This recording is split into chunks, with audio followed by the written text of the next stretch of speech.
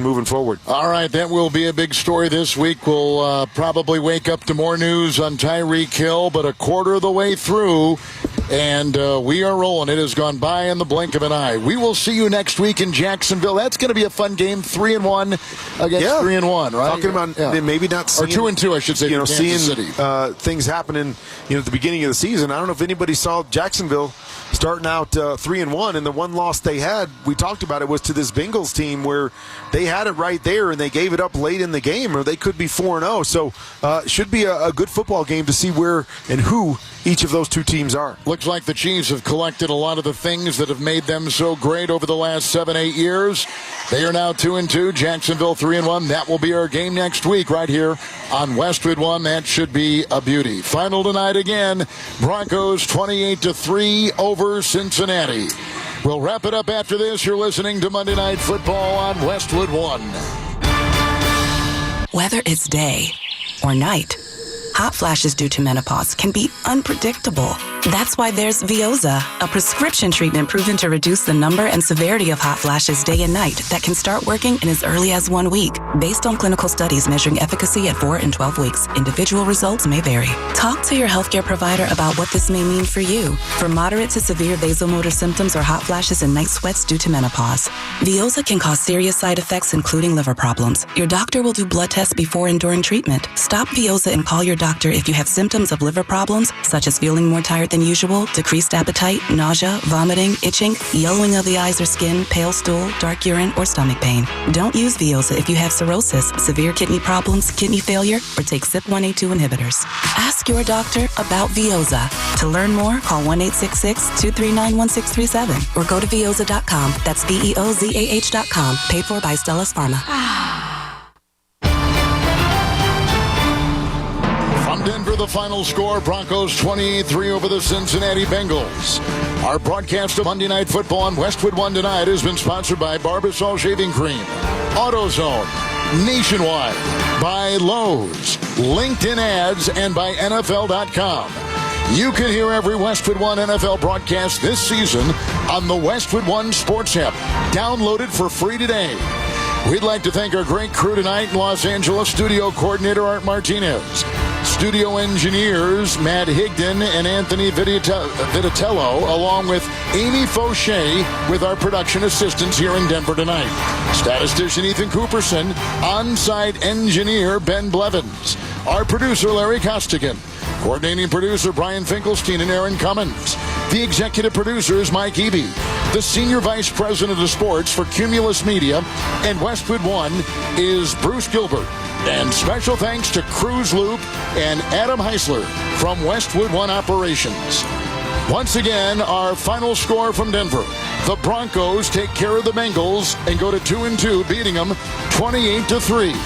And now for Kurt Warner, Mike Golick and Mike Golick Jr., Kevin Harlan saying good night from Denver. And thanks for joining us.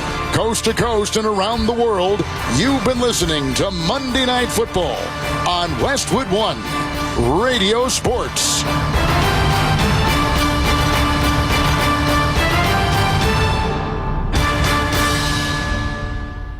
Get the scuttlebutt on your favorite team, the Fan, on the Odyssey, iHeart, and TuneIn apps. It's KM to AM on WFAN. Sports Radio 101.9 FM, the Fan, WFAN. Yeah, let's do it. It's damn near Tuesday. Got the club going up on a Tuesday. Got your girl in the club and she choosing. That's Yankee Stadium. Club going up for the wild card. But first, King Cohen. I'm just kidding. This is going to be fun. No biggie. Soda. Oh, yeah, it's going to be fun. But we'll get to all of that.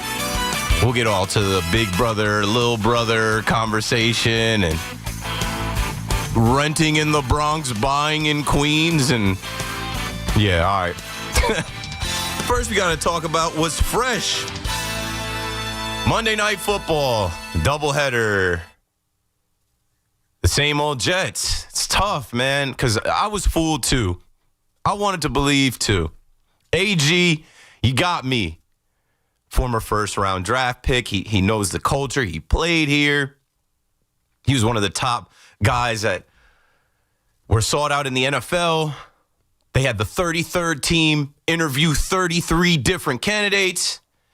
And here comes Aaron Glenn, and first order of business is get Aaron Rodgers up out of here.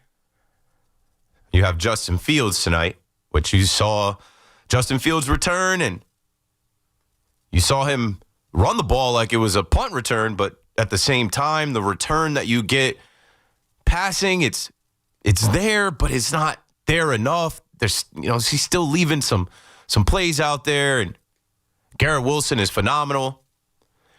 Garrett Wilson is arguably the best player on the team, and I think about the decisions that they made to pay guys like Garrett Wilson, and then I see Sauce Gardner, and I'm like, I don't know. Sauce got to be better. 888-8, you know the number to dial. So as I'm putting my notes together tonight and starting to watch the Jet game, which I pretty much tuned out of fairly quickly and, made sure I had everything else lined up. It's a quick show tonight. I was thinking of narratives, right? With the Mets just being down there in Miami and there being a lot of Mets-Jets fans, I thought maybe the Jets could go in against another defeated team. Yes, now the Jets dropped to 0-4, and the only other 0-4 teams are the Tennessee Titans, and the New Orleans Saints. But I'm thinking that the Jets could go in there tonight and make the Met fan collective feel better about things, maybe avenge a little bit of a loss in Miami. I don't know what I was thinking because Braylon Allen fumbles the ball right away. And the first thought that I had is, go back to Xavier Gibson fumbling the ball and that costing the team. Even had a little shades of Malachi Corley, who was cut from the team. You remember him fumbling at the 1-yard line, way different circumstance. And, Braylon Allen gets hurt in the game, but that was his first fumble in 130 carries, his first NFL fumble, and that swung the game. With 3 minutes to go in the first quarter, if you take the lead there, they could have possibly won this game. 13 penalties, multiple turnovers. And as I mentioned, Xavier Gibson, Isaiah Williams, who they brought in to replace him, he fumbles on the kickoff after halftime. You don't think that at halftime they stress the importance of taking care of the ball? And that's where I return to Aaron Glenn. After the game, Aaron Glenn said they're very disappointed. There's no way you can win any game with 13 penalties and 3 turnovers, but what we have to do is go back to work. But Aaron Glenn, you told us you're not the same old Jets, that these guys are working, that you're proud of them, and that they're close. But you know what? The Jet fan isn't going to accept close because this is looking like the same old Jets or worse. They flashed your name up there with Adam Gase. These Jets don't cover. They don't tackle. They don't take care of the ball. They don't line up right. And I don't know. You preach coaching. It's about coaching and how much you're a football coach. Man, maybe you need to check Steve Wilkes and Tanner Engstrand and some of these other coaches because the product on the field has not been good enough. And that was your opportunity right there against a defeated team. They lost Tyreek Hill tonight. That was your opportunity. You're going up against Darren Waller. And damn, we saw the Darren Waller resurgence bandwagon tonight. 2 TDs. I wish I wasn't on it to bet. I wish I would have imagined, and people did, betting him first touchdown, 2 TDs. Cash. I saw somebody put a hundo on him for 2 TDs turned into 10 grand. Oh my, what? Darren Waller. We got to get some of that Darren Waller music. That's all we know from Darren Waller as a Giant. He quit the Giants to drop raps. Anyway, I don't know how you guys feel about the Jets right now, but the season is over. And going into the season, Paulie's looking at me like you know how we feel. But I honestly thought that this season the Jets had more talent than the Giants, right? The Jets had more of an opportunity to potentially make the playoffs than the Giants. And I'm not saying that the Giants are making the playoffs. They got 1 win, and we will certainly talk about that. But the more things have changed with the Giants or with the Jets and the head coach and the GM, and man, I don't know, is it Woody Johnson to blame? I give you post-game Breece Hall. It's just a tale of, 3 out of our 4 losses. Teams will shoot themselves in the foot, and we come back and shoot ourselves in the head. So. And he's right. He's 100% right. This is the most undisciplined team. Aaron Glenn right now can't coach his way out of a paper bag. He's making Adam Gase look like a professional head coach right now. He has no control of this team. He can't spin it any other way. There's no positivity out of this. Besides the fact that, they battled back in the fourth quarter. They were doing the ground and pound early. It worked. You know how weird they hand the ball to a bunch of different 3 different running backs, and Muji and Glenn set up a football team without a quarterback. Fields is an incredible athlete. The guy can't throw it. That's what I'm saying. I am a supporter of Justin Fields. He has an arm, but he leaves too many. There are wide open receivers. There are short throws, intermediate throws that have to be made to move the chains to keep the drives going, and he leaves them on the table. They have to be had. They have to be had. And you love when you can see a guy like him break a 43-yard touchdown run to the house, because that's special. That leaves Dan Orlovsky like, holy. But you're also like, holy when he can't hit Garrett Wilson. He can't hit open receivers, man. I don't know. It's not a good feeling. It's not a good feeling. But they're going to keep plugging away. They're going to keep telling you they're working on stuff. And it's just like, Aaron Glenn with the instant coffee. We know we're not getting instant coffee. Aaron Glenn talking about big ships, turn slow. Well, damn, it's going to take a while for this ship to turn. But I will say this, and I was saying this on my live, I think 2 weeks ago. Go through this right now where you've lost the first 4 games and the season is over, and you know that. But the schedule will change a little bit where, they got to play the Dallas Cowboys at home. But why can't they beat Dallas? Dallas's defense, you should be able to get something about it. I'm not going to say they can't beat the Dallas Cowboys. I remember Sam Darnold and Robbie Anderson beating the Dallas Cowboys a few years back, like 2018 or 19, maybe 2019. 2018? I don't remember the years. Years are flying by. We're almost in 2026.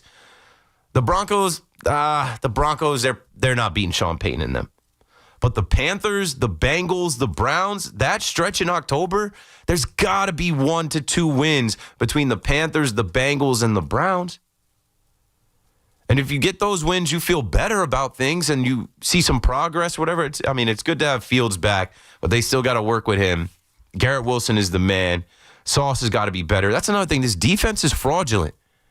And that's what the Jets were hanging their hat on for the last few years. Oh, this defense.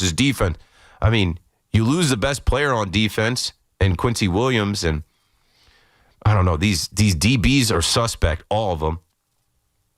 So I said they can't cover, they can't tackle. And so here you are 0-4. 888-808-1019 as the calls roll in, and I will move this along before we get to the 12 o'clock break and update. Let's work backwards, and let's go from football to football. The Jaxson Dart era is upon us. Start, Dart, positive Tommy, you knew all along. We just thought that there was a plan here, right?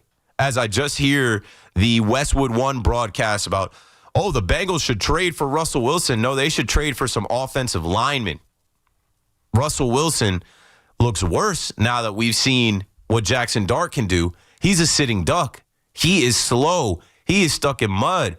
If he goes to the Bengals, maybe he could throw the moon ball up to Jamar Chase and T. Higgins, but they have no offensive line. Jaxson Dart impressed me, man.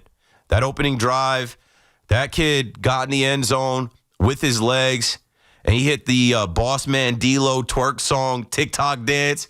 He hit him with the A. If you look at the live, you can see me try to hit the dance. He hit it clean. He did it clean. And I'm like, wow, he's saucy. The Giants got one. I knew they had one, but I wanted him to get more time to do it. The time was now. The time was absolutely now. And Dable looks great. You know why? Because he said it was my decision. So if that really was true and he forced the decision to play this kid against a Chargers team that came across the country, and one of the biggest things that happened to them was they lost Joe Alt. That was huge. Nobody's talking about that. He's huge. Joe Alt, delete. 22-year-old tackle that they drafted 2 years back. They lose that kid, and he's good friends with Justin Herbert.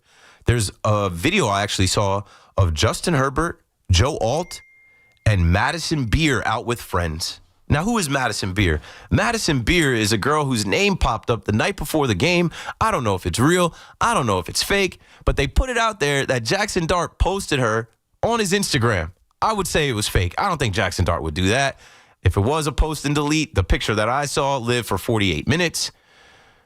And whether it was true or not, it got people to talk. There was a little bit of a buzz, and then a video resurfaced from the NFLPA Fanatics rookie event where Dart was wearing the black leather Giants jacket and the black shades, and he was with Cam Scatterboo, and a guy with a microphone asked him, who's your celebrity crush? And at the time, he thought about it, and he said Madison Beer. So even if he didn't post that, I saw him actually drop this man, Justin Herbert's girl's name, and then he went out there and he stole the show from Justin Herbert, who had been balling the first 3 weeks. Beat Andy Reid, beat Sean Payton, beat Pete Carroll. But that Giants defense, Spider-Man, Abdul Carter. Abdul Carter looks different, right? Pinning his ears back, rushing, finding lanes, off the edge, up the middle. That's what he's supposed to do. The Giants look different, don't they? Giants Twitter look different. I was happy to see y'all happy. I was happy to see the happy tweets. The offense looked different, didn't it? Yeah, different quarterback, different style play calling. Cam Scatterboo's the guy, right? But with all the good that came from getting that first win, here comes the bad. The MetLife turf monster strikes again. And it's crazy because it got Malik Neighbors, and, you know, you lose Malik Neighbors. That guy is the receptions and targets, the leader. That guy's a huge part of the offense. Now somebody else has got to step up, and now Jaxson Dart, the pressure's going to be even more on him because they have some film on him, right? The Chargers had no film really on him. They had preseason. That doesn't count. They had no real game plan for what was coming at them. So they were caught by surprise. And then even in the game, Dart was improvising.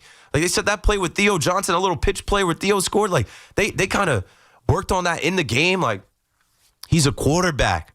Bro, that run that he ripped off that came back, where he laid his shoulder down to get past the first down. Guy didn't tackle him. He kept going, and then he tried to put a stiff arm on the safety. I'm like, this kid is a maniac. But that's what you want. That's what you want at quarterback, man. So 888-808-1019. They lose Malik Neighbors. It is a torn ACL. Odell Beckham Jr. speaks out about it. And then an eerie little thing popped up on my Instagram where it said, Malik Neighbors and Odell Beckham Jr., the parallels. Both LSU wide receivers drafted in the first round by the New York Giants. The team they played when they were injured was the Chargers. Both caught passes from a quarterback that went to Ole Miss. It was on the MetLife turf. The World Cup is coming. They're not playing on the turf. I think they should look into getting that turf up out of there. It's just obvious how these players' cleats get snagged, and to lose Malik Neighbors in a season like this, like, people's jobs are on the line, and you need that guy. This is Jaxson Dart's first year, and he's going to evolve a lot. And you saw a lot of good. I mean, the numbers don't really wow you, but a lot of the plays wowed me, and just his compete level and his moxie. He had an injury scare. But they should be able to go down there to New Orleans and beat the Saints. Man, prayers out to the Mara family and John Mara. I was listening at 2-something when Evan and Tiki was on, and at 2:05 the Giants put out the statement that John Mara was recently diagnosed with cancer. And I was like, wow, it's crazy to think about. Like I said, prayers to him. I hope he gets the treatment and everything he needs. But like, the Giants get that win, and the fans get to leave that building happy and smile, and nobody really called it. Everybody was like, Chargers, Chargers, Chargers. Shout out to you if you bet the Giants, if you bet on Jaxson Dart first TD or any of that stuff. Like, it's Sunday. You want to enjoy your NFL Sunday. You want to be able to watch your team compete. And now you're looking at the Giants with some young talent. Now you're looking at, okay, it is year 4 of Shane and Dable. These are their guys. This is their team. Let's see how they continue to compete when they go down to New Orleans and face the Saints, who are terrible. Spencer Rattler doesn't have one win, so I would take the Giants to win back-to-back games. 888-808-1019. We got to break it down. Keith McPherson on the fan. It's already 12. I'll say good morning on the other side. We'll be right back. Design run. Up the middle he goes to the 10, to the 5. Touchdown, Giants! Jaxson Dart's debut and timely defense led the Giants to New York's first victory of the NFL season. Fires it right, batted at the line, intercepted by Dexter Lawrence.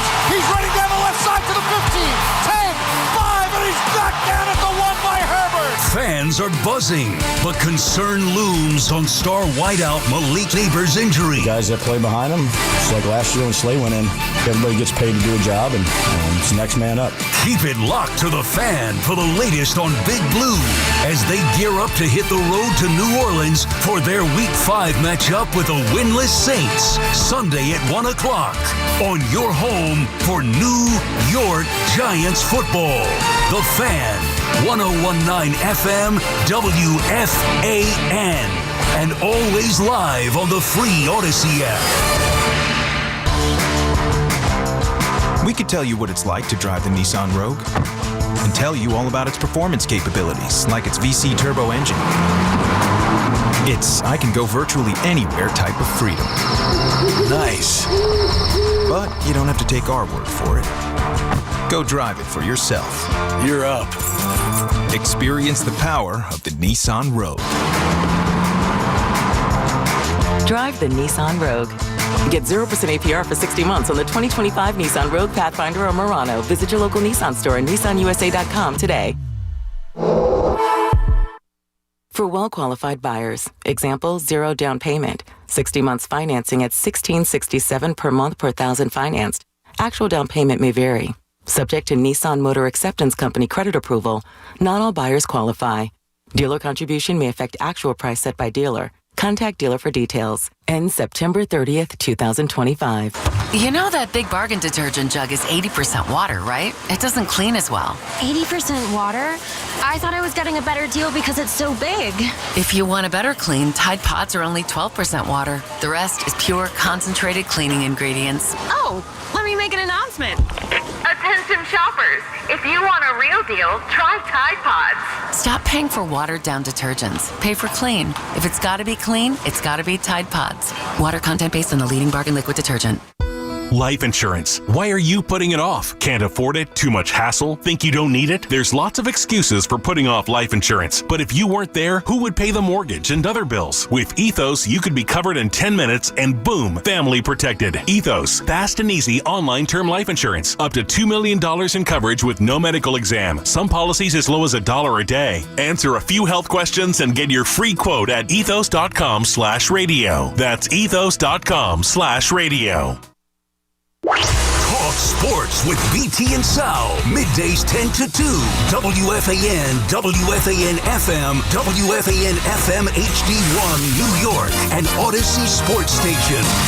WFAN Sports Flash. Good morning at 12 o'clock. I'm Marco Belletti, and this report is brought to you by Roto-Rooter Plumbing and Water Cleanup. Roto-Rooter, that's the name, and away go troubles down the drain. Penalties, turnovers again plaguing the Jets. Fell to the Dolphins 27-21. 10 straight losses in Miami for Gang Green as they turned it over 3 times. Committed 10 penalties for 101 yards, but despite the 0-4 start, Aaron Glenn still positive. Listen, my confidence is not going to wane not one bit. We're not going to waver on the things that we've been talking about, how we got to win games. We just got to do a better job of doing those things. So, yes, it was going to be tough. I understand that, and we're going to continue to work to get this thing turned. Justin Fields back, 226 yards passing and a score to Garrett Wilson. Added 81 yards on the ground and another touchdown. Darren Waller, a couple TD catches, his first game out of retirement.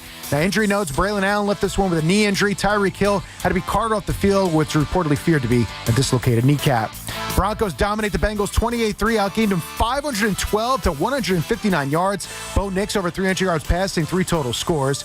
No surprise, but official, Malik Neighbors suffered the torn ACL. His season's done. Also, Cohen or John Mara announced he's recently been diagnosed with cancer. He's undergoing treatment.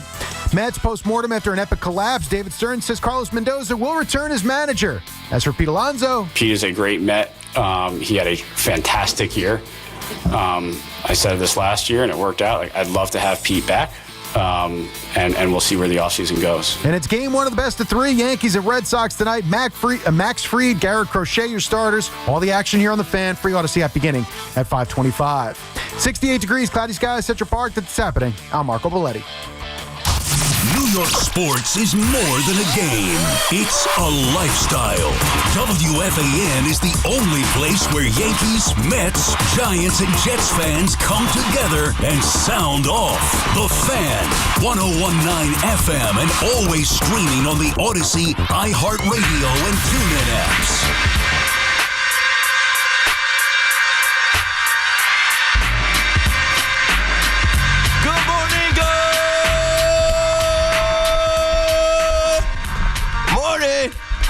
Yeah. The Yankees play tonight. And by the time you hear this sound, you should be in your seats. You should be seated. Welcome to the jungle. Welcome to the jungle, right? Yeah. They got to come to us. The Red Sox got to come to the boogie down. How many postseason starts has Garrett Crochet made? All right, let me chill. I was talking about the Jets. I was talking about the Giants.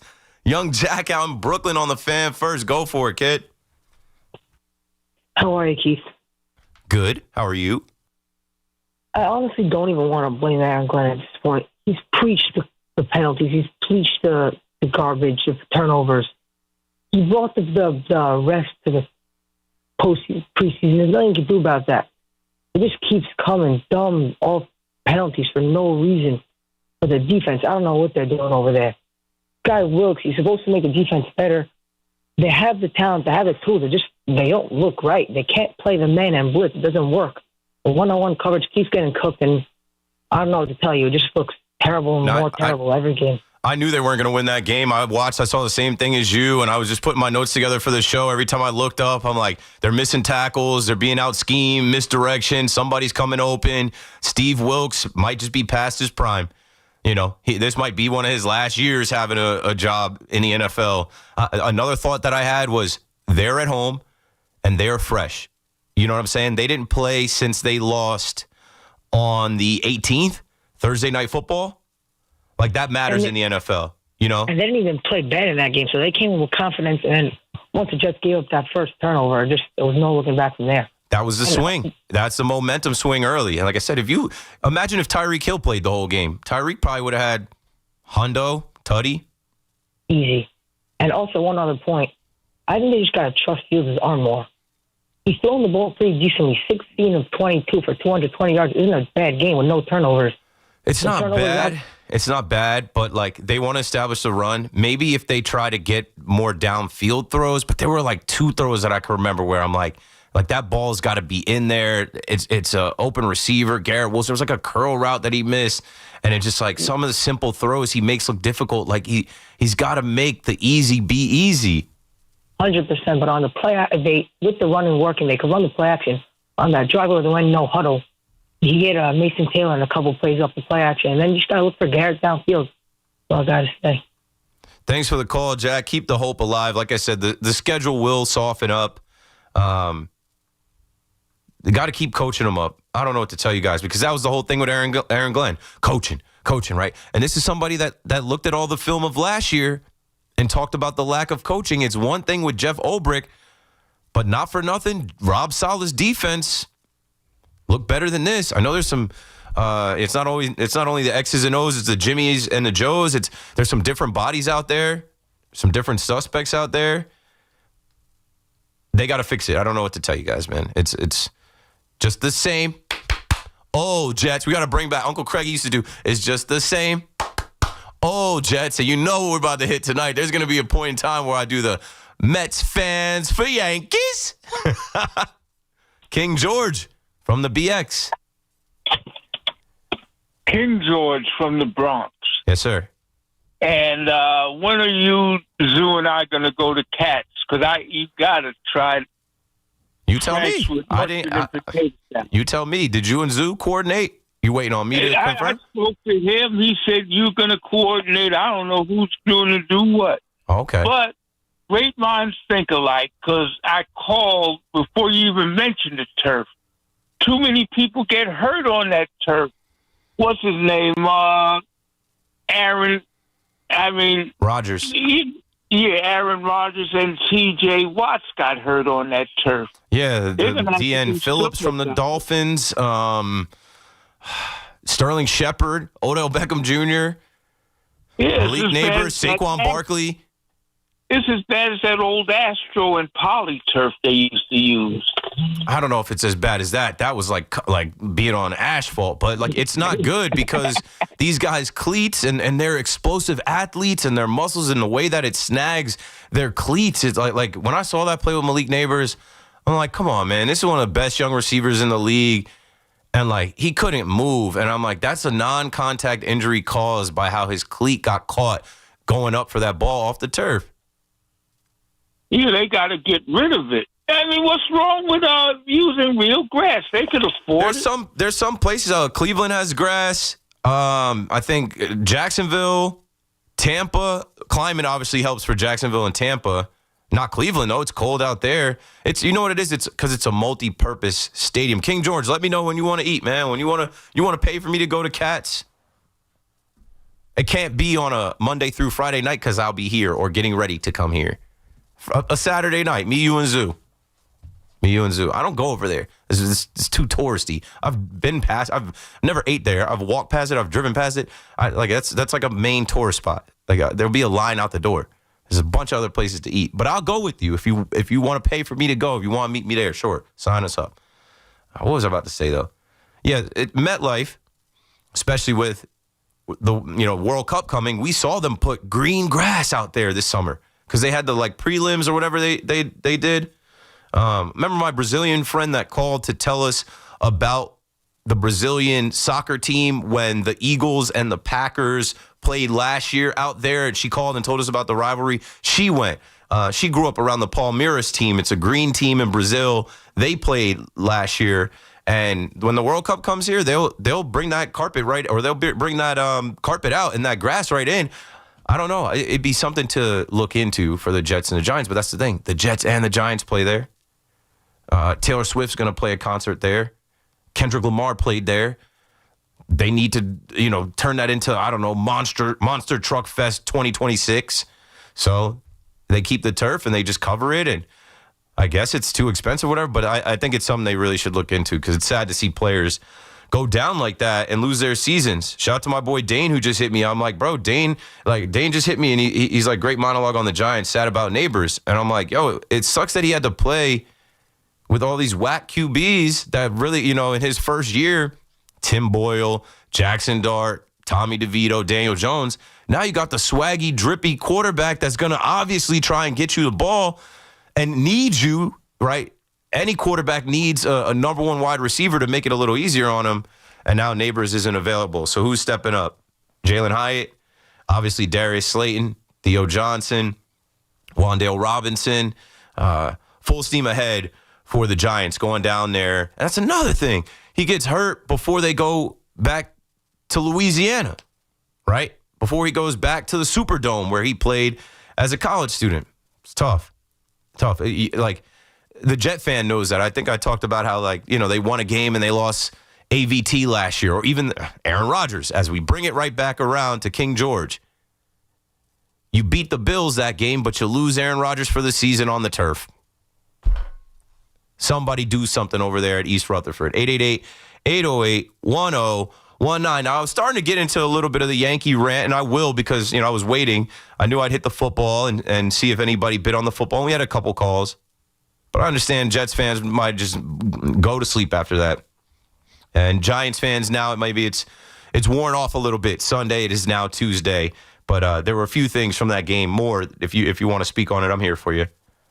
Shout out to Andrew Thomas. I already gave shout outs to, the Giants defense. Sexy Dexy. Ooh, almost with a big man TD.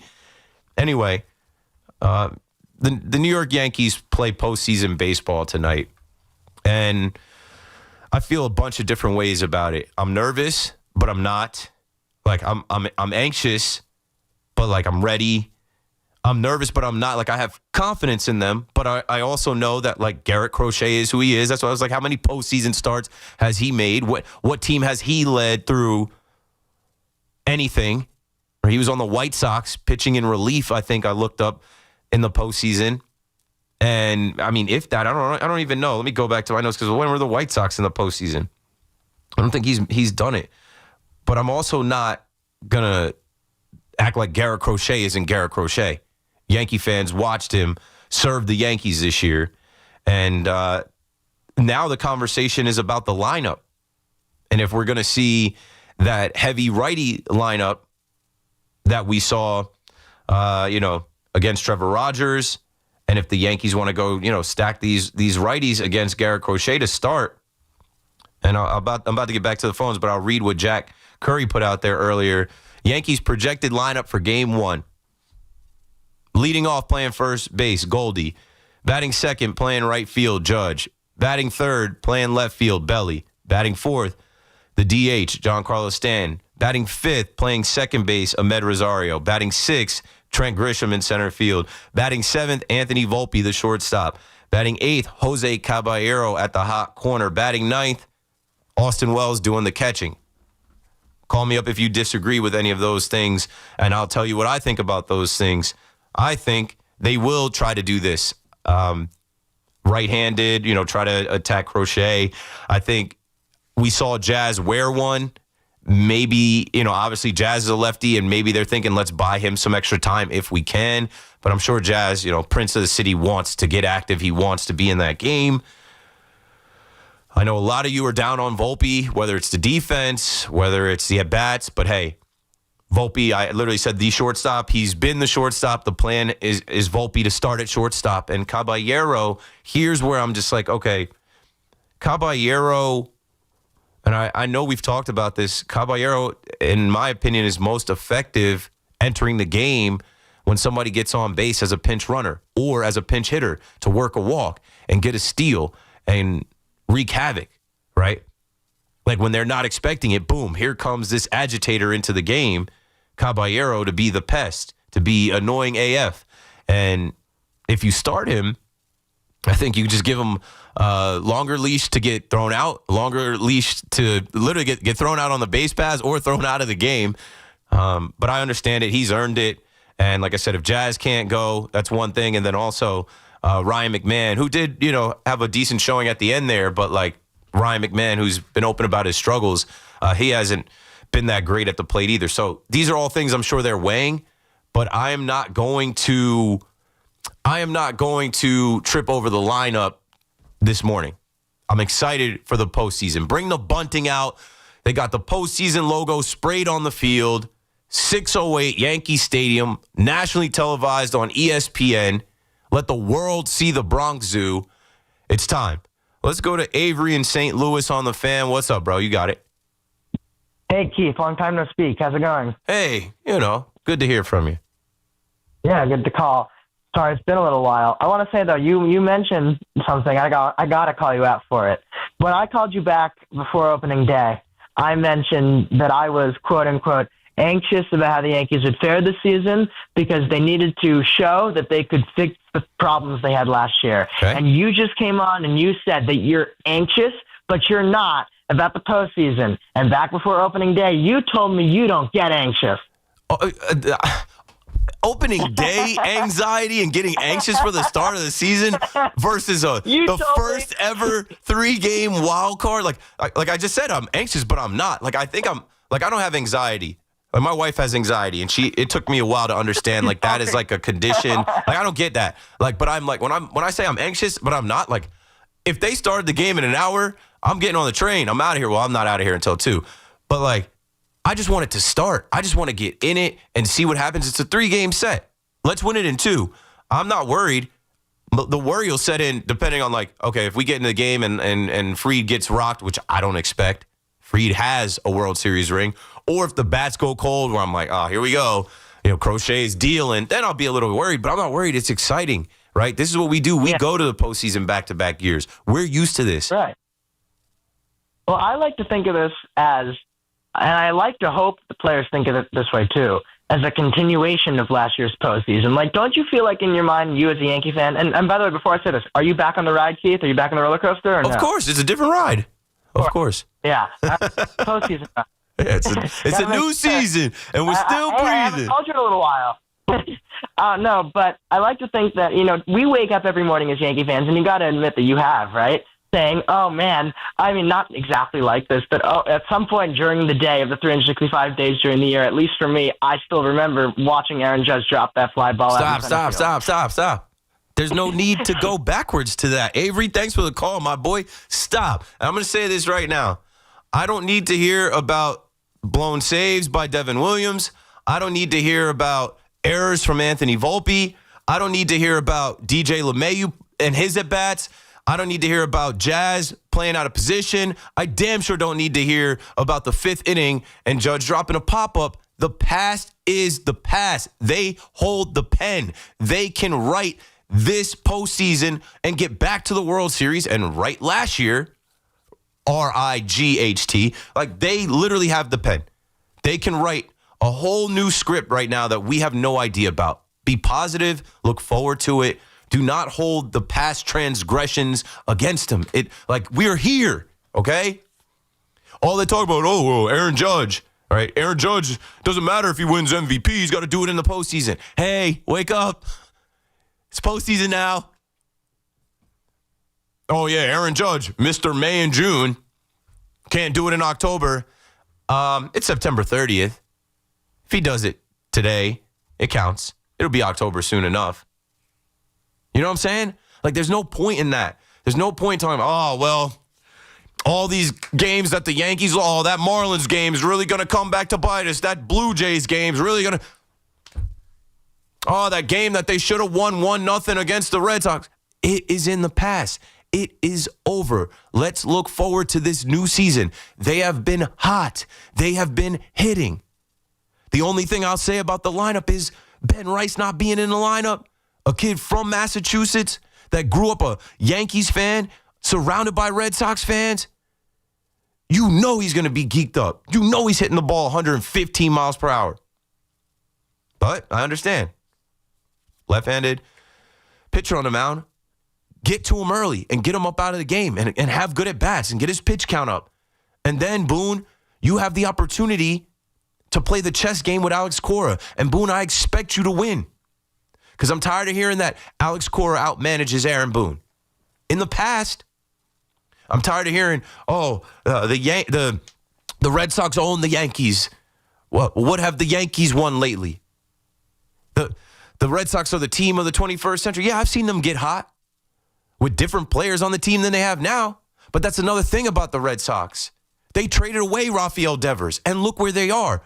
We know, we do respect them. There's a rivalry. We have a hatred for them. But we know since 2004, we understand. We know. But it's a new year. It's a new season. This is October. This is postseason baseball. Get ready. It's going to be hard to go to sleep tonight. It's going to be hard to work during the day. It's going to be hard to think about anything else but 6:05 first pitch in the Bronx. But as soon as they get going and they hit and they score and they hit home runs and they take the lead and the fans start backing them, that building takes a life of its own. It gets loud and crazy in there. And Boston seems to act like they like to come to the Bronx. They pretend like they love it here in New York. Let's make them not love it. 888-808-1019. Solomon in Brooklyn on the Fan. What's up, man? How you doing, kid? Good. One thing is, very soon is Halloween, so happy Halloween before. What you said? Happy Halloween? Yeah, because it's very soon. I don't know if I'll be going back. Okay, we have a month, but sure. Happy Halloween. Yeah, happy Halloween. Yeah. Okay. My question is, what's the percentage? Do you think? What is the percentage on the Yankees Red Sox game? Because I remember 2017 or 2018, a few years ago. Yeah, 2018 when the Red Sox cheated. What do you think the percentage is right now? Because the Red that they're cheating? Can't cheat anymore. I think there's probably 75% chance that they're cheating in some way. There was that little back and forth. Thanks for the call, Solomon. There was that little back and forth between the Angels and Alex Cora. They had an issue during the season. Let's see. Cora was ejected from a game for arguing an obstruction call involving the Angels' base pass blocked with umpire Alan Porter, marking his second consecutive ejection. Earlier in that game, though, if you remember, something was said to Cora. And I immediately said, they're probably cheating, and they're probably stealing signs. And I don't know. Let me go back and find exactly what went down there and find that video, because there was video of it when the Angels were in Fenway. Somebody brought something to Cora, and he didn't like it. And, I mean, once a cheater, always a cheater. Well, he was twice a cheater. He was involved in Houston, and he was involved with the Red Sox. And they brought him right back, of course. Moose is in Jamaica on the fan next. What's up, Moose? Yeah, Keith, what it do? Yeah, what up? Like, Drake, like the ad-lib in Drake says, nice for what? Watch the breakdown. The first ever call I ever made to you was in 2024 in May, talking about the Yankees' problems for the 2024 offseason. And I said, I don't even know if we can fix all our problems and still sign Soto. We took plan B. Minus Soto, minus Garrett Cole, minus half the season of Stanton, minus Heel for 2/3 of the season, and minus Schwartzman after he started late. After that, for the rest of the season, we won the same exact amount of games. Yeah, we lost Waldo, too. Oswaldo Cabrera. Right? And peep game. This whole big brother, little brother thing, I'm going to put it to rest. I'm my brother's keeper. Who? They're not. I'm going to root for the Mets. Can't refer to them as brothers anymore. They're not. They're barely even like. They're not related to us. They're like distant neighbors. They live down the street. We just share the same land, but they don't even have a crib like us. They live way down the block. Keep. I'm a Yankee fan from Queens. I've been dealing with this, like the scraps was real in the '90s. Just it's since elementary school, bro. Like understood. But at a certain point in time, they just respected it because the Yankees were always winning. So the beef was deaded. So I became my brother's keeper and started rooting for the Mets when they weren't playing the Yankees because I didn't want to start beef. Yeah, I was rooting for them this year. I wanted us to have some type of National League, American League represent. It didn't work out. They had nothing. They got blanked. They got shut out. They couldn't score. And my heart was hurting for them. Like, y'all just can't get off the mat. Like, what's going on here? I'm not even watching the Yankee game. I'm not even paying attention. I'm watching the Giants game flip to the Mets, flipping back between that and red zone. Anyway, postseason. I'll wrap it up real quick. Okay. Not worried about Boston. Do they have Roman Anthony? I'm not sure. Garrett Crochet pitching in Yankee Stadium, the Bronx Zoo. The only postseason play he may have had was in 2020 with no fans. He's a stud. He's dynamite. But it's a different animal when every pitch, every swing is like a knife's edge of tension. That being said, Judge, Boston in the Bronx, it's October Stanton. Enough said. Thanks for taking my call. You got it, Moose. I'm confident in them. They just won 8 in a row at home. You know, they just swept the last homestand. I'm confident in them. I know that they'll get it done. Roman Anthony is not participating. I don't believe he's on the roster. Lucas Giolito is not on the roster. There was a report that Alex Bregman is sick. He had a cold. He came in separately from the team.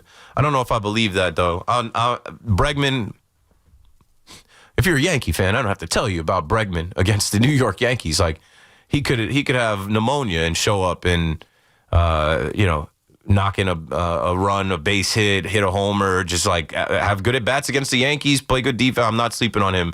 Oh, he's sick. He'll be ready. He'll be ready to go. So, yeah, here we are. Garrett Crochet asked everybody to wear suits, right?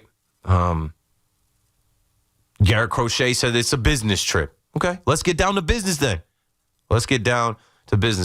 All right, the business you want us to get down to is me trolling the Mets, right? No, I'm not going to do that. No, I will. Not yet, though. Ross is in Bergen County on the fan. What's up, Ross? What's up, Keith? I was going to make a joke. I was about to make a joke about the Mets ticket prices for next year, but I'm not going to do that. There's a lot of jokes I want to make, but I love calling the station, and I want to have a career at some point. So I'm gonna leave the jokes alone with this team, man. I'll say this, bro. I'm blessed. My life is blessed for the fact that I could say that yesterday was one of the worst days of my life. the fact that it's all sports related. I'm genuinely blessed that that's what it boils down to. That sports deteriorate my life that much. Not only the Mets, I lost $7K on a parlay because of Elik Ayamanor, that receiver on Tennessee. Yeah. 5-legger, 4 or 5, all like long shot, 200+ touchdowns. He's the only one that doesn't hit. Because he scored on that ridiculous throw last week. The Titans don't bet on any of the Titans players to score. No, I learned the hard way because he was actually I had one the week before, and he was the only leg that hit. He actually had that nice catch yesterday too. I think that was the only catch he wound up having all day. Yeah, don't plan on the Titans scoring touchdowns.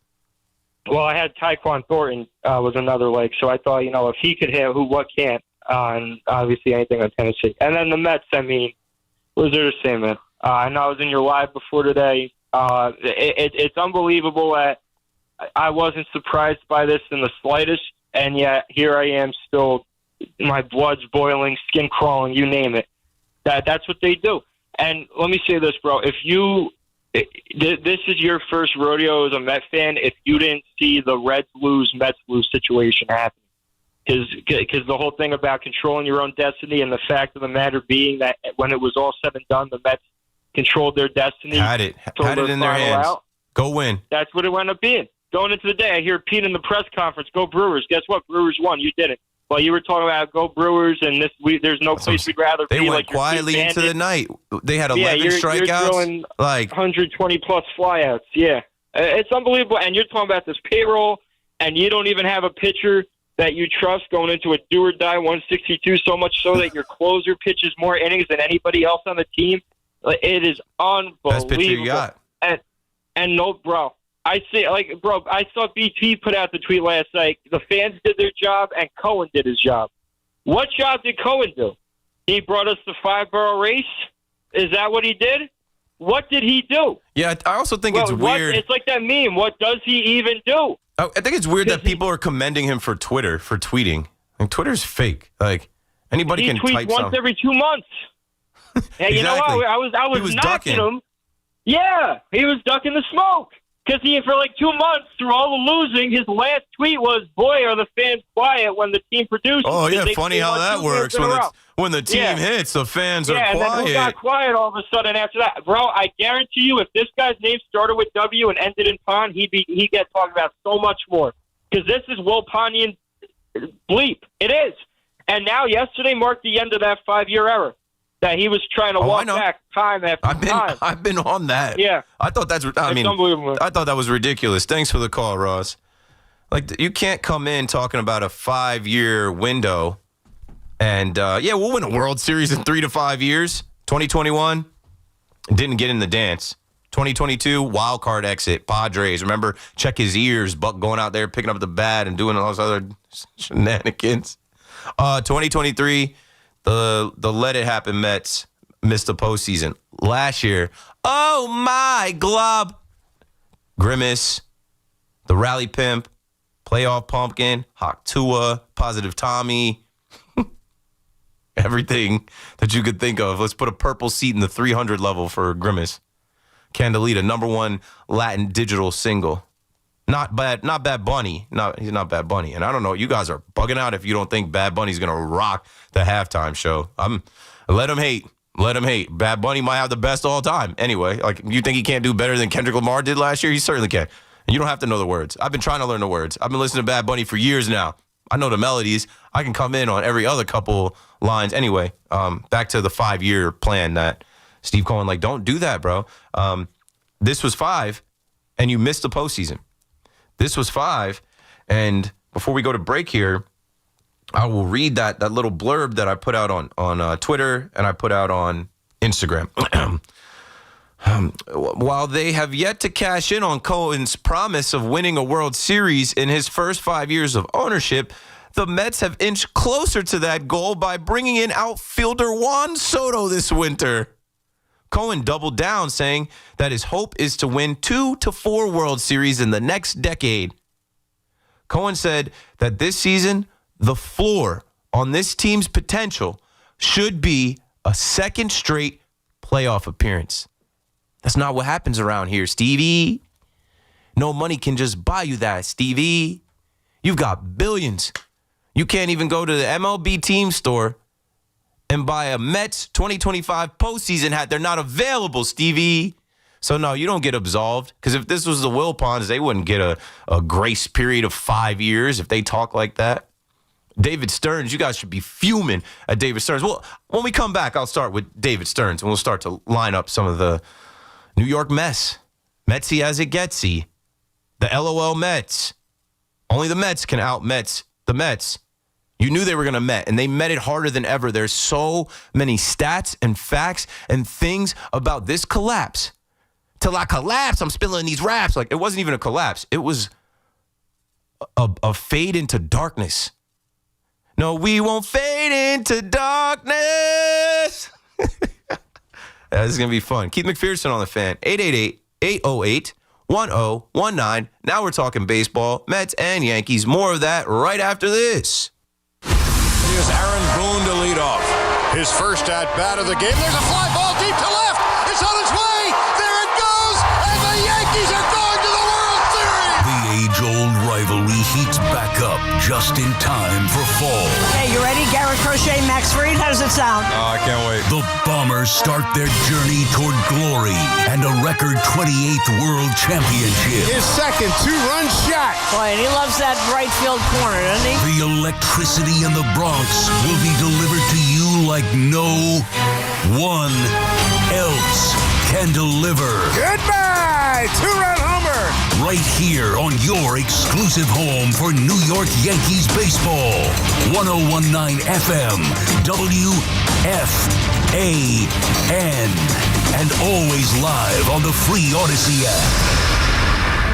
Health surprises can change your life in an instant. You've seen it happen to others, but it doesn't have to be your story. At Princeton Longevity Center, we customize actionable and proactive health plans to maximize your lifespan and take control of your health. Our Cancer Check program combines cutting-edge technology with top medical expertise to keep you ahead of potential risks. With advanced full-body imaging, genetic testing, and multi-cancer detection blood tests, we look for even the earliest signs of problems.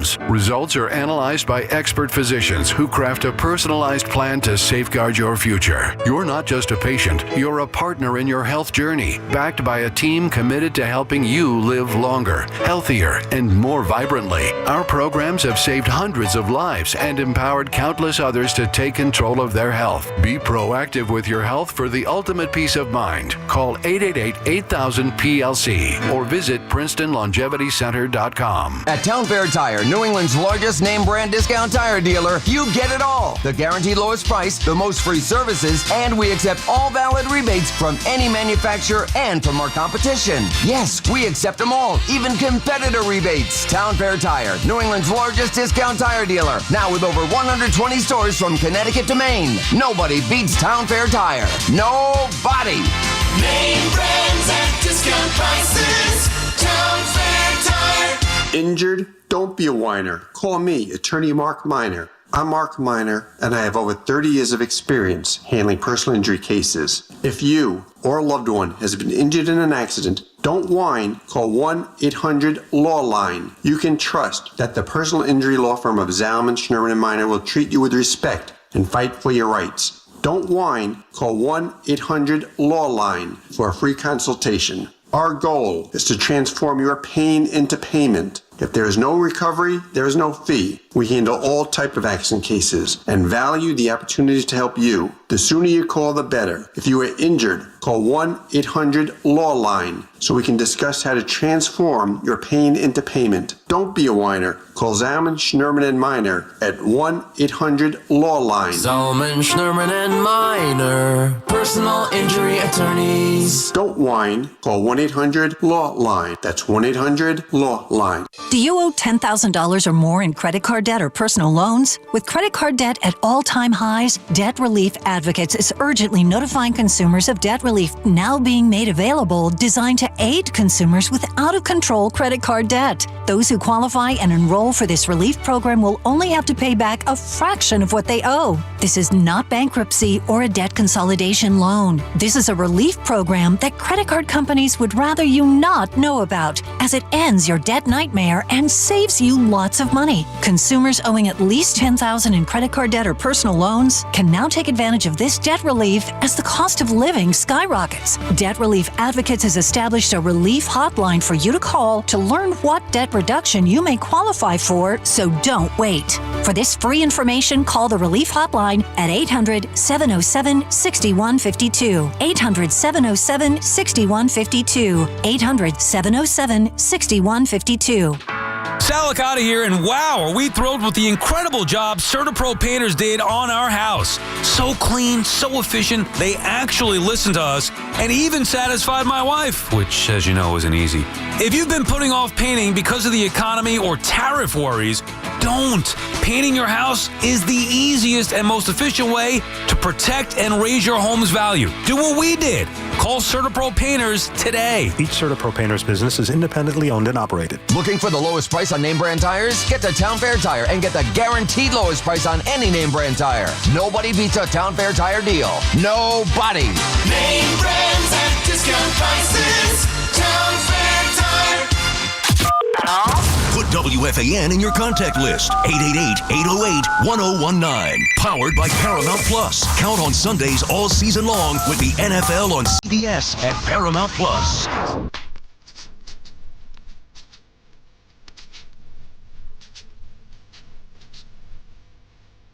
We got some mystical in the system. That's a throwback.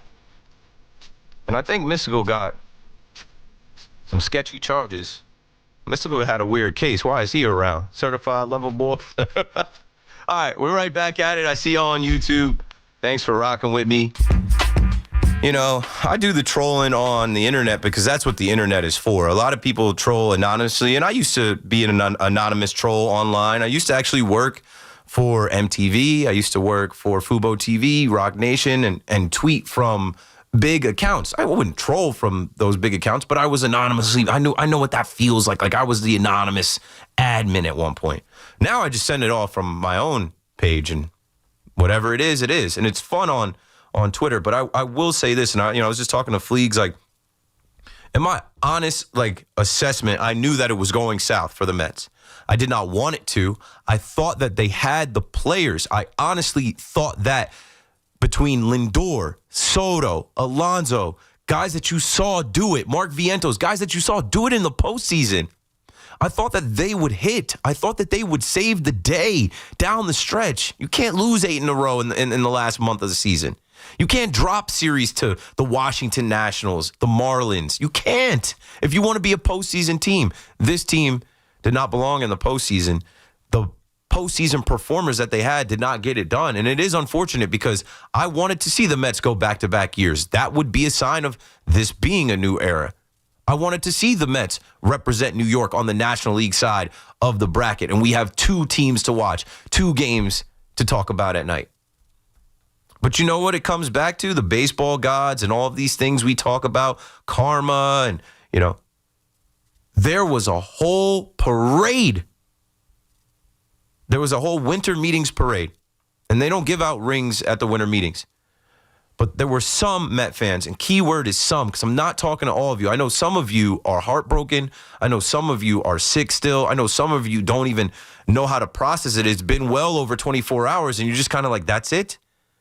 That's it for the season? This first year of Juan Soto? And so, I don't troll to troll those people, but there are some people that prematurely celebrate. There are some people that go out of their way to send DMs and replies and take shots and even be personal to someone like myself because I'm a Yankee fan. But then to get overzealous and start talking about how the city's under new management. Steve Cohen is the new George Steinbrenner. The pinstripes don't matter anymore. Nobody cares about Monument Park. The Mets have a better future. Come on. The Mets are building a dynasty. So I saved a lot of that stuff, and I waited. And this was a futures bet that I was just sitting on, waiting for this ticket to cash. I knew it was going to cash. I didn't want it to cash. Honestly, Sunday, I was watching the NFL, and I was sitting there, I'm like, wow, the amount of people that are like, yo, you ready? I didn't want to do it. You know why? Because the Yankees didn't do what they were supposed to do, and it's in the past. But, the Yankees were relying on the Tampa Bay Rays to play all their starters and go out there and beat the Toronto Blue Jays. So I didn't really feel like trolling the Met fan. But then there was a couple Met fans that said a couple things. Because that's my first tweet. I said, I feel like it's bad juju. I feel like it's not right. But you know what? There are some bad apples in your fan base. They don't get it. Maybe they're young. Maybe they're just plumb dumb. Maybe they don't know your own history. And that's what I was talking about. The Mets have to overcome their own history of not going to the postseason back-to-back years. The Mets got to overcome their own cosmic negative pull. And there's no money that can just wipe that away. There's no president of baseball operations that could wipe that away. He's hilarious, bro. I'm listening to him talk today. He's trying to use all these smart words. We're running our analysis and our run prevention and our different processes and our systems and holistically, inexplicably. Bro, miss me with all that. If I'm a Met fan, I'm mad as hell at David Stearns. Because all he did this year was massage that bullpen and give you 47 different pitchers. I don't know if there were even 4 to 7 decent ones that we could line up. You're going to play a game in years. You're going to go back to the 2025 Mets. It's a drinking game. Keep going until you can't name a random guy. Zach Pop, Chris Davinsky, Rico Garcia, Justin Hagenman, Dickie Lovelady. Like, what? That's what you're doing on a team with Juan Soto, Pete Alonso, Francisco Lindor, Brandon Nimmo? What? Like that, to me, that's insane. To me, I think that is like, if that was the Yankees, I'm screaming about the Yankees pitching Devin Williams. They went and traded for the best reliever in the game, and of course, they're going to pitch him. The Mets are throwing bullpen games with bums. They got bums coming out of the bullpen. They did not go get a starter. They added Ryan Helsley. He was terrible. Cedric Mullins, Gregory Soto, Jose Siri. Not good enough. Not good enough. So at the end of the day, people can be mad at Yankee fans. People can be mad at me. Be mad at the organization. Steve Cohen doesn't get a pass because he sent out a long essay and a tweet. He's the same one that was very smug about a few things, right? He even spoke on Vladdy in spring training. Then he gave you the quote about how many World Series. Don't talk about winning the World Series, bro. We are now at 40 years. 2026 makes it 40 years since 1986. Don't talk about the World Series. Don't talk about the World Series. It's hard to win. We know that over in Yankee land where it's been 16 years.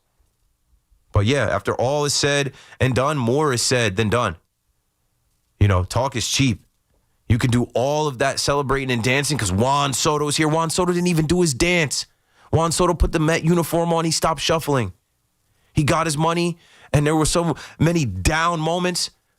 And that was another thing the Met fan was doing late, celebrating Juan Soto not having a down year. You're having a down year. What are you talking about? Juan Soto's not an all-star. Juan Soto's not going to get to use his superpowers, which is performing in the postseason. We've seen Juan Soto give us ridiculous moments, home runs in the postseason. You're not getting that.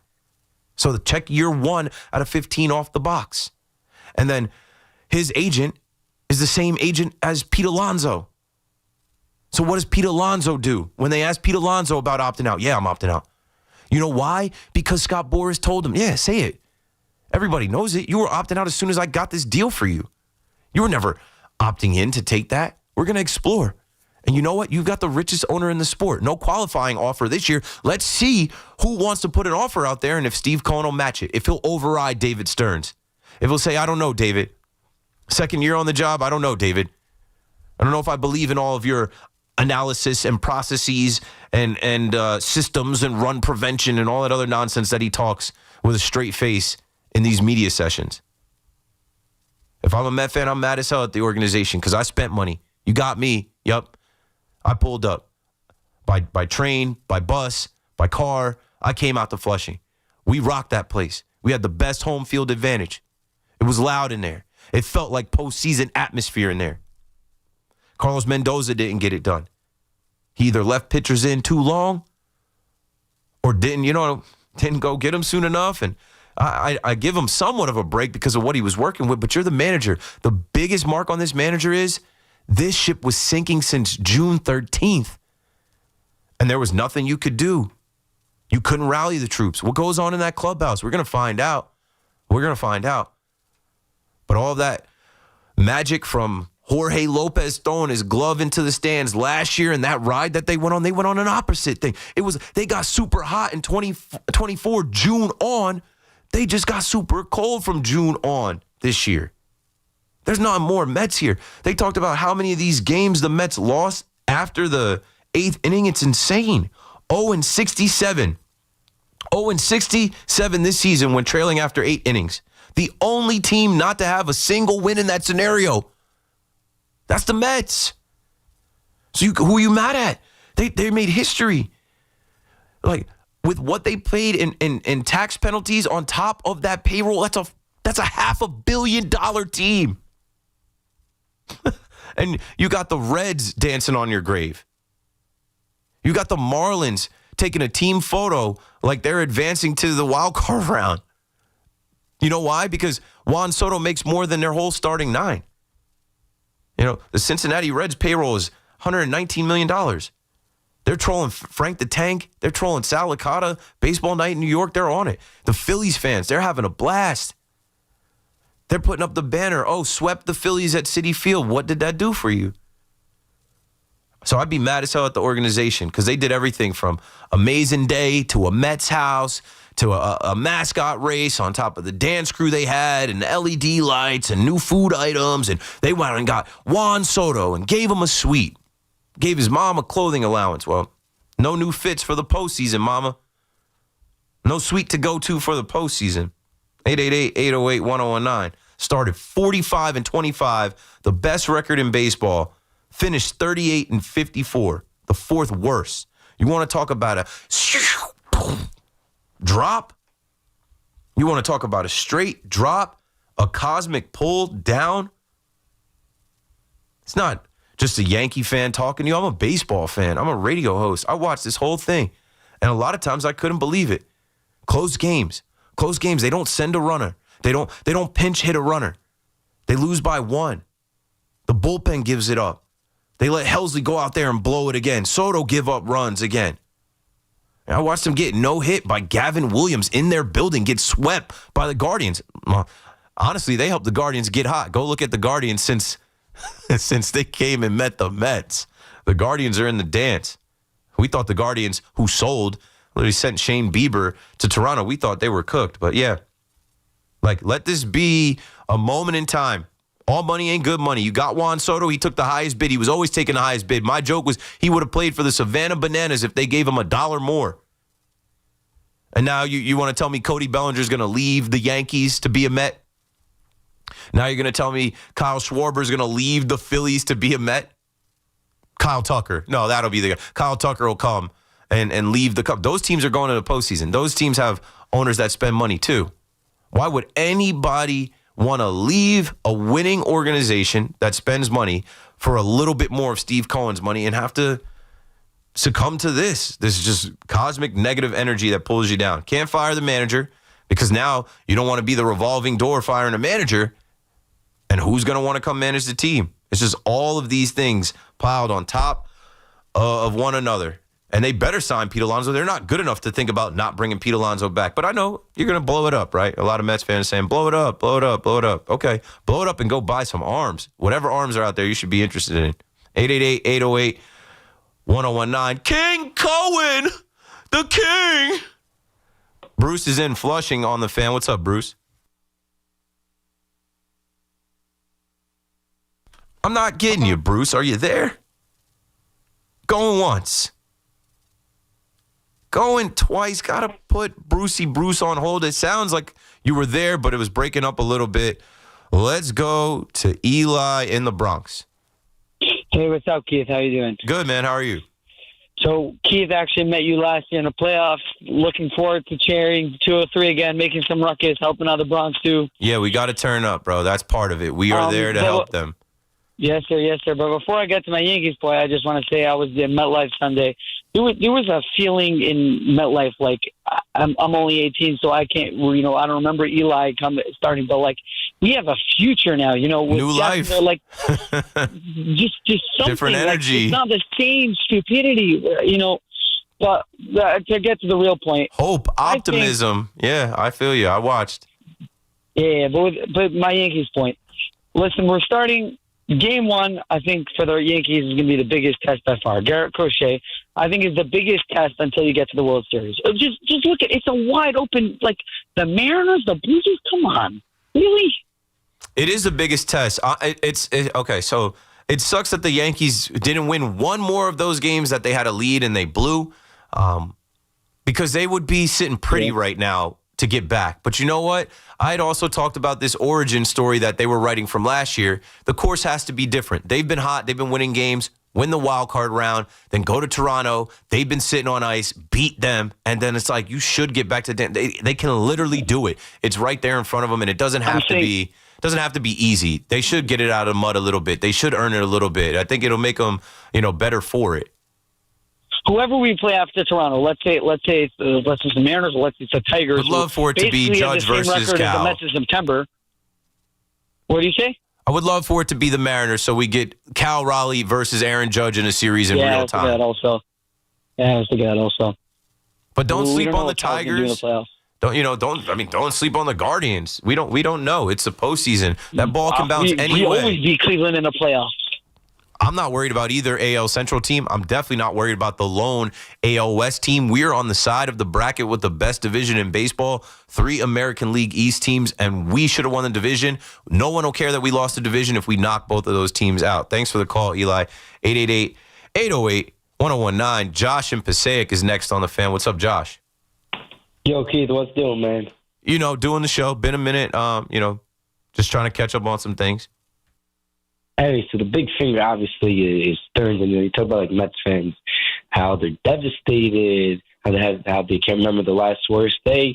I don't know why it's usually like you saw this coming for so long. Why you like that? Like, because you thought maybe they come back. Like, come on. Like you gotta believe. You gotta believe. That's the slogan. Of course you do. You gotta believe, but not. You don't believe when you gotta believe what you see. Right? You gotta believe what your eyes are showing you. I got on this airwaves and said you don't have enough. You don't have enough pitching. When they didn't trade for a starter, I'm like, how? The math isn't mathing. Okay, you're gonna go to the kids. Yeah, these 3 kids are gonna come up and carry you. Maybe one out of 3. But again, with kids, before you get to the pitchers, let's just go back to here. Let's trust if we have 19 prospects, a few of them will turn out great. So why didn't you sign hitters? We talk about how great the Mets, how great it would look with the Mets, Corva, Alonso, Lindor, and Soto, but you leave a black hole at the end. Oh, let's go put Tyrone Taylor and Surrey in center not good field. enough. Not good enough if you're supposed to be Big Brother in the Mecca. Not good enough if you're supposed to be this high payroll team that's supposed to be challenging the Dodgers, right? Getting back to the NL. Not good enough. Let's throw in second base rotation of rookies and or Jeff McNeil, Acuna. I think they'll all combine into one, and one guy will pop out. And let's look at the starting rotation. Why get an ace when if you look at the last years, you mentioned 2 opposites. Turn Clay Holmes into an ace. Yeah, Clay Holmes have a better season than Max Fried. You know what? We'll give Frankie Montas a whirl. Why not? Wait, this team is running on the way you building team is running on being hot. So last year you got lucky, and you got at the end of the year, and then that was good for you. And after June, this year they did the beginning of the year. But the way it works for these teams that when you have just random players doing great, there's a limit to how much it will be. I understand those injuries, but still a lot of that roster left. There's main thing of leaving that big black hole at the end of the lineup until it's all in Stearns. You don't put a small money guy with the guy that he's got to adjust. He's young. He's got to adjust to the New York market and what works here. And like I said, it's laughable, all these random names that he brought in for the bullpen like he was doing something. Yeah, I guess they were barely getting by, but it wasn't good enough. Thanks for the call, Josh. 888-808-1019. We're going to break it down, and I'm going to flash back. I'm going to send Fleegs some of the things that I said. Only 2. I'm not going to, I'm not really gloating or reveling in this. The Yankees have their own fish to fry, and I understand the Yankee fan might get it back if we lose this wild card series to the Red Sox. History tells you the Red Sox knocked the Yankees out. History tells you that the Red Sox get hot every couple of years. This could be another year that they get hot and get back to the World Series. Fully aware of that. But for all that was said about Soto and King Cohen and Big Brother, Little Brother, and no biggie, and the power of positivity, and I mean, even step out of WFAN host. Like, I had a bunch of bookmarks and screenshots of randoms, anonymous people, trolls. And as I was going through them, I'm like, I'm not even going to give y'all the satisfaction. I'm not even going to give you the attention, the views. I'm not even going to use some of the stuff that was said to just little old me. I'm just going to go with public things that were out there, public jokes that were out there.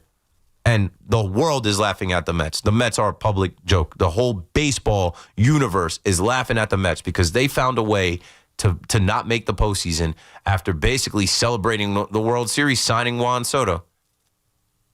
Most people can't believe it. The worst team money can buy, one of the worst collapses in the history of sports.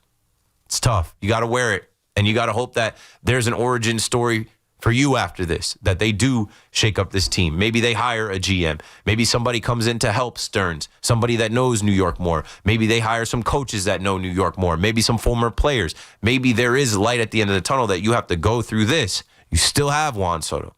You still have Lindor. Maybe they bounce back next year with a vengeance and get it done because it's year 40. Who knows?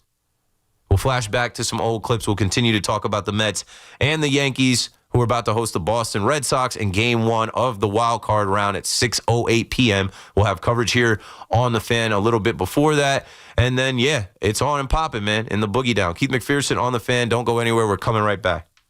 It's Boomer and Gio, mornings on the Fan, 101.9 FM. That's the payroll plus the amount of luxury tax that Steve Cohen has to pay for this team. He paid essentially almost $500 million to have this team. The fans showed up.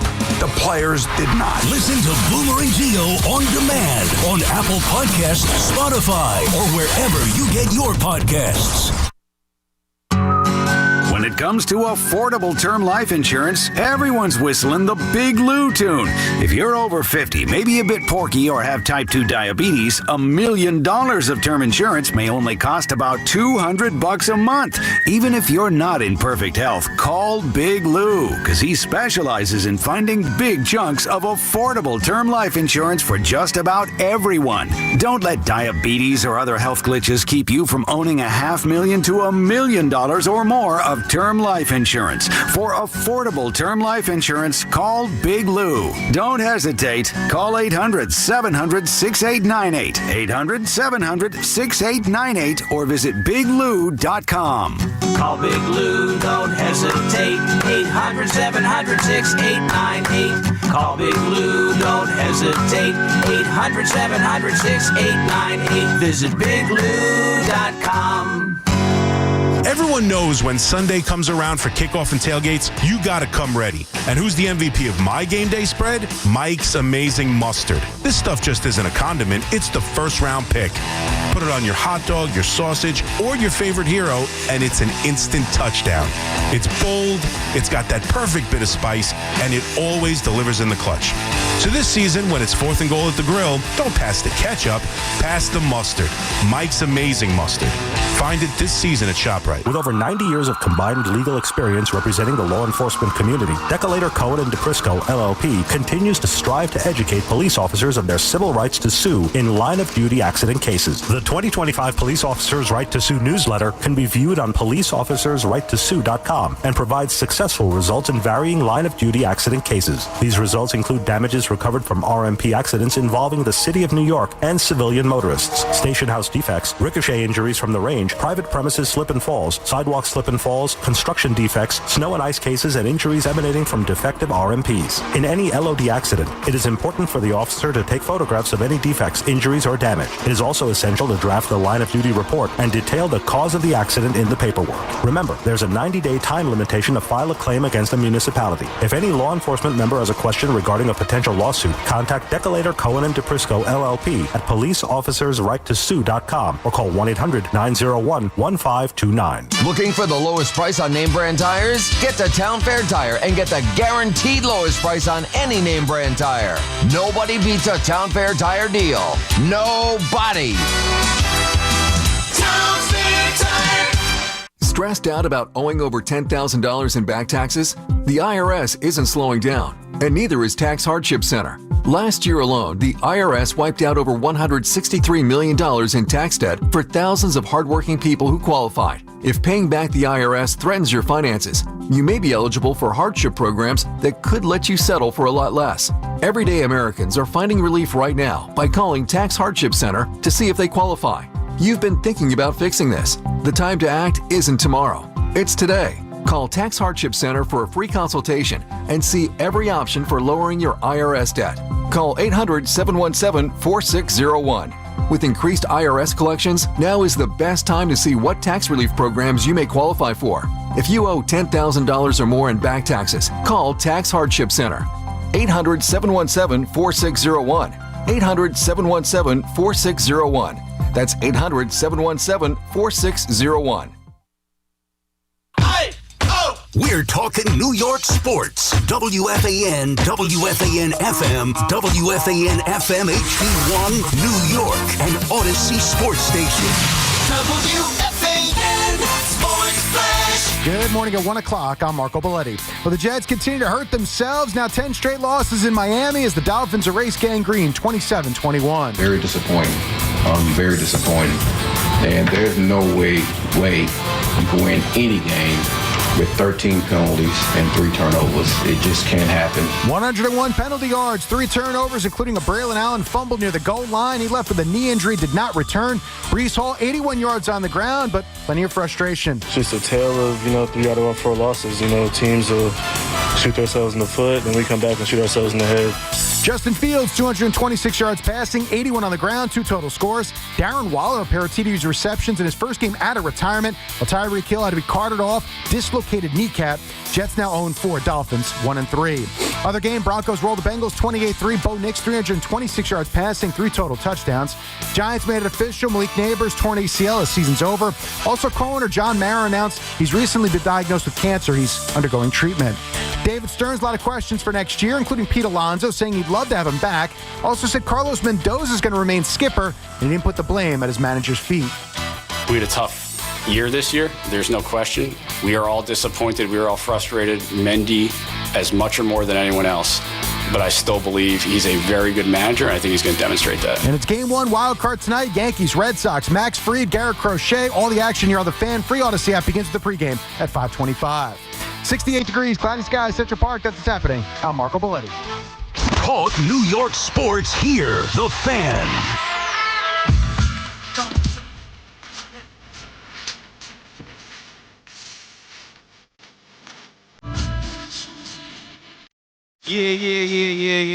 Yeah. Inside the 1 a.m. hour on the Fan in New York. Let's get right back into it. So, flashing back here to the start of this baseball season, it's crazy how fast time flies. But, when the season started, we were living in a Mets world. I swear, everything that was popping up is the Mets house. Come to Amazing Day. Juan Soto jersey. Buy your tickets. The Mets. It was Mets mania. And Yankee fans like myself were still living in, damn, we lost the World Series. John Sterling retired. Judge dropped a pop-up. He failed in the postseason again. Garrett Cole is out for the year. What do we do? And so I guess I had a little bit of a rant because people were basically proclaiming the Mets as like the kings of the city and all this stuff that, if you can remember in the beginning of the season, the Mets had already won. It was a foregone conclusion. They were about to go knock off the Dodgers, win the World Series, whatever. So let's flash back to a show that I had. I remember it was a 5-hour KM to AM. It was March 25th, and I played it up a little bit, but I got absolutely shredded for this take. And shout out to WFAN for clipping it. It says, Keith McPherson has some thoughts on the Mets adding a 5-borough race to their game experience. And here's what I had to say about that on March 25th. It's a Mets world right now. The Mets are adding every freaking gimmick they can add. They got a 5-borough race now with it's like a damn amusement park, not a ballpark.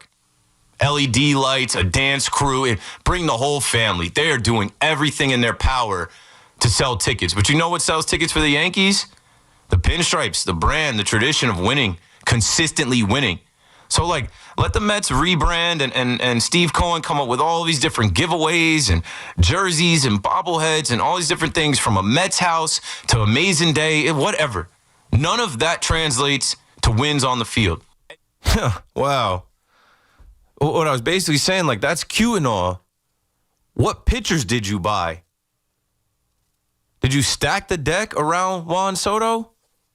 That's cool and all to show up and get, a Kodai Senga jersey, bobblehead, Lindor bobblehead, whoever they had, different bobbleheads. But, like, are you going to win?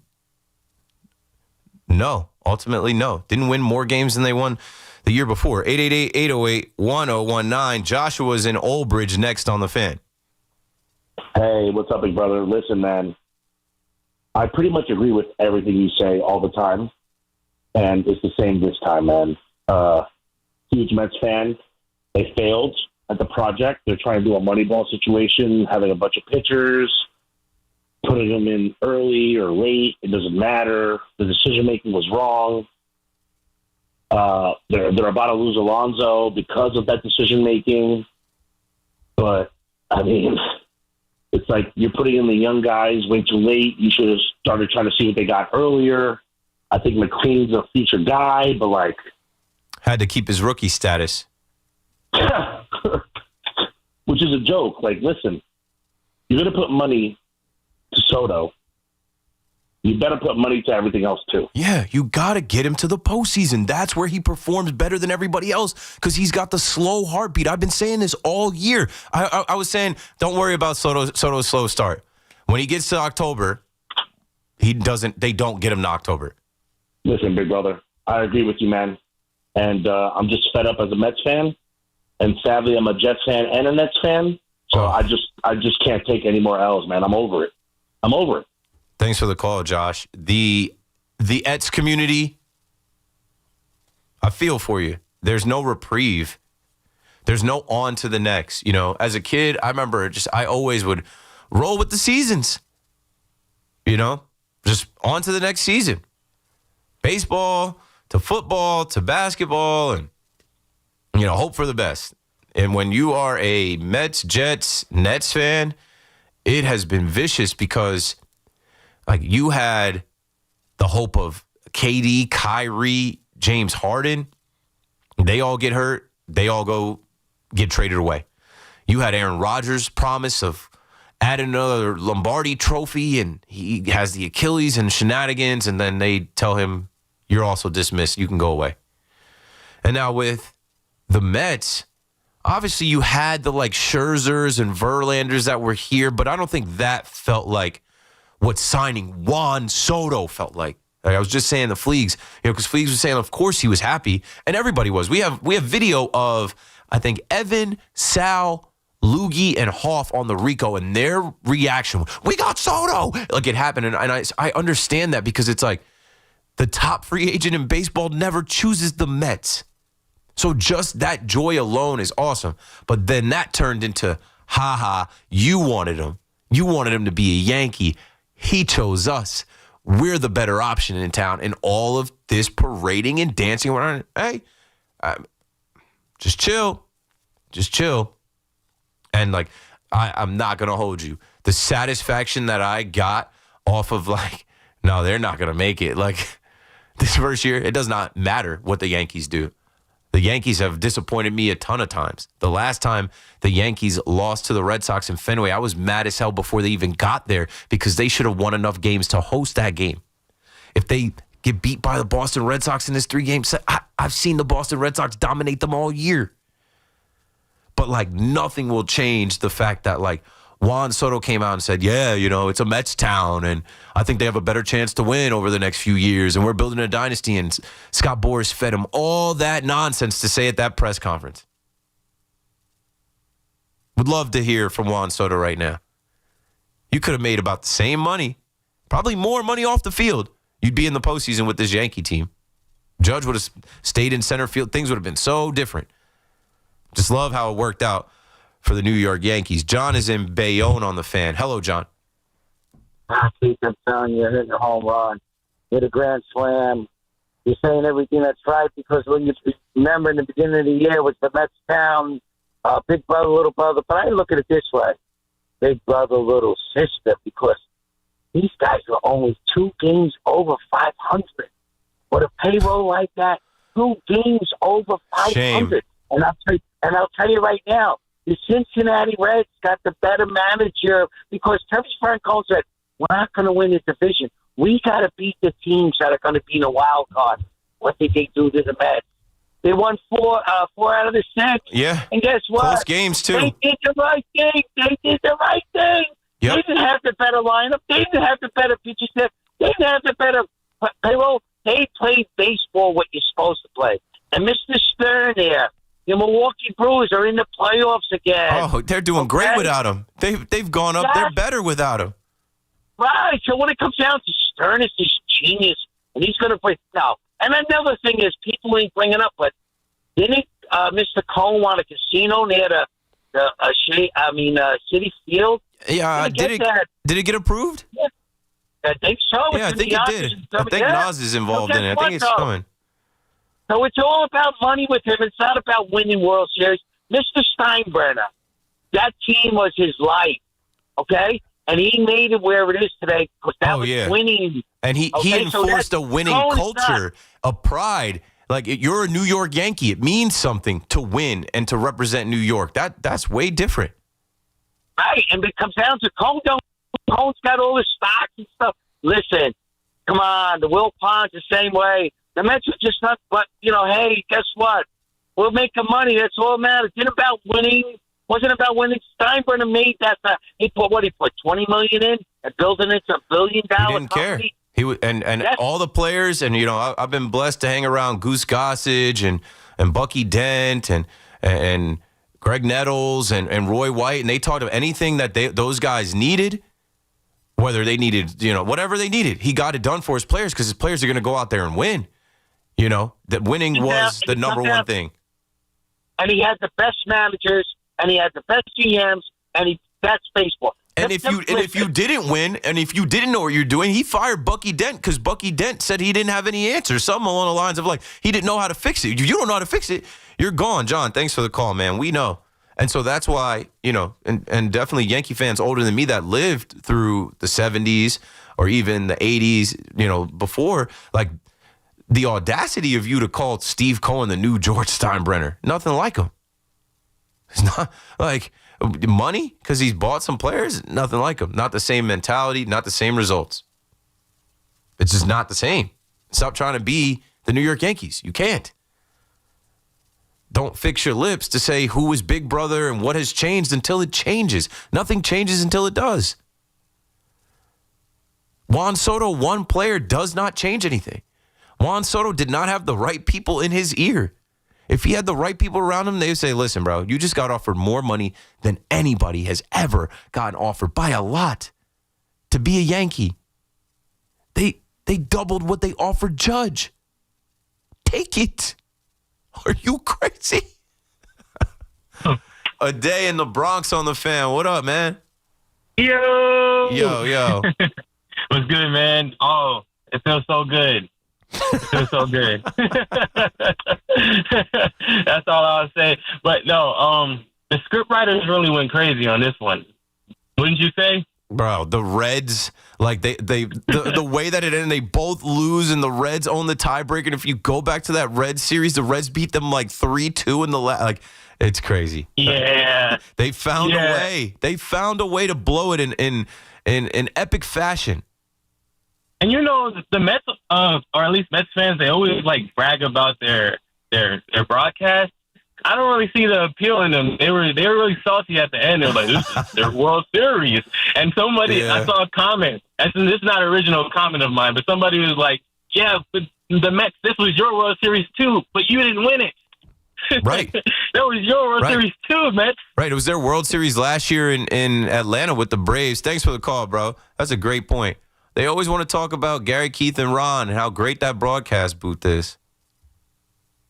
I know Gary took a hit with his comments about Shaw from the Cubs, and then a lot of people were talking about, hey, you don't have the right to the victor go the spoils.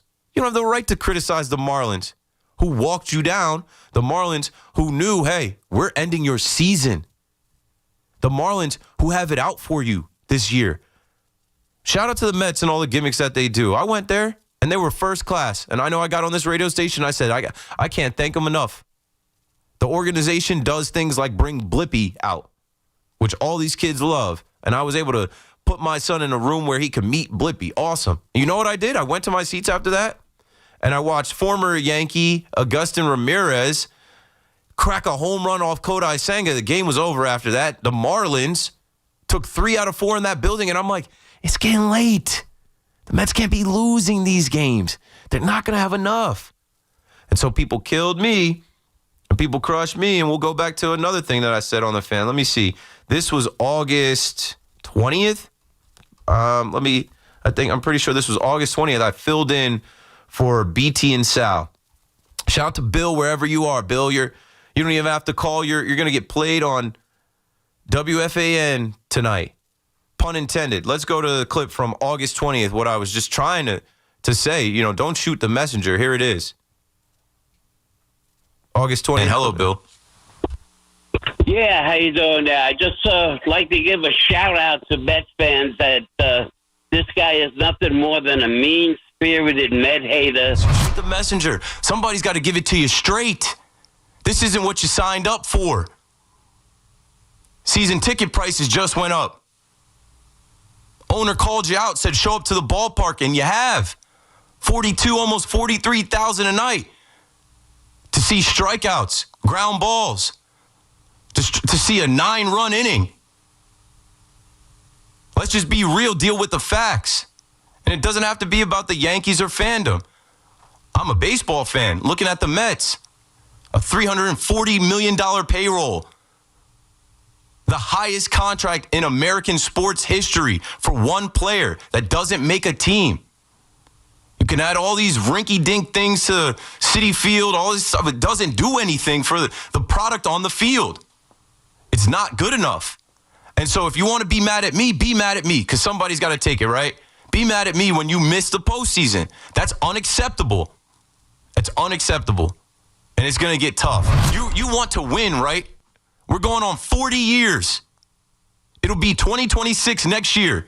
So you're going to go into 2026 missing the postseason? Oh, but Juan Soto is a Met. He loves the Mets. Family culture. Dynasty building. What? It's hard to hear the truth. And the truth is, this roster wasn't constructed well enough. Not deep enough. You passed up on pitching and thought that you could get by, and now you're coming up short. Damn, that boy was spitting. They didn't want to hear it, though.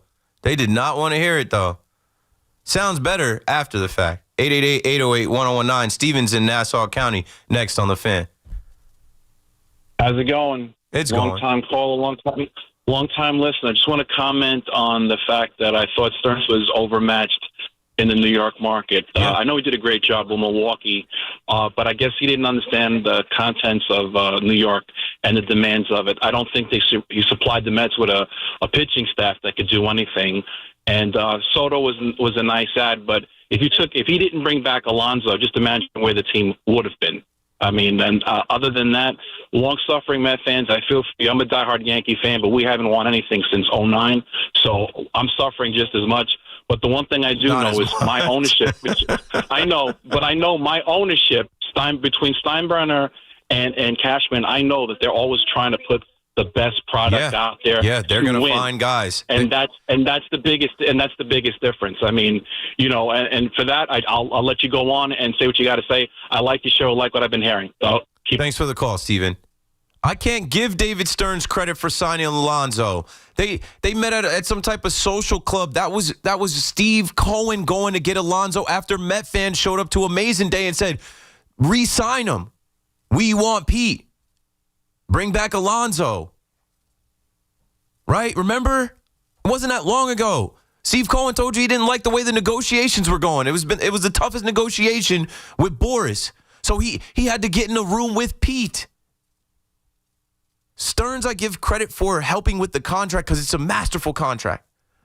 And I don't know if Steve has been around the game long enough to come up with those opt-outs and those bonuses. Missed out on that $100K not being an all-star. Also missed out on that $500K for, being the MVP. He's not going to be the MVP. But I can't give Stearns credit for Juan Soto either. That whole process, right? As I joked in my thing about Juan Soto saying it was a family thing, that whole process, remember they went out to California and he saw his house out there? That was supposed to be Alex and Steve Cohen. And suppose they brought in, Alex's dad or the grandfather or someone like, this is a family thing. Your family's going to be a part of our family. I didn't hear anything about David Stearns' family. So, yeah, as I talked about him massaging the bullpen in that roster with these randoms, these guys off the scrap heap. Brian Cashman will find a guy off the scrap heap and he becomes Luke Weaver. Or he becomes Gio Urshela or Luke Voigt or Mike Tauchman or, you know what I'm saying? The Yankees could never be the Mets. Fans would riot. They try and burn the building down if that happened. And the Yankees are just consistently signing players, developing players, bringing in new talent, finding guys, and finding a way back to the postseason. And we take them for granted. We really do. We expect it. Like I said, weeks ago, people were, yo, what's the deal for the postseason, bro? You go to the games, we do some watch parties, live streams, what's good? We got to get there, bro. But no, David Stearns, unacceptable what you did with this pitching staff. And I'll give him this grace. But I won't give it to him at a certain point. Things changed when Kodai Senga got pulled off the bag by Pete Alonso and he got that hamstring injury. Okay, adapt, adjust. Call one of the kids up earlier. When McGill goes down. When Montas isn't right. Like, you had the trade deadline. Pitchers were moved. Give up what it takes to go get Sandy Alcantara. And I know the Marlins are probably asking for everything because they hate the Mets. Or Zach Gallen. Or Joe Kelly. Or, there were Shane Bieber. There were other guys to be had. There were guys out there. Or even Charlie Morton might have been able to stabilize a little bit. To not get a starter at all, but bring in Cedric Mullins, Helsley, Rogers, Soto, and we were all praising this super pen. But there's also a level of scouting that you need to know about players, bringing them to New York. Will it work? Can they handle it? The lights are brighter. There's more media coverage. When they go in that locker room, there's hella journalists and reporters. When they come out to warm up, there's fans already in the stands. Like, it's different here. You got to know about the feel and these guys' heartbeat. And Stearns in year 2 showed us that he is, as much as he was heralded, as much as he was hyped up, and it was like, oh, Steve Cohen gets what he wants, the king. Please. The king brought this guy in, and in his first year, they caught lightning in a bottle, and I can't even give Stearns that much credit for that. That was a pop star / utility infielder that had the best year of his late career, a purple mascot from McDonald's and McDonald's marketing, and all these other things that happened last year for them to hit. Why don't you go get Harrison Bader, bro? He was available. David Robertson was available. Like, I don't know. There were things that he could have done that he passed on. And and I know when it got late and it's like, oh, they're calling up Jonah Tong and Brandon Sproat. Fingers crossed, hope for the best, but like, that's not a plan. Hope is not a strategy. There was a lot of hoping going on. Steve Cohen told you when he blew it up with Billy Epler, hope is not a strategy. That they had like a 15% chance to make the postseason. So they had an 88% chance to make the postseason. Probably higher when they were the best team in baseball, but late. I remember reading an article in The Athletics, and I was thinking, yeah, they're going to get it done. Yeah, they play some good teams, but they're not going to lose out. They're not going to get swept by the Phillies, lose to the Texans. And they did, man, in an epic fashion. In epic fashion. 888-808-1019. You got no one to be mad at besides the owner of the team, the president of baseball operations, the manager of the team, and the players. The 7 line's not showing up to greet the players today, huh? Last year was, let's show up. Let's bring bag lunches and snacks and balloons for the Mets players because they lost to Shohei Ohtani and the eventual champions. No parade for Juan Soto not having a down year. Just chill. Just pipe down a bit. Just like relax a little bit.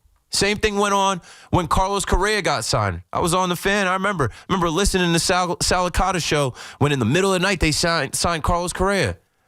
I wish I had it recorded. I wish I screen recorded some of it. proclaiming that Carlos Correa and Francisco Lindor were the new A-Rod and Jeter, and the Mets were going to the World Series. Just chill. Just relax. You can't predict baseball. No one knows what's going to happen. So stop telling us what is and what isn't. Something you can bank on, the Yankees are going to be the Yankees. Their whole business model is being the Yankees. They're not going out of business. And wait till they get their business in order, maybe it's this year, to win a World Series. They're going to print money. And they're going to build a new money tree that will last forever. My guy Jarvis in Harlem, are you awake, Jarvis? You there? Yes, I'm awake. Yes, I'm awake. I'm trying to keep you awake. I'm good, man. Good to be here. Yeah. Like I want to talk about the Yankees and Mets, and for the Mets, you know what? If they were to take care of business in the regular season, beating the Nationals, or if they were to losing 2 out of 3 in that final home game, losing 2 out of 3 to the Nationals, and then going on the road and took 2 out of 3 for the Cubs, and then the Marlins, which it was a trap game, and losing 2 out of 3 to the Marlins, which eliminates you and then miss the playoffs. But they should have missed the playoffs last year if they would have lost both games, a doubleheader against the Braves. Maybe the Mets will be in the playoffs. Barely got in. They would have missed the playoffs back-to-back years. But they were super confident because they were 2 games away from the World Series, which that also was fool's gold. That it was a 20-run differential in that series. The Dodgers beat them. They were plus 20 in the series. So, yeah, it was 2 games. Like, I remember them celebrating, you only got a game off the Dodgers. Yeah, in the World Series. It's different. Right. And then, then I want to talk about the Yankees. Last Tuesday when the Yankees clinched a playoff, everybody get upset like, because you celebrate because the Yankees clinched a playoff. Yes. That's what it's all about. Yankees clinch because they make the playoffs every single year. So I don't know why is everybody complaining because the Yankees celebrate because they make the playoffs. I don't understand, these Yankee haters. I don't get it, man. I get it. Thanks for the call, Jarvis. When you're great, they're gonna hate. It comes with the territory. Anybody that's good at anything has haters. If you ain't got no haters, you ain't popping. I didn't understand it. Some people say I'm terrible at what I do here. This is year 4. People write on Reddit, Facebook, Twitter, Instagram, he sucks, unlistenable, trash. But then other people are like, he's the best. Somewhere in the middle, it actually, lies the truth. The best players in the world, LeBron. LeBron is the king. LeBron gets hated on. You don't know why they hate on the Yankees? They hate on the Yankees because the Yankees have a winning record every year. The Yankees go to the postseason every year. I would hate on that too. I would hate the Yankees. The Yankees find guys like Derek Jeter. They find guys like Aaron Judge. And it just keeps going and going. The Yankees have great fans. The Mets are represented by Frank the Tank, that other dude with the glasses from Barstool, KFC, Positive Tommy, Salicata, Jolly. The Yankees have some cooler fans. But I get it. They're going to hate on the Yankees team for popping champagne. I'm glad that they did. You know why? They didn't get to pop champagne for winning the division. It was close. Close. Tiebreaker goes to the Toronto Blue Jays, who I was ready. You want to talk about receipts? And shout out to Big Mac, who's calling them frauds. They were fraudulent, but they figured it out down the stretch because of the way the schedule. They ended up with Tampa. But I had receipts for Buck Martinez, George Springer, Vladdy Jr., Alek Manoah, all of them. I was ready to, put those out there, but no, it was set up where, no, you don't get to pull receipts on the Blue Jays. This is for the Mets. And everybody came out the woodwork to dance on the Mets' grave. You know why? Because it's like you signed this player to a ridiculous contract. And it's funny, right? You paid him more money than Ohtani, and he can't pitch. Like, you need pitching. You paid this guy more than the one unicorn that we have that can hit 55 bombs and get on the mound for you. You paid him more than that guy. He can't pitch. Juan Soto, not only can he not pitch, Juan Soto's got some bad bloopers down the stretch. Luckily, he made up for the one. I think the team made up for the one in Chicago. But, the one that went under his glove in the sun against the Nationals. That's bad. You're the big money guy. He's supposed to be carrying the team at the end. You're supposed to put the team on your back, Juan. I would love to hear from Juan Soto. Are you mad that you're not going to be performing in the postseason? Or are you okay because you made the money? You got the contract. You're great. You got another 14 years to get after it. 888-808-1019. Got to take a break here. Running out of time. Keith McPherson on the Fan. Don't go anywhere. We'll be right back. Design run. Up the middle he goes to the 10 to the 5. Touchdown Giants! Jaxson Dart's debut and timely defense led the Giants to New York's first victory of the NFL season. Fires it right. Batted it line. Intercepted by Dexter Lawrence. He's running down the left side to the 15.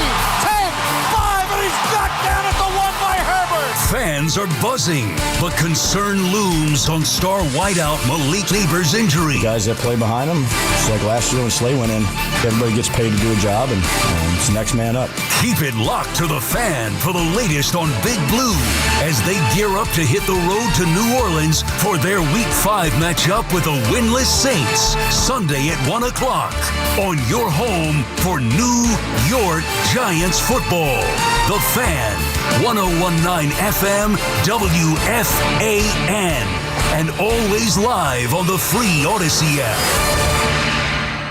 Injured? Don't be a whiner. Call me, Attorney Mark Miner. I'm Mark Miner, and I have over 30 years of experience handling personal injury cases. If you or a loved one has been injured in an accident, don't whine. Call 1-800-LAW-LINE. You can trust that the personal injury law firm of Zalman, Schnurman, and Miner will treat you with respect and fight for your rights. Don't whine. Call 1-800-LAW-LINE for a free consultation. Our goal is to transform your pain into payment. If there is no recovery, there is no fee. We handle all type of accident cases and value the opportunities to help you. The sooner you call, the better. If you are injured, call 1-800-LAW-LINE so we can discuss how to transform your pain into payment. Don't be a whiner. Call Zalman, Schnurman, and Miner at 1-800-LAW-LINE. Zalman, Schnurman, and Miner, personal injury attorneys. Don't whine. Call 1-800-LAW-LINE. That's 1-800-LAW-LINE. Stop dealing with your neck pain, backaches, and sciatica and go see my main man, Dr. Jay Shah at Samwell Institute for Pain Management, a migraine and nerve pain specialist who gets you back feeling like yourself again with minimally invasive and non-surgical treatments. There are thousands of 5-star reviews who trust Dr. J for pain-relieving solutions. Same day and next day appointments available in offices in Colonia, Livingston, and now Inglewood, New Jersey. Turn to Samwell Pain for effective pain-relieving solutions. Visit samwellpain.com. Everybody knows Town Fair Tire is New England's largest name brand discount tire dealer, beating all the local competitors with our guaranteed lowest prices. And now, with over 120 stores throughout New England, we beat all the competition, including the warehouse clubs, the online sites, and the local dealers. Yes, we beat them all with the absolute guaranteed lowest price on name brand tires. Nobody beats Town Fair Tire. Nobody.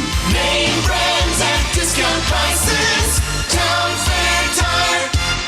We all hear the radio ads about the IRS. They tell you to be afraid, to be scared, and they try to frighten you into calling. I'm not here to do that. Tax Relief Advocates is different. TRA is here to tell you that if you owe money to the IRS, whether it's $5,000, $50,000, or $500,000, we have a solution. It doesn't matter if you're sitting in your car, at work, or with your kids. No matter where you are, call now. 800-575-6812. Don't lose hope. TRA can eliminate or reduce what you owe to the IRS. Generous programs are now available that can give you a fresh start. Our passion is taxes and helping individuals fix their IRS problems. We have over 1,000 5-star reviews on Google and an A+ with the Better Business Bureau. You don't need to be afraid of the IRS any longer. End your tax nightmare today by visiting us online at TRA.com or call 800-575-6812. That's 800-575-6812. Tax Relief Advocates. Real solutions for real people. Cash App is built for this city. You got built-in security that's rock solid. Face ID, scam warnings, 24/7 chat support. It's like having a bodyguard for your money. You work too hard to let anything slip through the cracks. Download the Cash App today. Use code WFAN10. Send $5 to a friend within 14 days. And Cash App drops $10 right back into your account. Terms apply. That's money. That's Cash App. Cash App is a financial services platform, not a bank. Banking services provided by Cash App's bank partners. Prepaid debit cards issued by Sutton Bank, member FDIC. Overdraft coverage provided by Cash App, A Block Inc. brand. Visit cash.app/legal/podcast.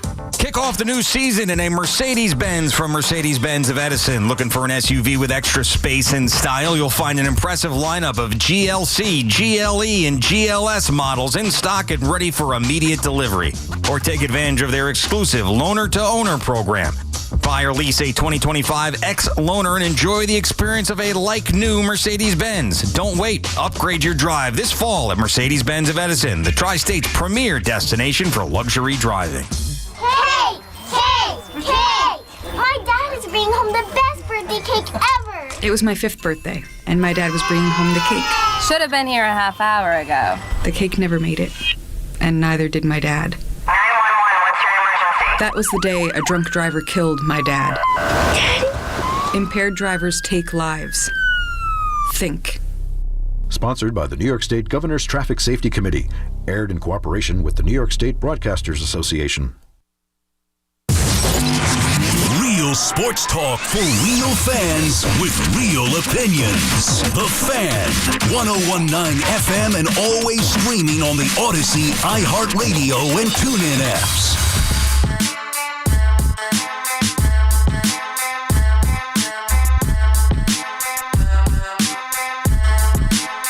Something new. All right. Final stretch here on The Fan tonight. Monday night into Tuesday night. Big Mac coming up next. Stay tuned.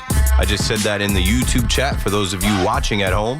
Let's keep it up. We've had a good amount of people talking in the chat and watching in the chat. You know, so many more people awake during the day. Like I'll tune into BT and Sal, and you know, of course, like everybody couldn't wait to hear Sal talk about the Mets. And there was like 2,000 people in the chat at one point. And, you know, humbly, we have about 200 we got up to tonight. I think right now it's at 179. But it's because it's the middle of the night. Like, people have to go to bed. People sleep. But I love the conversation, the back and forth, the debates that go on. Mets fans, Yankee fans in the chat. It's just like added another layer to this thing, you know. So let's take the rest of these calls. I'll leave it to you guys. I've said enough. You know, I even had a tweet like, hey, give us some thoughts about the Yankees-Red Sox game. And I'm like, this is the Yankees-Red Sox. We've played them all year. We've seen Crochet multiple times this year. They've seen Max Fried. Like, I'll be on after the game tomorrow night. We'll talk about game one tomorrow night and what needs to happen. I think what needs to happen, take game one. The Yankees need to take game one. I don't know the math on it. I'm sure by tomorrow night we'll have the math on it, but it behooves you to win that first game in a best out of 3. All right, let's go back to the phone. Carlos in Clifton, New Jersey. He made a Chat GPT graphic of me in my Yankee jersey with my bandana on. Yes. You should have that on the WFAN logo, that one that's on the app. Hey, I would be remiss if I get on here and I didn't wish you a Merry Christmas. All right?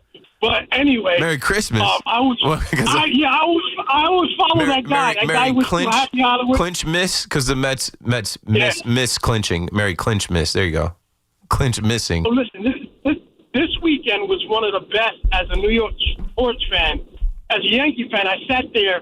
My wife thought I was crazy watching the game. I had on my leather Yankee jacket with the white sleeves with all the patches. She was asking me if I was cold. I was like, no, I'm watching the game. Relax. I'm watching that game. I got the Giants game on my cell phone. I'm waiting for the Mets game to start. And then once the Yankees get down, I said, okay, this is what I sort of wanted when I spoke to Keith. I wanted us to not have that week off and go in hot. All right. Still hasn't happened. We don't know. But then, yeah, the Giants won. And then I go to the Mets, and I'm listening from the Cincinnati broadcast. And they're telling me, and I don't believe this, they said once they got to the ninth inning, the Mets have never came back all year trailing in the ninth inning to win a game. How is that possible? Is that possible? Sorry. Is that possible? They were trailing from when? Never won.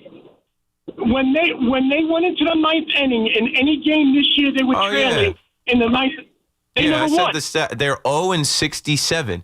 They're the first team all time. Like, that's why I said they found, like, this season a Metsy-ass stat. They made history. The Mets finished 0-67 this season when trailing after 8 innings. They were the only team to do that. Right. So never did they come back and win in the 9th inning. They didn't have a rally. They didn't have any type of rally and tie going to extras. They just folded. And then I was listening a little earlier at work to one of the other WFAN hosts, and he was equating the Soto to the Mets from the Yankees as a 15-round fight, and they lost round 1. No, you got knocked out. What do you mean you lost round 1? You got knocked out. Yeah, it's funny because it's like they always want to play the long game. They want to play the 15 rounds, 15 years. What are we talking about, man? But not only, I'm going to leave you. I know you got more callers in you towards the end. Now, I'm glad that we were able to transition to Plan B. But Plan B, what really Plan B is, we don't have 15 years to take care of that baby. So we're good. I'll let you go, Keith. Have a good one. Yeah, Plan B. They used to keep them Plan Bs on campus. You go see the... Yeah. The funny one that got me today, some chick that's a Phillies fan, they put out the picture of Juan Soto where he had the belly. He had the gut. And I guess she had a DM exchange or a text exchange with her friend. And she said Juan Soto was pregnant with an 82-win season. I was like, damn. Very close. Spot on. Oh, man, the jokes write themselves. Trying to play the long game. Oh, yeah, you guys got round 1. No, we got forever. Like, what are you saying? You can't just cherry pick and move goalposts. It's hilarious. Like all that. Like, it's funny now, right? All I was told in the winter and early spring was cope. Who's coping now? Who's coping now? Let's go to Scarsdale and talk to Pete on the Fan in New York. Hello, Pete. Yo, the King Keith of radio, baby. King Keith. It's got a better sound to it than King Cohen. No, you're the king, baby. Appreciate and let me tell you something. I'm vibing right now. Let me explain something to you. We just made the playoffs without Cole. Crazy. Nobody's talking about that. Gil was out most of the year. And right now we're going to the playoffs. We would have been up by 8 games. Right now it's going to be like the Giants when we won the Super Bowl, going to Green Bay and then knocking out San Francisco. We're going to knock out Boston. Sure. We're going to take out Toronto. Why and not? We're going in, baby. I believe. Okay? I'm vibing right now. I believe. Deep. We got players that could contact the ball. We're stealing bases, bro. We're back. I'm telling you. We're going to take a lot of pitches tomorrow. We're going to knock out that Boston Red Sox pitcher Get to their bullpen in the regular season. Hit home runs. And we're going into that bullpen, Rock baby. the plays. And one thing I want to tell you, though, that I'm really pissed off, that I've been listening to some of these analysts, they're crazy. Judge is winning the MVP. If he doesn't win the MVP, I'm going to flip out. He wins in every category except home runs, RBIs, and guess what other? At-bats. The guy has 55 more at-bats than Judge does. If Judge has the same at-bats, 10... He hits a home run every 10 at-bats. So 55 at-bats, the guy, Judge would have been at like 59, 58. 53 home runs. He missed time. Most home runs by a batting champion in history. A .331 batting average. His first ever batting title. 36 intentional walks. More than all the other 29 MLB teams. Highs OPS. Man. Like, it's just stupid that we even have to campaign for the best living player. Solo. And he lost Soto batting in front and a bunch of others in the lineup. And he still killed it this year. Yeah, he was Soto-proof. And Soto was Judge-proof in a way, too. But he struggled, out the gate. But no, I'm right there with you. Now, the last part of it is for Judge to carry it into October and silence all the haters. Let's go, Pete. 888-808-1019 as we proceed to give you what you need. Dave is in Rockland County on the Fan. Go for it, Dave. Yo, what's up? Postseason, baby. Yeah, we here again, huh? We right back. Yup. Lost Juan Soto, lost Garrett Cole, somehow got right back into the dance. Soto, who? I don't know. Also, if I'm a Mets fan, I want Stearns to be fired now, ASAP. Somebody's got to get fired, right? Somebody has to be the sacrifice for this. Fire Chavez and Hefner and whoever else. Like, don't give me the word salad. Like, don't give me all that talk. If I'm a Mets fan, I'm mad as hell. I can't Like live. last I can't year wear was- this Mets gear. I bought all this Mets gear this year. I went to all these games, and you got me out here looking crazy. Not me, but, I don't know, speaking as the Met fan. Last year was an anomaly. I don't know what happened. Oh, my God. Grimace, stuff like that, whatever. One of those magical Mets years. They hit. They hit at a ridiculous rate. And they pitched enough. It was a magical year, as they say about every season like that for the Mets. Yeah, and here it is with their own history. They can't do it again. Back-to-back years. You can't, it is crazy. And they can't make the postseason back-to-back years. You go out and add Juan Soto to a team that got 2 games from the World Series, and we're sitting here talking about epic stuff in a failure. Thanks for the call, Dave. I had another video that came out where I was talking about how, the Mets are going to collapse into the postseason. They'll just faint into it because the Reds aren't good enough. The Reds went 25-26 over their final 51 games. The Reds are the first team in MLB history, no qualifying batter to hit 270, no batter hit 25 homers, no pitcher won 15 games, no pitcher notched 200 strikeouts. And all we heard about was how the National League is so much better than the American League. Okay, I give you that. But damn, the National League is that good that you can't make the postseason? Come on, yo.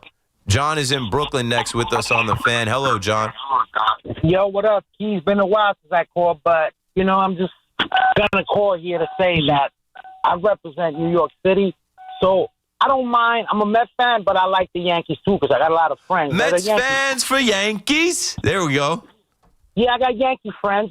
So, you know what I'm going to do? Go for the Philly? Go for Boston? No, I'm going to go for the Yankees. No, there are Met fans that are all signing up. Let's go Red Sox. They are. I'm seeing them. They're coming out of the woodwork hoping that the Red Sox embarrass us. That's just corny. We live over here. How do you want them to have it over there? But one thing I got to say, though, is that you cleared the airwaves a long time ago when you said that the GM did not sign Soto, that was the owner. Not only did he not just sign Soto, but he also stepped in and he signed Pete Alonso. Now imagine if the GM would have not made that move and they would have not signed Soto. Oh my God, people would have told this guy would have had Jerks and Profar or something.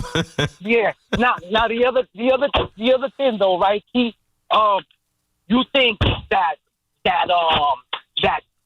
when he went to go get Soto, you think that he used that line that Sal used to Wilson, the quarterback? I'm gonna go see Soto. You stay here and read a book. Thanks for the call, John. Maybe. Hey, you stay in the car. Here, let me give you the iPad, David. I'll handle this. Don't need you in this one. Juan Soto is a money man. Steve Cohen is a rich money man. That's how Juan Soto went to the Mets, right? And that's what I was saying from the whole thing. Don't give me the family environment. Don't give me I think I have a better chance to win over the next 6-7 years, because to me, 6-7, I'm like, 6-7, what are you talking about? The rest of Judge's contract? Oh, yeah, there's a better chance to win, dynasty building. Just say I was always going to the highest bidder. This man is a billionaire. I am going to be filthy rich playing for him. The Yankees bowed out. I remember the winter meetings vividly. I had 2 offers to go live on different outlets, and I went to bed. So I'm like, this isn't a party for me. This is a party for the Met fan. I'm not going live. I'm not talking to you guys about this right now. And I just watched. I remember the figures came out, and I laughed. I went back to those tweets. I didn't bring them up to the surface now. But I said he wanted to be a Met. That's hilarious. He turned down $760 million to be a Yankee, and he wanted to be a Met. No, he wanted the highest offer. And that's foolish. I don't think Juan Soto really had the right people in his corner. He just took the highest number. He wanted to just be king of the hill, top of the heap, not realizing you could have been that with the Yankees and you would be in the postseason right now. But it worked out for us. The Yankees had the best outfield in the game. Judge and right, Grisham center, Bellion left. You do the math. OPS, homers. And then defensively, how great they all are. It worked out. We don't get Max Fried. without Juan Soto taking that deal. That's why you think Cashman dipped off and went to bed. Hal's another one that prioritizes his sleep. We remember that from the winter meetings. Hal being the first one to pull out says, whatever y'all decide, it'll be there in the morning. I'm not staying up all night going back and forth with Scott Boras trying to outbid Steve Cohen. We're done here. And then we wake up the next day and we talk to Max Fried. And Max Fried's first year in pinstripes, boy, did he earn them. And I hope he continues to earn them in the postseason, leading the way as the ace. I just went through, Judge's prowess quickly here because we're running out of time. Max Fried with 19 wins. I won't go through it because I want to get to my calls. Max Fried, I see you, bro. Stand on business on that mound in the boogie down. We will be behind you. Operate like you have in the past, like you want to put another World Series ring on. Tony up in Montreal on the fan. What's up, Tony? Hey, listen, we had this discussion on Soso, and I said we're better off. The Yanks are better off not signing him. Cashman is not a fool. He's a horse trader. He knows what he's doing. Everybody was down on Boone. Boone's been 8 years into the playoffs. And guess what? Judge is back. And Soto is, I don't know, in Venezuela, or he's in Puerto Rico, or he's at a beach somewhere. Yeah, and he's his Miami house, he might be in that same hot tub he was in popping champagne when he signed the deal. Yeah, guess what, Rick? There's a thing to be said about your value in baseball lore, Lore, baseball history. And nobody's going to touch Judge because Judge is a gentleman. But I'm going to say this tonight. Alonso is going to sign with the Yanks next year. I can't guarantee that, but you know what? He keeps his mouth shut, and I don't think he was happy with Soso. Thanks for the call, Tony. Not interested in Pete Alonso. Just got to get you out because Greg from Atlanta is our last call. You got about a minute and a half. I got the last call like the last time. What's going on, brother? Keep preaching, though, man. You Gotcha. had to chime in, man. You're preaching like the deacon in church, bro. But it's Amen. cool. Hey, what I was going to say was I was kind of disappointed when I heard they're retaining Mendoza's services. I'm sorry. I saw what I saw the whole season. He was not good. Not to cut you off, he's got a 3-year deal. It's just the third year of his contract. He'll start the year, and if it ain't looking right, he could get fired before the year ends, They did just see Bob Melvin get fired, Bruce Bochy get fired. Like some of these guys with time and tenure got fired, and he's still a new manager. Yeah, but come on, they didn't give Buck that same grace.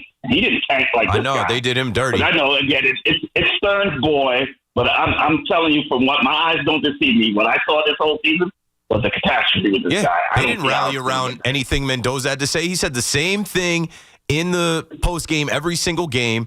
He made mistakes as far as pinch hitting, pinch running, when to take guys out, trusting in guys' patience, lanes for guys. Like he's a part of it too as the manager. Now he was accountable, but I think he's culpable.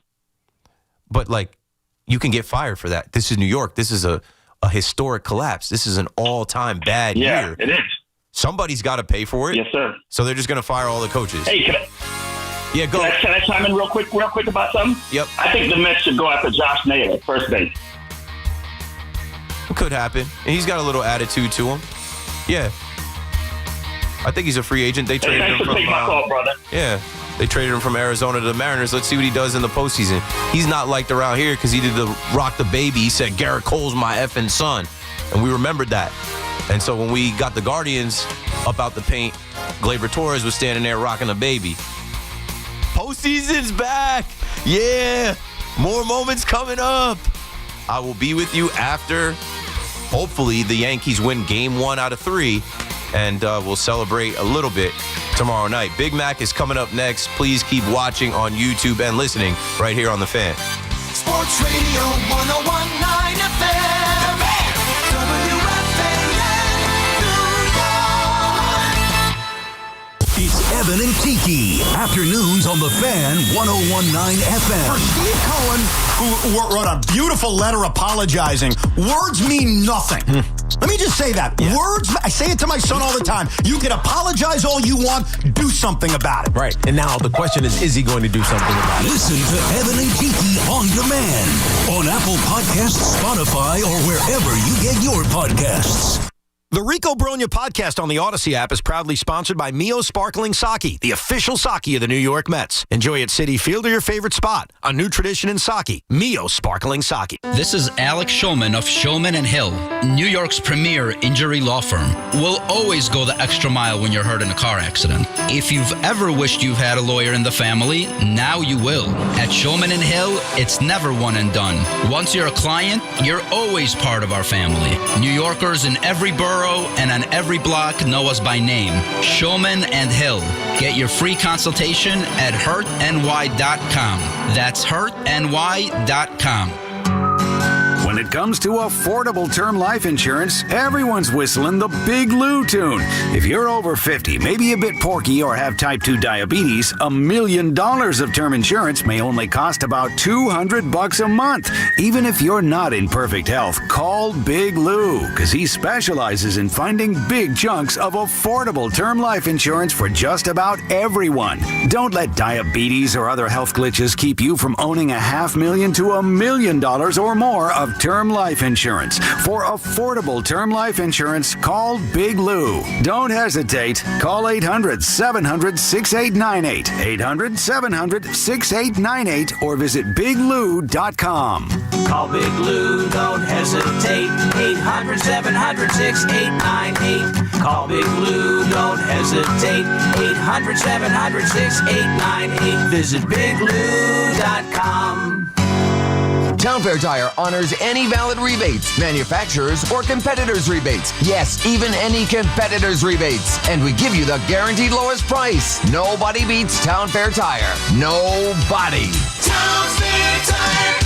Do you owe $10,000 or more in credit card debt or personal loans? With credit card debt at all-time highs, Debt Relief Advocates is urgently notifying consumers of debt relief now being made available, designed to aid consumers with out-of-control credit card debt. Those who qualify and enroll for this relief program will only have to pay back a fraction of what they owe. This is not bankruptcy or a debt consolidation loan. This is a relief program that credit card companies would rather you not know about, as it ends your debt nightmare and saves you lots of money. Consumers owing at least $10,000 in credit card debt or personal loans can now take advantage of this debt relief as the cost of living skyrockets. Debt Relief Advocates has established a relief hotline for you to call to learn what debt reduction you may qualify for, so don't wait. For this free information, call the relief hotline at 800-707-6152. 800-707-6152. 800-707-6152. Hey! My dad is bringing home the best birthday cake ever! It was my 5th birthday, and my dad was bringing home the cake. Should have been here a half hour ago. The cake never made it, and neither did my dad. 911, what's your emergency? That was the day a drunk driver killed my dad. Daddy? Impaired drivers take lives. Think. Sponsored by the New York State Governor's Traffic Safety Committee. Aired in cooperation with the New York State Broadcasters Association. We all hear the radio ads about the IRS. They tell you to be afraid, to be scared, and they try to frighten you into calling. I'm not here to do that. Tax Relief Advocates is different. TRA is here to tell you that if you owe money to the IRS, whether it's $5,000, $50,000, or $500,000, we have a solution. It doesn't matter if you're sitting in your car, at work, or with your kids. No matter where you are, call now. 800-575-6812. Don't lose hope. TRA can eliminate or reduce what you owe to the IRS. Generous programs are now available that can give you a fresh start. Our passion is taxes and helping individuals fix their IRS problems. We have over 1,000 5-star reviews on Google and an A+ with the Better Business Bureau. You don't need to be afraid of the IRS any longer. End your tax nightmare today by visiting us online at TRA.com or call 800-575-6812. That's 800-575-6812. Tax Relief Advocates. Real solutions for real people. Get the latest on the Giants and Jets on WFAN, WFAN FM, WFAN FM HD1, New York, and Odyssey Sports Stations. WFAN Sports Flash. Good morning at 2 o'clock. I'm Marco Belletti. Jets remain winless, falling to the Dolphins 27-21 in Miami as 13 penalties for 101 yards, not to mention 3 costly turnovers. You cannot win this league when that happens. And I can continue saying that, over and over. But to have 3 of them and have them many penalties is tough. Aaron Glenn still looking for that first win. Justin Fields, 226 yards passing, 81 yards on the ground, touchdown in the air and on the ground. Darren Waller out of retirement, his first game since 2023, holding 2 touchdown passes. And a couple of injury notes. Braylon Allen left this one for the Jets with a knee injury, but Tyreek Hill had to be carted off the field, dislocated kneecap. In the other game, the Broncos stifled the Bengals 28-3. They outgained Cincinnati 512 to 159. Malik Neighbors done for the year with a torn ACL. Also, co-owner for the Giants, John Mara, announced recently been diagnosed with cancer. He's undergoing treatment. David Stearns announced Carlos Mendoza is going to return as manager while trying to put his finger on just what went wrong. Quick to say, trade deadline moves backfired. We don't get redos.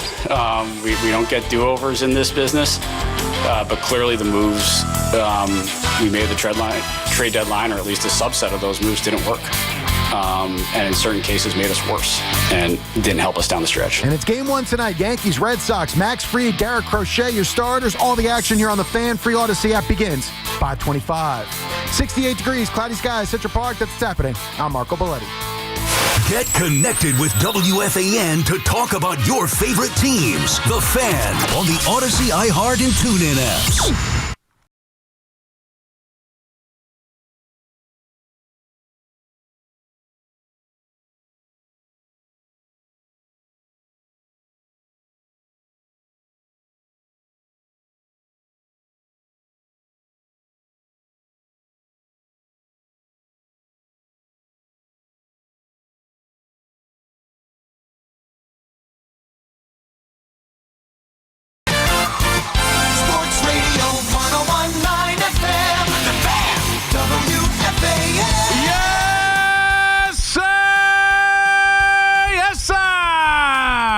On the Fan. McMonigle here with you. I got you for 3 hours. Till the warm-up show at 5 a.m. We got Fleegs on the other side, and we're taking your calls at 888-808-1019 live, streaming on YouTube, as well as right here on the Fan on this now Tuesday morning game day. And we'll get to that. But we got to start with the New York Jets last night. And this coach and the performance of this team as they go to 0-4, as they fail and fall to the division rivals, the Miami Dolphins, 27-21. And, I mean, thankfully they brought in a coach who's going to clean up the nonsense. I mean, can you imagine if this team still had some of the same issues it had last year with all the losing here? Imagine if they still had the same problems of all the penalties. Imagine if they still had the same problems to turn the football over. Can you imagine if they still had the same problems of an offense that goes nowhere? Can you imagine? Thank God. Thank God they finally went out and hired a real football coach. Thank God they finally went out and brought someone who's going to bring in accountability. And he's going to stop all this pre-snap penalties. Thankfully, they brought in a coach who can tell us how windy it was on the AFC Championship game in 1998 and really do something for this franchise. If you're not picking up the sarcasm, I'm surprised because I'm laying it on pretty thick. That was an embarrassment of a game. What is going on? What is going on? I mean, thankfully the Giants won on Sunday, and not taking bows for it, but just thankfully they did, because Darren Waller scoring 2 touchdowns would have sent all of us off the edge if the Giants didn't finally get us a freaking win. I mean, what? I mean, this team, 13 penalties and 3 turnovers. They're lucky this game is 6. 13 penalties, 3 turnovers, a quarterback they don't trust to throw the football. Oh, but he did have one hell of a 42-yard scamper for a touchdown. Great. And let's be fair. This game was starting, if you're watching this game Monday night, it started in a manner in which, okay, the Jets, I shouldn't have mentioned the Giants. I get them confused in the open. That's my fault. The Jets are going right down the field, similar to the Giants' opening drive, right down the field, running the football right down the throat of this lousy Miami Dolphins defense. Lousy. Particularly in the defensive backfield. The one thing you could do against the Dolphins is throw the football, except the Jets don't do it.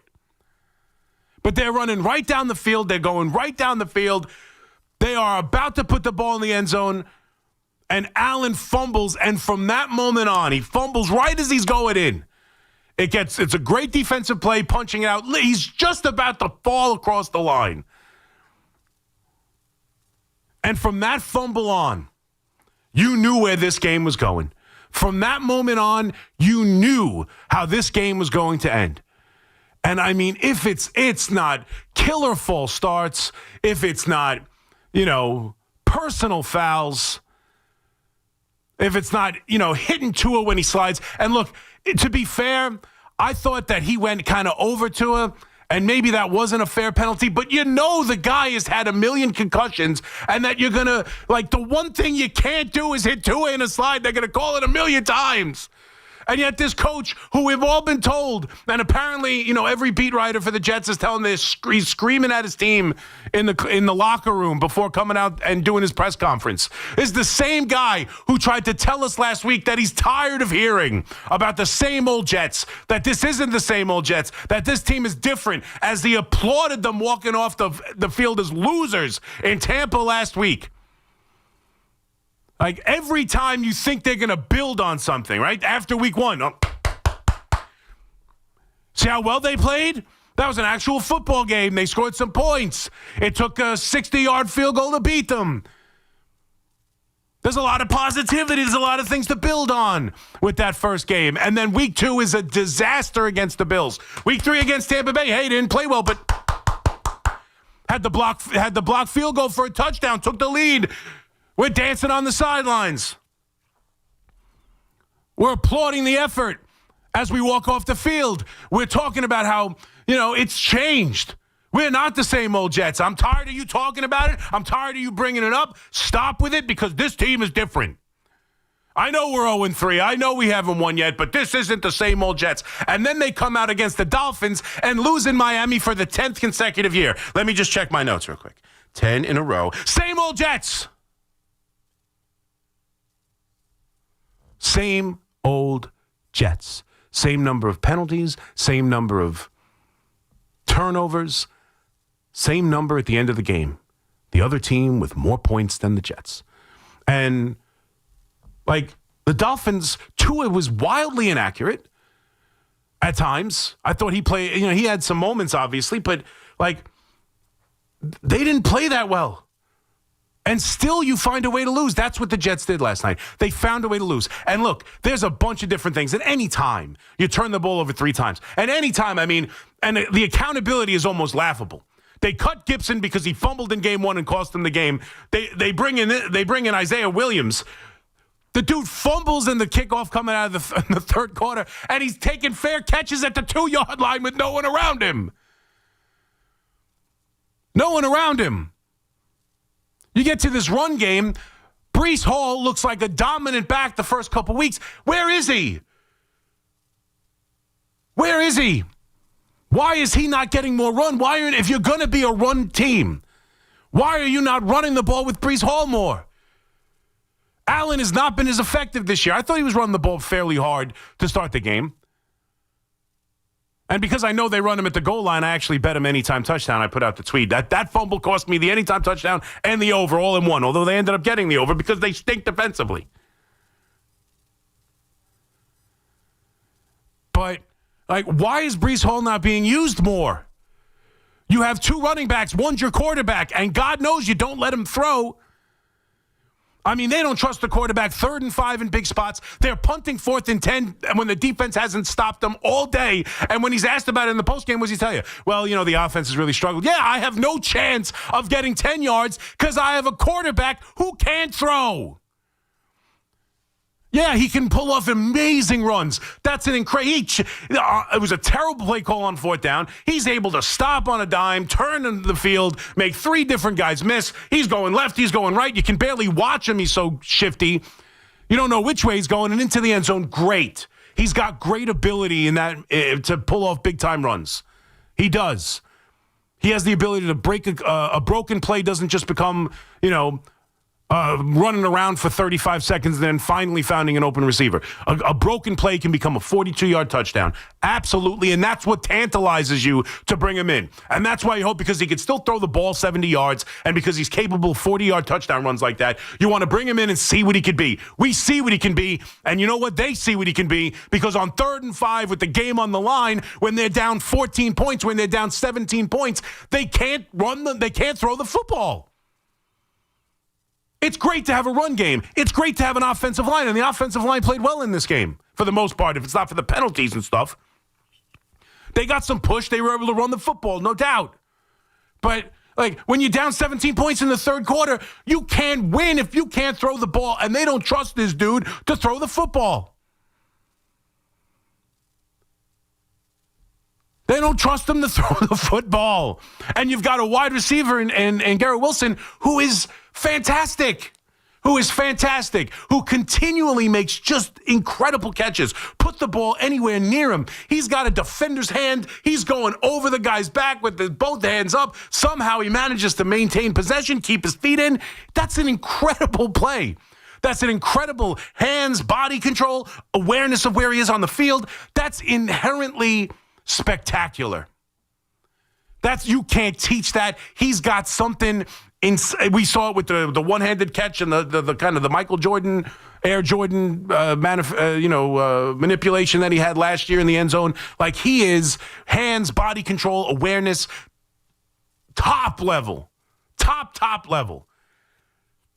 Route running and separation, very good. Hands and body control in the air, top level. Get him the football. Get Breece Hall the football. And instead, they're running Allen, and they've got a quarterback who can't throw. And they're still turning the ball over. They're still turning the ball over 3 times and 13 penalties. That was one of the worst coach games tell me the difference between Saleh and Bowles and Gase. Tell me where we see anything different. I know it's 4 games. He's going to get next year, too. And rightfully so. I don't believe in firing coaches off of 1 year, unless it's spectacularly bad. And again, we've been talking about this with Jaxson Dart and my fear of the Giants losing all these games and drafting at the top. The Jets go winless. Jets win 1-2 games. Jets are drafting a top quarterback. Are you going to allow Muji and this coach to do it? Probably, but... And then where are you next year with him on the hot seat? It's just a cycle of disaster for both these teams. But, tell me where this game was coached any better than what we've seen at all. And when you bring in a culture coach, and you bring in a coach and you talk about accountability and changing the franchise, it's not about, he's going to transform the defense into something great, despite being a good defensive coordinator in Detroit. That's not what he wasn't brought in as a defensive savant who's going to, shut down. He's going to turn this Jets defense into an absolute, the 85 Bears as they thought they were a couple years ago. He was a coach who came in here because of his, culture building skills and his accountability. He cuts a guy and returns because he cuts the kick returner because he fumbles. He brings in another guy. He fumbles and fair catches at the 2. We're going to stop all the penalties. 13 penalties in this game. 13. And I know the last one was at the end of the game. I don't even know if you want to count that, but I will. 13. Where are they any better? Oh, you can't have Aaron Rodgers. Aaron Rodgers, too much of a headache, too much of this. Can't have Aaron Rodgers. You don't want to actually throw the football. They have no belief in this passing game. They have no belief in Fields. There is nothing there. And I know he had the big touchdown run in the second half, and I know he threw the ball up for grabs, and it was caught by Garrett Wilson, an incredible play. It's hard for me not to think that Tyrod Taylor gives this team a better chance to win. It's hard for me not to think that Tyrod Taylor should be the starting quarterback of this team because at least he can throw the football. And you can actually have a chance down 14 points in the second half to have an offense that can get the ball down the field relatively quickly and throw the ball and have an actual passing attack. Week 1 was an aberration. We are not going to see that from Justin Fields consistently. You know how I know? Because the Jets don't even try it against the terrible defense of the Miami Dolphins in the second half, down 17, 14 points. And they're not even willing to try it. How could we expect to see it at all ever again in that moment if this team don't try it? This team is poorly coached. This team is lacking their ability to get the offensive weapons that they do have, the ball, penalties. The defense continues to, 27 points to this Miami team. Now, I know they can be a threat, and unfortunately, the terrible, ugly injury to Hill. Now, dislocated knee. When I hear dislocated, it's that's probably better than, broken bones, or I don't know how devastating that injury is, but man, his leg looked, that was terrible to see. No matter who got it, it's just a terrible injury. Whatever team you root for, or whatever you think of Hill, terrible injury. And they lose their big-time weapon. And still, they fumble on that opening drive, 96 yards the other way.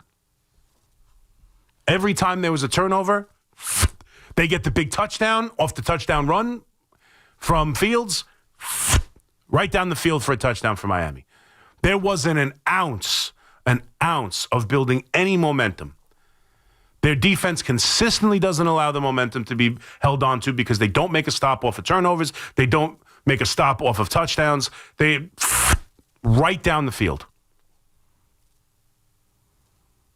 Penalties kill them. Penalties continue drives. Penalties 15 yards a clip. 13 penalties. This is what this coach was brought here for, and I've been saying this since he was hired. Not that I don't think he can bring accountability. Not that I don't think he can build a culture change, because I'm sure he can. But here's the issue. When that's all you do, when that is your calling card, when that is why you are hired, when you're not an offensive guru who's going to develop Justin Fields into something special, or at least that's the promise. I'm not sure that's possible, but you get my point. You hire a coach who's an offensive guru. You hire, anyone connected to Sean McVay. Yeah, or you hire, I don't know. He was brought in here because he was going to build a culture. That is hard to manifest when you lose. Plain and simple. It's hard to get buy-in. It's hard to change. It's hard when you see the same things that the previous regimes gave you. It's hard to sell this on the fan base. It's hard to sell it to the players that a culture change is happening. Right? If you bring in an offensive guru and you lose football games, but, hey, look, we're seeing some things inside the offense. They're putting up some yards. They're putting up some touchdowns. If they could just fix the defense, there are things to buy into. What's to buy into when you're selling culture and accountability and you lose and you commit penalties and you commit turnovers and you look exactly the same? That's what he's selling. He's selling we're not going to see this stuff. When you see it, what's to buy?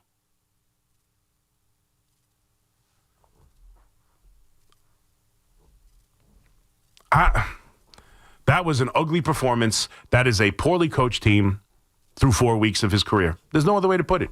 And accountability, as great as it is, and as warm a comfy blanket, we can all get under the covers and get under the blanket of accountability. It sounds so good, doesn't it?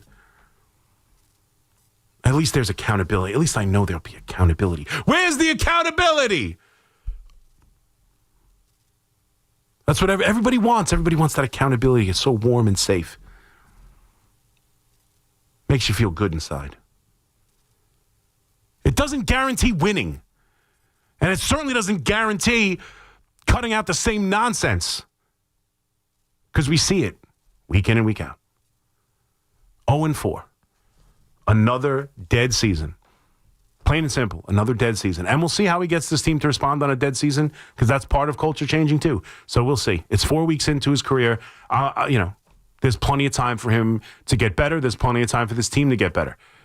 In his words, right? Big ships move slow. He ain't going nowhere. He's got plenty of time. But through 4 weeks, what's the difference? What's the difference? Robert Saleh managed to win some games. Robert Saleh's defense, when he was the head coach, played a hell of a lot better than this defense. Robert Saleh won games with a worse quarterback, believe it or not, in Zach Wilson. That was an ugly loss. Ugly loss with the same issues that he was promising to fix.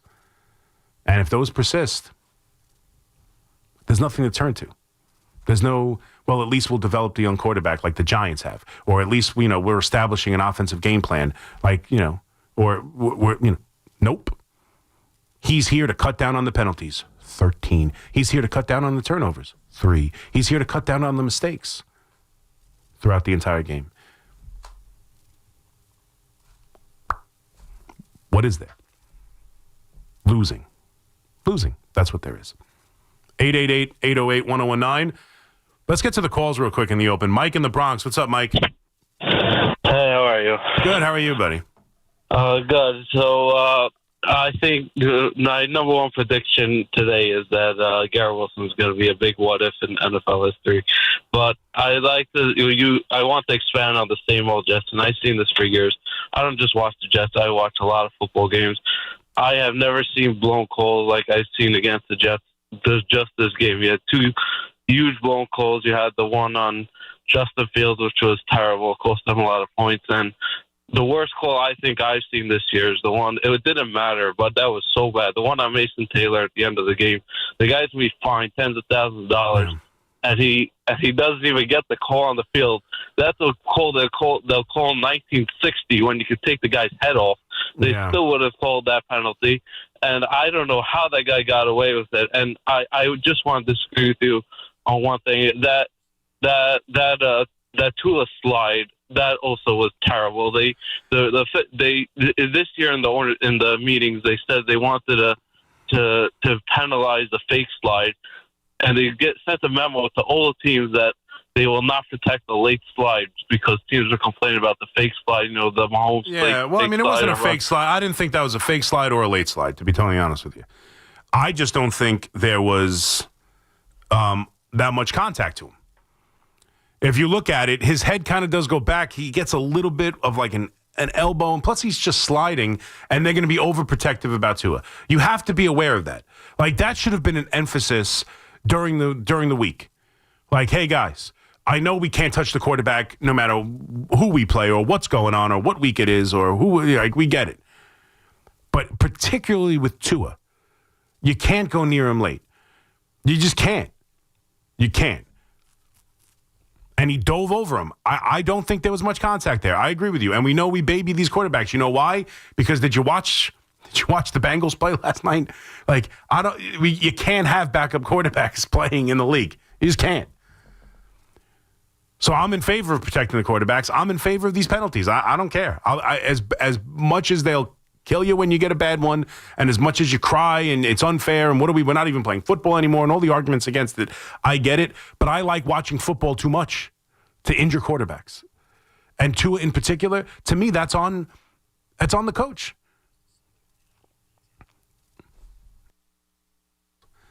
That's on the coach. He's got to tell them nowhere near him when he slides, nowhere near him. It's unfortunate. It might cost you 5 more yards. He might give you the late slide, or he might, keep running, and you got to deal with him going an extra 5 because you were being careful. That's just what you got to do. I'm sorry. This was a terrible game for the coach. Week 1 was promising. Week 2 was a disaster. The end of week 3, promising, clapping off the field, not the same old Jets. Week 4, come out flat as a pancake, making the same mistakes, penalty after penalty after penalty. This was a miserable night for the coach, a miserable night for this franchise. And I just, the Dolphins aren't good. And the Dolphins can be scored upon. The Dolphins, I know 21 points, it's not a disaster. You've got to be able to throw the football against them. That's what, they're terrible in the defensive backfield. Terrible. Daniel Jones picked them apart. They played fairly tough against Buffalo, I get it. But this defense has been picked apart. The Jets aren't capable of doing it. The Jets have one of the more talented wide receivers in the league. He can make great plays. He's not used enough. They have a running back in Breece Hall, who I think is as talented and as good at getting out of the, catching balls out of the backfield as there is in the league. He's one of the top talented backs in the league, in my opinion. He doesn't manifest enough offense. Just a miserable night for Jet fans as they're 0-4. This was a game you had to win if you think you were going to have a season. Can't beat Miami. Can't beat Miami after they lose Hill. I mean, just not good enough. Just not good enough. And this coach who's built on culture, we're not seeing it. We're not seeing it. Plain and simple. Not seeing it. Not seeing we're not seeing the benefits of his culture building and his accountability. You are not seeing the benefits. You're not seeing it manifest itself into better results. We're seeing the same things we saw. They absolutely 100% are the same old Jets, no matter how much he wants to scream they're not. 888-808-1019, McMonigle here with you. So we'll obviously talk a little Jets football. We could still talk Jaxson Dart. We could still talk the demise of the New York Mets. I'm sure Met fans want to give it a break for a day. We heard from Stearns. We heard from the owner in a tweet where he apologized. I thought it was a very good tweet, and you could tell he's pissed off, and as he should be. The manager's coming back. They'll talk about the coaching staff. We did hear from Stearns, so anything Mets, we could still talk. And, of course, it's game day. It's game day.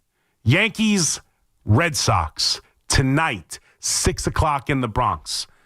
We have an idea of what the lineup's going to be. We know who's playing, who's not. I know Yankee fans feel a way about it, so we'll get into that as well. Plenty to do. Only 2.5 hours more to do it, so let's go. 888-808-1019. McMonigle here with you on The Fan, as I got you till 5 o'clock here on this Tuesday morning. Be right back. Here's the drive to right center field. He is going to do it. Giddy up, baby. The Yankees' quest for a 28th World Series championship starts 6:08 tonight in the Bronx against the Red Sox, driven by Jeep. Goodbye. Home run for the captain. Join Susan Waldman and Dave Sims for all the play-by-play. The home of Yankees playoff baseball is The Fan, 101.9 FM and always live on the free Odyssey app. At Town Fair Tire, New England's largest name brand discount tire dealer, you get it all. The guaranteed lowest price, the most free services, and we accept all valid rebates from any manufacturer and from our competition. Yes, we accept them all, even competitor rebates. Town Fair Tire, New England's largest discount tire dealer, now with over 120 stores from Connecticut to Maine. Nobody beats Town Fair Tire. Nobody. Name brands at discount prices. Town Fair Tire. With over 90 years of combined legal experience representing the law enforcement community, Decolator Cohen and DePrisco, LLP, continues to strive to educate police officers of their civil rights to sue in line-of-duty accident cases. The 2025 Police Officers' Right to Sue newsletter can be viewed on policeofficersrighttosue.com and provides successful results in varying line-of-duty accident cases. These results include damages recovered from RMP accidents involving the City of New York and civilian motorists, station house defects, ricochet injuries from the range, private premises slip and falls, sidewalk slip and falls, construction defects, snow and ice cases, and injuries emanating from defective RMPs. In any LOD accident, it is important for the officer to take photographs of any defects, injuries, or damage. It is also essential to draft the line-of-duty report and detail the cause of the accident in the paperwork. Remember, there's a 90-day time limitation to file a claim against a municipality. If any law enforcement member has a question regarding a potential lawsuit, contact Decolator Cohen and DePrisco, LLP at policeofficersrighttosue.com or call 1-800-901-1529. We all hear the radio ads about the IRS. They tell you to be afraid, to be scared, and they try to frighten you into calling. I'm not here to do that. Tax Relief Advocates is different. TRA is here to tell you that if you owe money to the IRS, whether it's $5,000, $50,000, or $500,000, we have a solution. It doesn't matter if you're sitting in your car, at work, or with your kids. No matter where you are, call now. 800-575-6986. Don't lose hope. TRA can eliminate or reduce what you owe to the IRS. Generous programs are now available that can give you a fresh start. Our passion is taxes and helping individuals fix their IRS problems. We have over 1,000 5-star reviews on Google and an A+ with the Better Business Bureau. You don't need to be afraid of the IRS any longer. End your tax nightmare today by visiting us online at TRA.com or call 800-575-6986. That's 800-575-6986. Tax Relief Advocates. Real solutions for real people. This is an important notice to all U.S. taxpayers. The IRS is giving away billions of dollars in tax savings through a federal program called the Fresh Start Initiative to aid delinquent taxpayers. This initiative was established for anyone facing financial hardship and unable to pay their back taxes. Qualifying and enrolling in this program will stop all collections, settle your delinquent tax problem, and even reduce what you owe by thousands of dollars. Call the hotline at People's Tax Relief to see if you qualify and get this free information by dialing 800-351-4596. If you have unfiled tax returns or cannot afford to pay your personal or business back taxes, you can now get the help you need. One simple phone call can resolve your tax problem and save you thousands of dollars. To see if you qualify and to get this important free information, call 800-351-4596. 800-351-4596. 800-351-4596. Right now, police are stepping up patrols to make sure drivers and pedestrians obey our crosswalk laws. Why? Because every year in New York, people are injured or killed just crossing the street. So remember, pedestrians, obey traffic signals and use crosswalks. And drivers, yield to pedestrians in crosswalks. If you don't, we will educate you on the law, and you may get a ticket, because tickets get attention, and that saves lives. A message from the Governor's Traffic Safety Committee. Talk New York sports on WFAN 888-808-1019. Powered by Paramount Plus. Count on Sundays all season long with the NFL on CBS and Paramount. All right, 2:32. McMonigle here with you on the Fan. 888-808-1019. You can watch us on YouTube as well, streaming live. Robert is in the group chat. Horrible monologue. Bashing a first-year head coach, but praising an overrated Dable. I've been killing Brian Dable. Last week, he decided to go to the young quarterback, and guess what he did? He won a football game against a very good Charger team. He deserves credit for the win. He deserves blame for the losses. He deserves blame for the last couple of years. I wanted to see what he could do with a young quarterback, and game one, positive. Not only did the quarterback play well, not only did the quarterback not turn the ball over, quarterback won the football game. When the Jets win a football game, I'll give some credit to the young coach. But Glenn came in here talking not the same old Jets, in particular last week, defiant in the press conference, defiant. Not the same old Jets. You guys throw that term around and it's BS. This is not the same old Jets. And then they put forth this performance with 13 penalties. Sorry. I wish I could be more lenient. I wish I could be more happy about it and go, well, it's a first-year coach, la-di-da-di-da. It's 0-4 again. And this team's better than that. This team absolutely can go beat this Miami Dolphins team. Absolutely they can. They should be better than this Miami Dolphins team.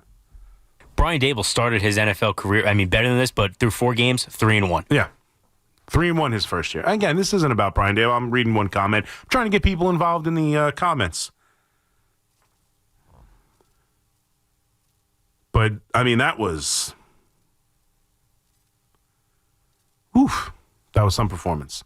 888-808-1019. We'll get to everything else.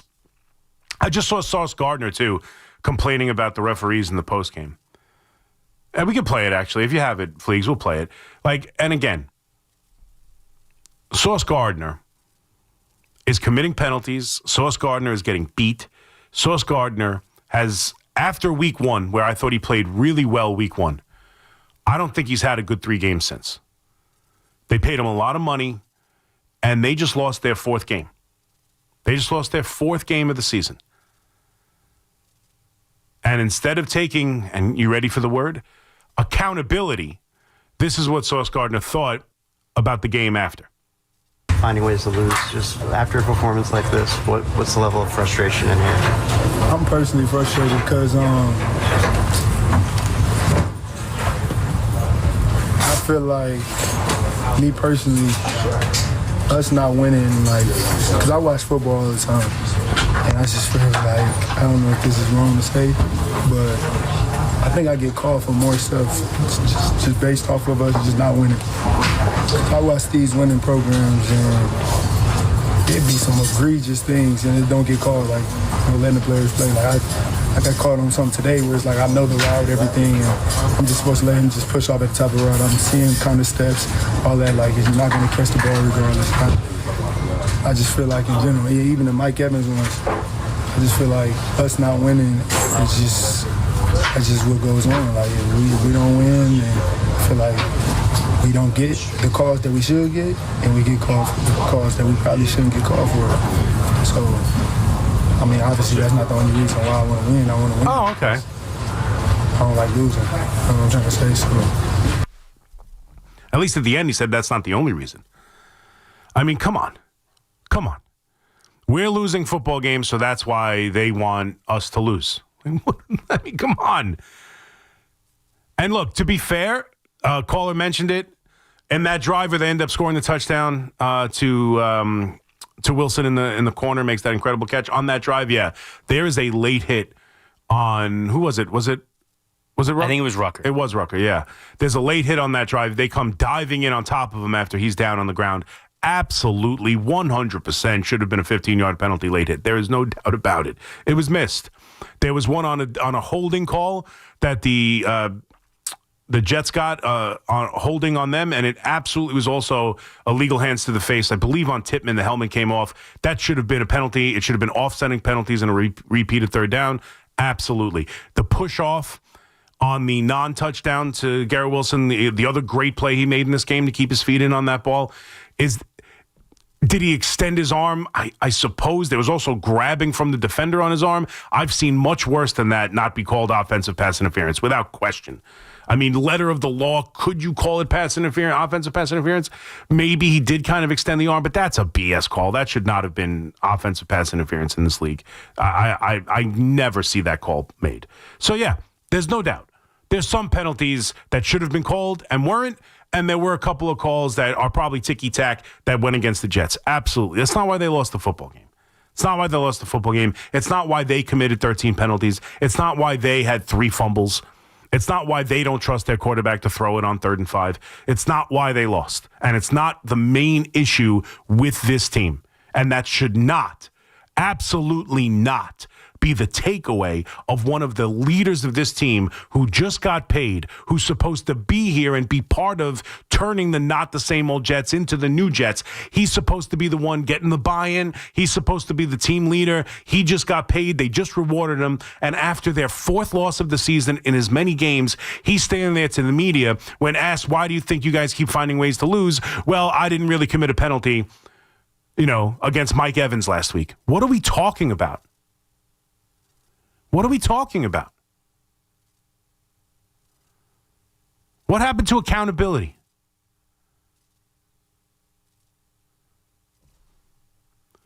Dave in Arizona. What's up, Dave? Yo, what's going on, C-Mac? What's up?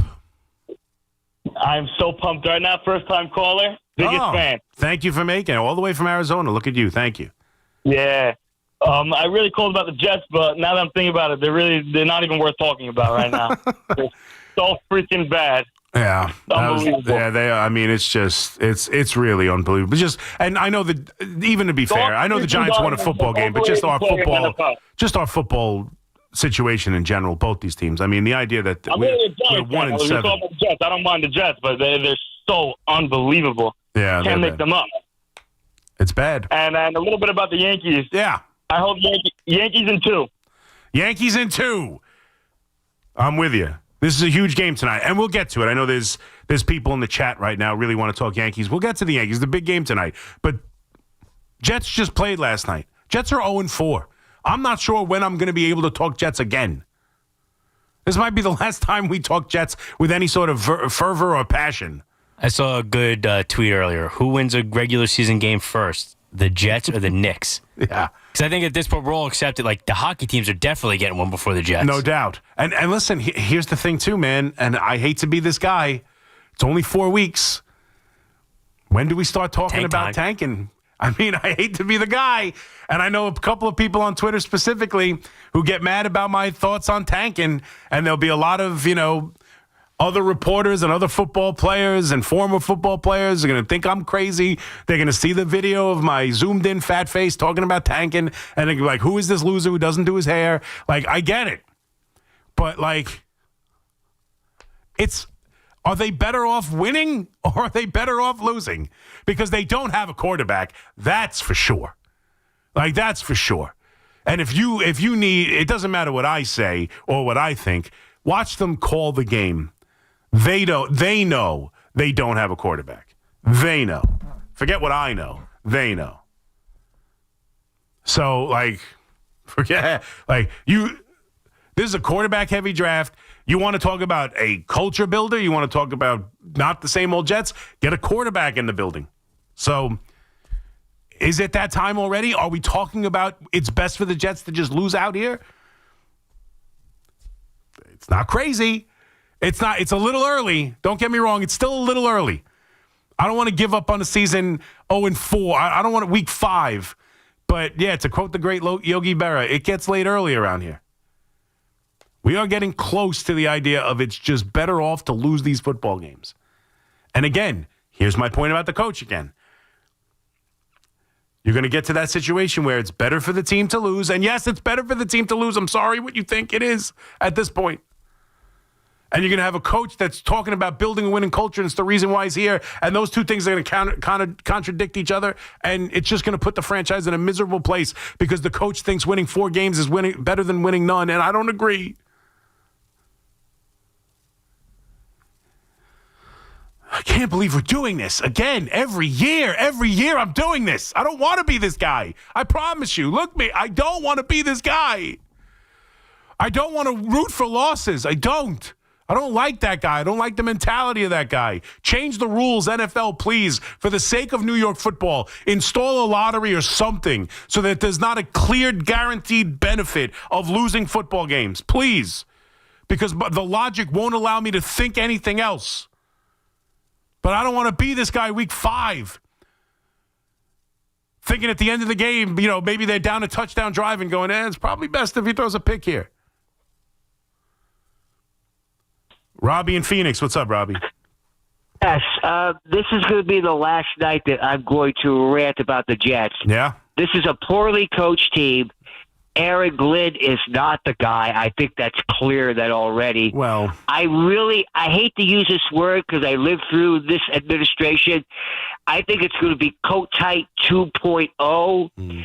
This team is dumb. It plays dumb. It plays to lose.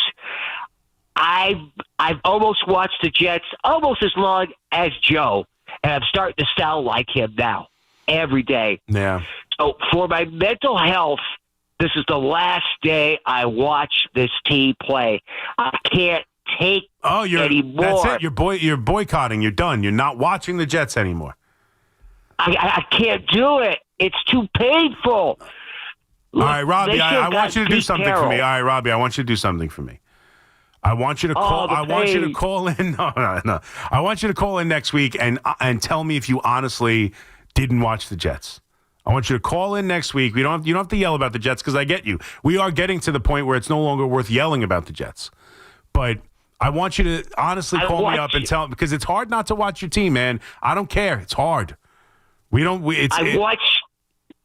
Good. I watched the game with my 8-year-old nephew. He sounds like a mini Joe Bedingo. Yeah, listen, the Jets. I hear you, Robbie. It's very hard to instill any kind of confidence.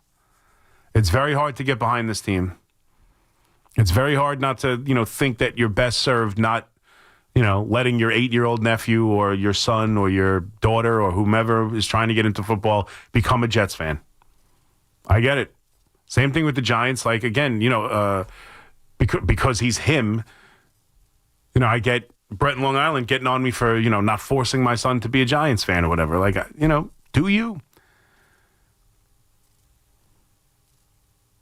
I don't want to, I buy him Giant stuff, but I can't make him root for the team. I'm not going to do that. I'm not going to hold his, it is what it is. And in today's generation, unfortunately, I think it's just the kids in general and the way we do things and the way we're fantasy football and you see every highlight and they end up becoming fans of players more than teams these days. It sucks. I hate that. Rob in New London. What's up, Rob? Hey, C-Mac, how's it going? Good. How are you, buddy? No complaints. So the same old Jets. It's funny, but the same old Jets have been like the same old Jets since 1960. 1961 because their first year was 1960. Justin Fields, it's like he plays with three left feet. You know, I knew when they signed that guy, they weren't going to be able to move the football unless the play was broken. I mean, they're terrible on offense. I can't blame it on coaching. It's just Justin Fields, he can't get anything done on offense. I mean, don't you agree? Yeah, I mean, listen, he's not very good at making decisions. He can throw the football. Like, he can throw the football 100. He can throw the football 80 yards or whatever, and he's obviously capable of running, and he's capable of turning a broken play into a 45-yard touchdown, as we saw in this game. But when it comes to a passing scheme, when it comes to decision making, when it comes to going through progressions, making the smart decision, and putting the ball in a window, I don't think he's capable of doing it at a level that wins you a lot of football games. No. That play tonight, look. That's like Tecmo Bowl 1991. You know what I mean? That play doesn't. You can't even count that as an offensive play. Yeah, I mean it was a 4th and 2. He should have been tackled, but I mean let's be real. Justin Fields is like trying to catch a fly with a Daniel LaRusso. You know what I mean? But so he's impossible to tackle. But you can't even count that play, C-Mac. I mean, and Sauce.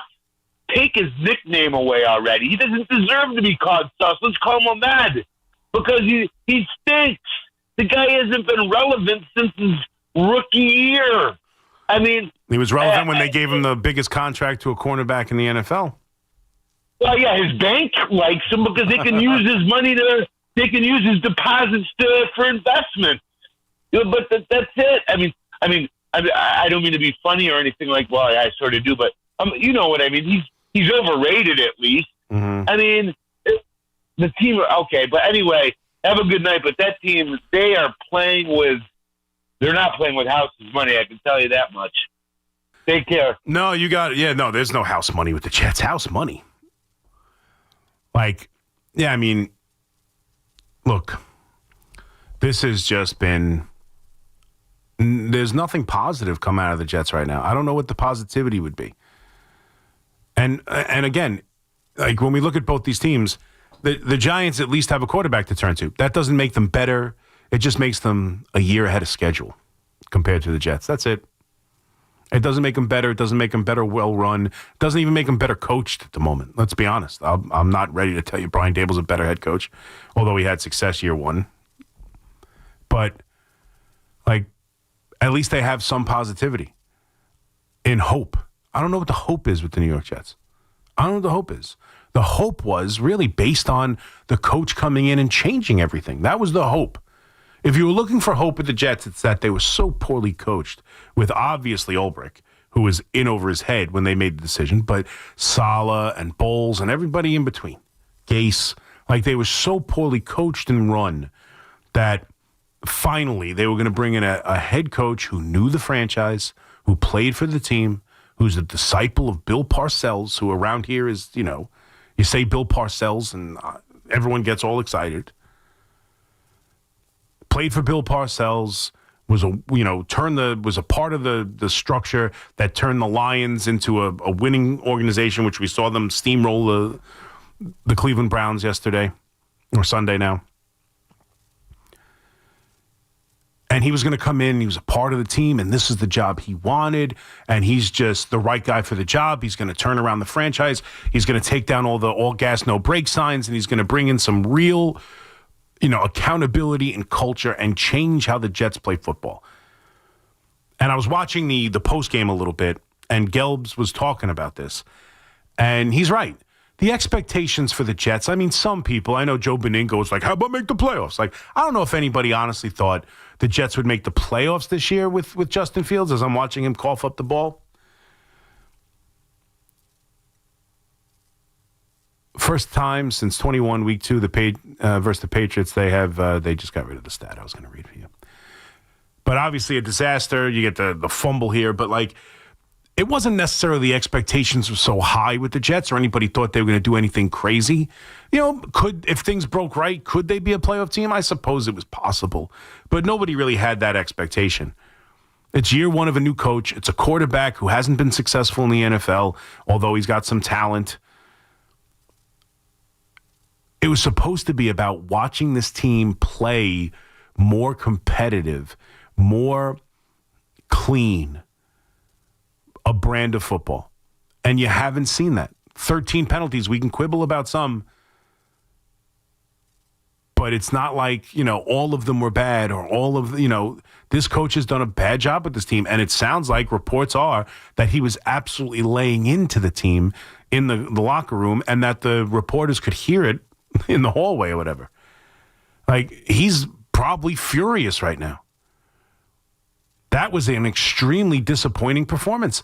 And I don't know what's to be excited or positive about this team right now. You've got an owner who you have zero faith in, who was the laughingstock of the NFL last year, whose story after story in The Athletic had a cottage industry of giving stories about this Jet owner. Like, that practically, helped their subscriptions more than anything else. Story after story, their sons are making decisions based on Madden ratings and blah, blah, blah. And he's yelling at the quarterback while he's taking a shower and everything else. All the disaster that was the reports about this owner. So you've got an owner you have no faith in who has run this organization in a manner in which is embarrassing and does nothing to help the winning culture whatsoever, and he can't make a good hire to save his life. You've got a team that had the longest playoff drought in professional sports. And right now you've hired a coach that's supposed to at least begin the process of changing the same old Jets, and no matter how much he screams it, it's not happening. They brought in a quarterback who has all the talent and promise in the world. Only one problem, he's not good at playing the position. Hasn't won anywhere he's gone. Last year, a corpse of Russell Wilson was still allowed to make a playoff start while he was on the bench.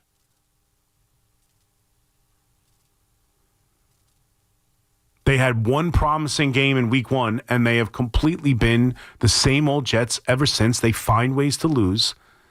And I'm not sure where the light at the end of the tunnel is. This once promising young roster isn't getting younger. You've paid two guys here in Wilson and Sauce and locked them in. But outside of that, NFL rosters change regularly. Do you trust Muji to begin that process?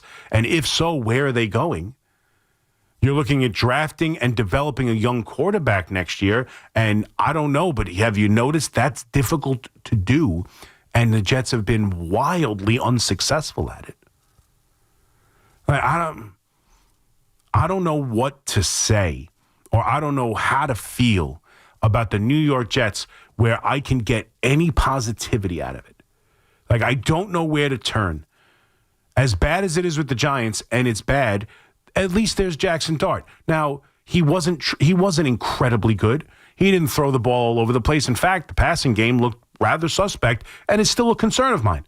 But he had some moxie, and they won a football game that nobody expected them to win. They were a touchdown underdog in the game against one of the more dominant teams through 3 weeks, and a coach who I think anyone would tell you is one of the best football coaches in the country. And I say that because it's college and NFL. And they won that football game. And they've got a pass rush, and they've got a quarterback. And they drafted Abdul Carter, who is starting to really make inroads into becoming the player you hoped he would be. And they went to the young quarterback who won his first game against a really good football team. There's some positivity coming out of that week. There's some thought that maybe, just maybe, the Giants are on their way to building something. Maybe. That you need to see a hell of a lot more. I'm not trying to tell you that I feel uber confident about that prospect, but at least I can kind of close my eyes and dream. I don't know what to do if I'm a Jets fan right now. I don't know where to go to feel better about this team. You've got a coach who talks about accountability and culture, and we've seen none. We got a quarterback who's young and talented, but is not an NFL quarterback that wins you football games. You've got an owner who has no clue what he's doing. You've got a roster that was young and talented, aging. You've got an offensive line that can kind of be good. You've got a wide receiver who's all-world talented, but no one to get him the football. You've got a running back who seems talented, but doesn't, even on a team that runs the football, doesn't seem to make an impact the way he should. I don't know. I'm struggling to find things to be positive about in any manner about the New York Jets. Heading into the season, it was the coach. 4 games in, it's hard to feel that way. You didn't like the fair catch at the 3-yard line? No, I didn't like the fair catch at the 3-yard line. I didn't like a lot of what I saw. But yeah. With how are you doing giving up on your team? Is it a struggle for you? Are you enjoying it as much as you thought you would enjoy it? How do you feel in honestly trying to take a step back from this franchise because they have hurt you so? So I knew I was going to be rooting against them week 1 against the Steelers, and I did, and I enjoyed it. I wasn't rooting for them, but I didn't think I would enjoy it after that. I got to tell you, though, these last 3 weeks, I am getting a sick, perverse enjoyment out of it. I feel bad to the other Jets fans, but I'm loving this. That's where we're at. A diehard Jet fan is loving them getting embarrassed by the Dolphins because things need to change. That's hard. It's hard. Not a bone of you starts to get up. Not any of you gets annoyed. Your back doesn't get up as you watch it, or you're not excited as they're going down the field. There's no hope of. No, my first thought as Braylon Allen lost the ball was just to laugh. The moment where I got a little annoyed because it is ridiculous. Yeah. What Sauce is talking about, he shouldn't be saying it. Yeah. But the stuff with the refs, I do think there's some truth to that. Mm-hmm. Missing that late hit. That's a bad call. The entire crew should be fired. Yeah. That is a terrible miss. And the broadcast was going off on it. And listen, that broadcast is an interesting. I think the word you're looking for is bad. Yeah, it's not very good. Orlovsky does I was laughing because he says watch. He said this could be. He goes into the touchdown play, which he actually calls the touchdown play. Kind of. He says you got to watch field on the boot, which is kind of what they tried to run, and then he backs out. But he goes, this could be one of those running things. That's what he said right before the snap. He's like, this could be one of those running things. I would worry about and just the way he said running things, I was like, oh my God, this broadcast is awful. How about then he turns out to be somewhat halftime right. When Fowler's giving you, all right, here's how far they need to get for Nick Folk, his career long, and Orlovsky, I would run. And then even Riddick's like, well, I don't know. And then they even show them in the booth. He's like, the only reason I would push back on that, and Orlovsky's like, no, I would run. And the next play, I would run. I know. And they're both trying to so gently tell him hey, Nick Folk has never hit a field goal this far. And now he does end up setting his career long. Yeah. But Orlovsky was still trying to set up something 10 yards more. Yeah. Oh, my goodness. There's nothing to like about that game. Not the broadcast, not what we watched on the field, nothing. All right. Let's turn the page because it is game day. And despite what Marco thinks, the new... I had to do it. I barely got my ass in the seat.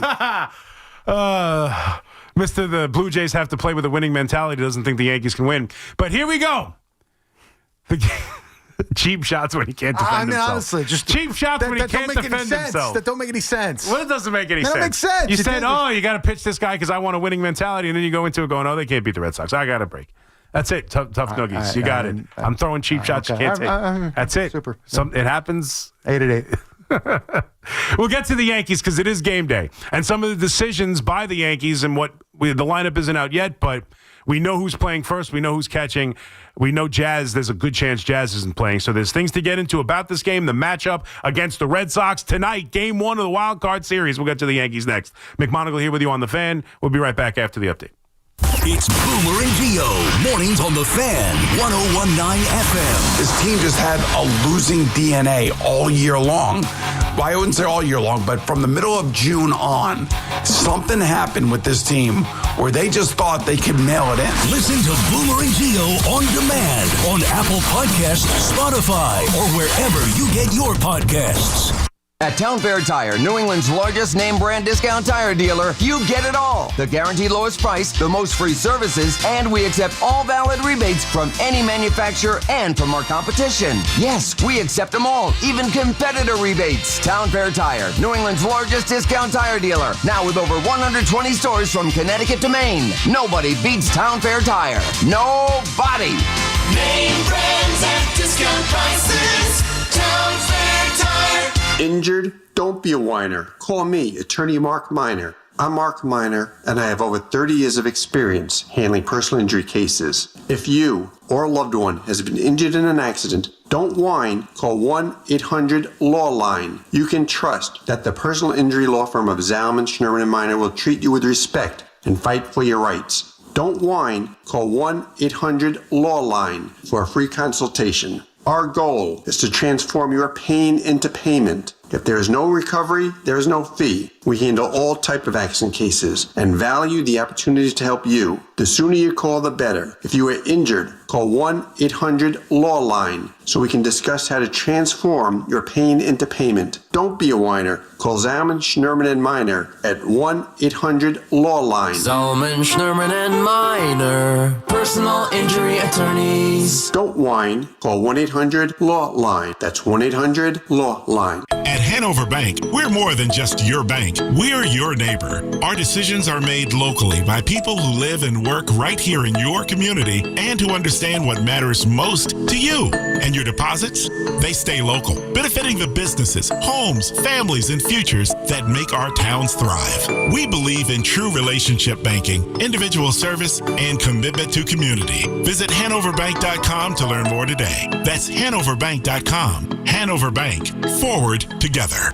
Kick off the new season in a Mercedes-Benz from Mercedes-Benz of Edison. Looking for an SUV with extra space and style? You'll find an impressive lineup of GLC, GLE, and GLS models in stock and ready for immediate delivery.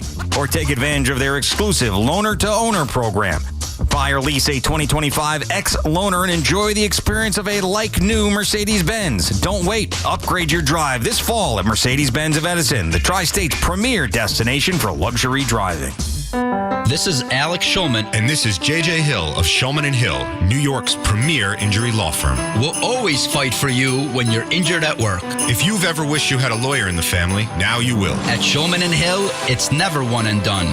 Once you're a client, you're always part of our family. We'll always go the extra mile for you. New Yorkers in every borough and on every block know us by name. Shulman & Hill. Get your free consultation at hurtny.com. That's hurtny.com. House stealing. It's a nightmare that's real. It's the FBI's term for thieves stealing your home's title and draining your equity. Just one fake document filed with a recorder, and scammers can own your home on paper, drain your equity, and do it all without you even knowing. Imagine waking up to a foreclosure or eviction notice. Listen to former title thief Matt Cox. What people don't realize is the ease in which this crime can happen. I can take the deed to your house and I can transfer that deed into my name. It's a great crime, and it's happening all the time. So how can you stop the nightmare and protect yourself? Find out if you're already a victim now at HomeTitleLock.com. Use promo code RADIO and get a 30-day free trial of their $1 million triple lock protection, a title scan, and access to a title specialist, a $250 value. Don't wait. Go to HomeTitleLock.com now. Promo code RADIO. Looking for the best value on new tires? Get to Town Fair Tire. We honor every valid manufacturer's and competitor rebates and give you the guaranteed lowest price. Nobody beats Town Fair Tire. Nobody. Town Fair Tire. Wake up with Boomer and Geo. Mornings 6 to 10 on WFAN, WFAN FM, WFAN FM HD1, New York, and Odyssey Sports Station. WFAN Sports Flash. Good morning at 3 o'clock. I'm Marco Belletti, and this report is brought to you by Dr. Jay Shaw at Samuel Institute for Pain Management. Visit SamuelPain.com. Sloppy play all around for the Jets. 13 penalties, 3 turnovers as the Dolphins bounce Gang Green 27-21. Justin Fields returned, threw for 226, ran for another 81, 2 total scores. But despite the 0-4 start, Fields still optimistic. I'm not looking great. We have a 13-game guarantee left, so we can go on a run here. and just keep building, keep working, and just keep going. Like, it's early in the season. It's 4 games, and of course we want a better start than that. But like I said, if we keep working, we know the team that we can be. Darren Waller, a couple touchdown passes in his first game out of retirement. Braylon Allen left this one with a knee injury for the Jets, while Tyreek Hill had to be carted off the field, dislocated kneecap. In the other game, the Broncos dominate the Bengals 28-3. Giants made it official. Malik Neighbors suffered the torn ACL that ends his season. Carlos Mendoza's back for the Mets next year. David Stearns, not surprisingly, looking also improve on their pitching. I'll keep harping on run prevention. That is where we fell short this year. It's where we need to get better. I think we will. That improvement can come both internally and externally. I very much believe in our player development apparatus. I believe we're developing very good pitchers. I think we're going to continue to do that, and that's going to continue to be an emphasis. And it's Max Fried, Garrett Crochet, Game 1, Yankees, Red Sox tonight. All the action here on The Fan, the free Odyssey app beginning at 5:25. 68 degrees, cloudy skies, Central Park. That's what's happening. I'm Marco Belletti. Get the scuttlebutt on your favorite team, The Fan, on the Odyssey, iHeart, and TuneIn apps.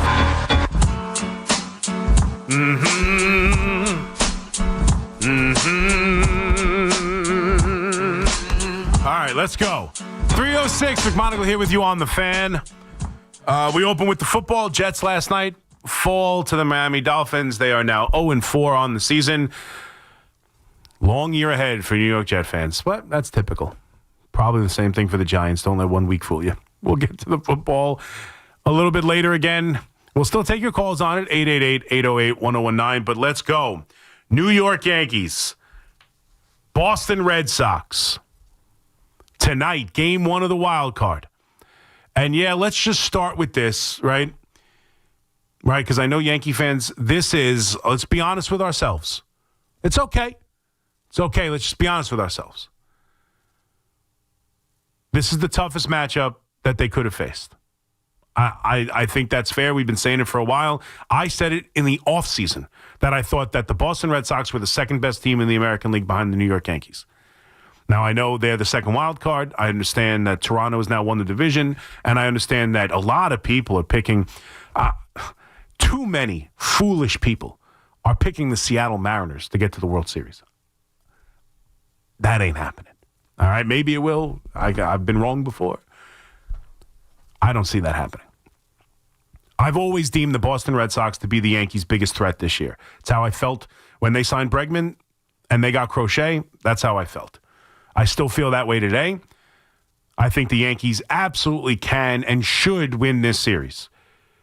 But their June swoon, their inability to beat Toronto at least one game, in that 4-game set in particular, all the games blown by Devin Williams. Now, I know Toronto blew games too, and you could play this game and you can go through all the games Toronto lost when they were up, or they blew a game, or early on in the season when they weren't playing well. You could play this game, but the fact of the matter is the Yankees had every opportunity to win this division, and despite winning 94 games, the same number of games they won last year, not good enough. They're in the wild card. Yes, they're hosting it. This is a tough matchup. There's no two ways around it.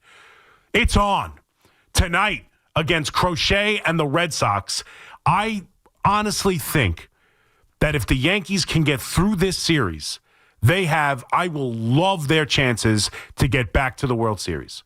This is the series for me that is the biggest obstacle for the New York Yankees to get back to a World Series. I don't think there's any doubt. And I would feel a hell of a lot better about playing the Red Sox in a 5 or 7 game series than I do in a 3-game series. I don't think there's any way to cut it. Garrett Crochet, any ace. I'd feel much more comfortable against the Tigers in a 5-6, 5-7 game series as opposed to anytime you have a legitimate ace. And I think that the Yankees are throwing their own legitimate ace with Fried tonight. He's not Garrett Crochet. He has not been that kind of pitcher. Garrett Crochet has struck out more batters than any other pitcher in baseball. He is an excellent pitcher and has pitched well against the Yankees. This game tonight is imperative.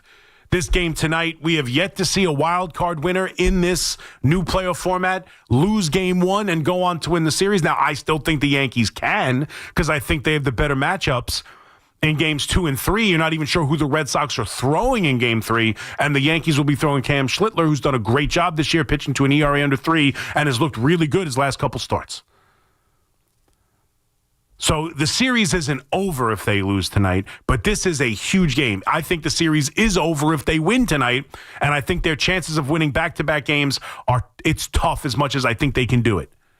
Tonight is a huge game for the New York Yankees. I think if they win this game, they probably will win this series, and if they win this series, I love their chances to get to a World Series. This Yankee team is playing its best baseball. It's gone 8 in a row here into the postseason. I know they didn't win the division, and they've gone in as teams more comfortable last year, right? Win the division, got the bye, everything. I don't remember a time they've gone in this healthy and playing this well. And I like the rotation. I think the rotation is better than the Boston Red Sox. I think it's better than almost every team in the American League. If you want to, and it's right up there with the Mariners. I don't think there's another better rotation, even without Cole. I think this is as good a rotation as the American League has. This is the series. This is the series. Tonight is the night. This is the biggest game to determine whether or not the Yankees are getting to the World Series. I honestly believe that. And it's going to come down to a couple things. Now let's look at the obvious. The first obvious thing, because we shouldn't talk about anything else. We could talk about the other part of the lineup and how they're going to go about it, and we will. We could talk about what we need from Max Fried and Carlos Rodon in a big spot and trusting a rookie in Cam Schlittler. As I said, the Red Sox, they got Giolito elbow issues. He's not going to be on the playoff roster. I don't know who they're starting in Game 3. But right off the bat, we all know what the most important thing is. We all know it. Aaron Judge has had an incredible month of September. Aaron Judge just won the batting title. Aaron Judge probably solidified himself as the MVP. 53 home runs, batting title. He is incredible. And his month of September, the numbers are insane.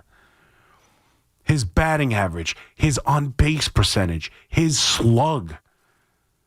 He has had an incredible month. It took him a little bit. He was never bad because he can't be bad. But since returning from the injury, it was a little bit of a slog for him in the terms of at least what a Judge slump looks like. But he has turned it up in the last 3 weeks in particular, and he is playing as well as you can play. And he is as comfortable and locked in at the plate as he's been all year or really any time in his career. And it's a Hall of Fame career. It's a legendary career. There are no excuses for Aaron Judge. After this, there should be no more talk about the Yankees building a roster around him and how does Brian Cashman fail at putting a championship team around Aaron Judge. He's got to come through. Tonight, they are facing a dominant left-handed pitcher who will not pitch around him. They are facing a dominant left-handed pitcher where we're going to go through the lineup. He has dominated this Yankee team. They're going to throw a lot of right-handed batters at him who don't play that much. Giancarlo Stanton's going to be Giancarlo Stanton. I have very good confidence in that. And Bellinger hits lefties good. But this is about Aaron Judge. Aaron Judge has got to perform. This is on him. This is the moment that this great player, as a collective baseball fan base and fan, throughout, MLB Network, everyone, as a collective, universal baseball fans throughout the country have debated who the MVP is for the last 2 months, going on back and forth between Cal Raleigh and his catching and the 60 home runs versus Judge and all his numbers. We've had this debate about who the MVP is. Meaningless. No one's going to care if Judge gets shut out in these 2 or 3 games. They get eliminated in the wild card, and then he's accepting his 3rd MVP. No one's going to care. We've had this debate about who the best player is. It's time the best player shows up and proves to all of us that he is the best player. This is a huge moment for Aaron Judge. He has got to come through, particularly tonight against the lefty who's going to come right at him. I don't think they're going to walk him. Now, if there's, 2 outs, first base open, I'm not saying they wouldn't walk him under any circumstance. But they are going to go after Judge. This is an ace pitcher. He's not going to want to pitch around Judge. He believes he can get anybody out. This is a big series for Judge, who the last time they played the Red Sox in a real series, I know the wild card game in 21, and Judge didn't do anything in that game, but Cole didn't really give them a chance to win. The last time they played, the last memory of Judge against the Boston Red Sox is taking game 2 and playing New York, New York on his way out of the clubhouse outside the Boston clubhouse and losing that series. This is the moment Aaron Judge has to stand up and be the monster that he is. First and foremost, before we talk anything else, before we talk Max Fried, before we talk Carlos Rodon, before we talk Cam Schlittler, before we talk this bullpen and where we put Devin Williams in the pecking order and how we see the back end of this bullpen working out and Weaver and Cruz and what their roles are, or anything else about who's going to play and whether or not, you're going to see Jazz in this lineup, or whether or not McMahon's going to be at third base, or obviously Rice isn't playing in this game tonight. All the other things pale in comparison to the number one issue. When you want to win a World Series, your stars have to be your stars. And there is no brighter star in all of baseball. The best baseball player right now, although we're going to see Ohtani pitch, you know what I'm saying, the best hitter in baseball is Aaron Judge. Bar none, indisputable, he's the guy. He's the best player. He has got to show up. Aaron Judge has got to be there tonight and through this series and through the playoffs as long as they go. Plain and simple. Enough is enough. Enough letting other people speculate you're not great because you haven't performed in the biggest moments. Go out there and take this thing. Because if they win this series, I'm telling you, they're going to the World Series. They're going to the World Series. This is the series that scares me the most. This is the toughest matchup. The 3-game series is in nature, just inherently, the most dangerous series to get through. They're throwing one of, if not the best pitcher in baseball, or at least the American League, in game 1. And no team has won this series after losing game 1. Doesn't mean they can't, and I still would like the Yankees' chances as much as any other team losing game 1 because of the pitching matchups and because of who they are, because it's at home. But they need to make a statement tonight, because if they win tonight, they win this series. If they win this series, they go to the World Series. I honestly believe tonight the World Series might hang in the balance. That's how big tonight is. And we'll get to the lineup and what Aaron Boone said today, because he said today that Wells will be behind the plate and Goldschmidt will be at first base. That means no Rice. There's speculation from Jack Curry, who put out a lineup, and while Jack Curry is not a member of the Yankees, he's as close and has an ear as close to what the Yankees are going to do as anybody else. He put out a lineup that speculates Caballero at third base, Rosario at second base. I understand. The one that bothers me is Rice. Rice has been on fire. He hit 2 home runs on Sunday. He's been one of their best hitters. But I have no problem with the New York Yankees going for defense and right-handed batters against Crochet and with Max Fried on the mound. You have to pitch Wells. You have to catch Wells, because you need to make sure you can control, at least on some level, the run game. I know Max Fried is good at holding runners on, but Rice really is not good at throwing. You need Wells behind the plate for his pitch framing and for his ability to throw runners out, which is at least on some level sustainable as opposed to Rice. And then at first base, you need Paul Goldschmidt you need good defense with Max Fried on the mound.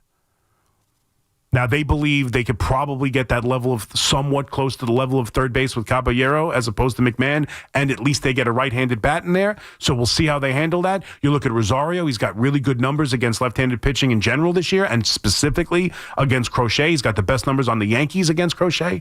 You probably want to take him and see if you can get anything offensively with him. Second base is a little bit less important defensively with Max Fried on the mound than third base is. But the idea of not having Jazz, the idea of certainly not having Rice in the lineup scares me a little bit. But this is who the Yankees are. When they play left-handed pitching, specifically tough-handed pitching, they went out and acquired people who hit left-handed pitching. So I think the lineup's going to surprise some people. You're going to see some guys who are pretty much locked-in starters not playing this game. We'll see. But I think this comes down to two people tonight. This comes down to Max Fried, and this comes down to Aaron Judge. Can Max Fried match the performance from Garrett Crochet? And can Aaron Judge be Aaron Judge? This is a very difficult matchup. I think the Yankees are better than them. And if this were a 5-game series or a 7-game series, I would be uber confident. Uber. I would be almost certain the Yankees would win this series. I would feel very good about a 5 or a 7-game series. The nature of a 3-game series is just very difficult. And they are throwing a legitimate stud in game 1. And it is hard to win 2 games in a row. And no one's done it yet. But tonight is the night. Tonight, the Yankees and the Red Sox take off again for another playoff matchup. The wild card of 21, the ALDS of 18, 03-04. You know, Evan said this today. I was listening. It's fair. For a long time, for forever, there really wasn't a rivalry. We called it one because they played a lot and, you know, DiMaggio and Ted Williams and whatever else. But it was foot to ass. Yankee foot to Red Sox ass for a long time. And the last time that was the case, the New York Yankees manager was circling the bases after hitting a walk-off home run. It's been a long time since the Yankees gave the Red Sox their comeuppance. Let's be fair. Yep, the Red Sox have finished in last place a lot. Yankees haven't. No doubt. No doubt. Yankees have been a model of consistency. The Red Sox will have a one-off year, but you know what? They get home. Red Sox really haven't been that good outside of 2018. They won a championship. They won in 18. They won in 21. They obviously won in 04. This has been a matchup that for a century the Yankees owned. That has not been the case for the last 25 years. Just hasn't been. Last 20 years. That's got to change over the next 3 nights. It just has to. It just has to. 888-808-1019. McMonigle here with you on the Fan. Let's go to Dave and Hal real quick. What's up, Dave? Hi, C-Mac. How you doing? Good. How are you, buddy?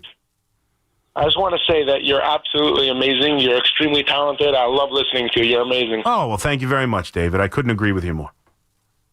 So I just want to say 2 quick points. Yes. Number one, I want to say that this is a 3-game series. I personally think the Yankees are by far the best team in the playoffs right now. Mm-hmm. But the fact that it's a 3-game series, anything can happen. 100%. This first game, it's pivotal. It's extremely. They got to win this game.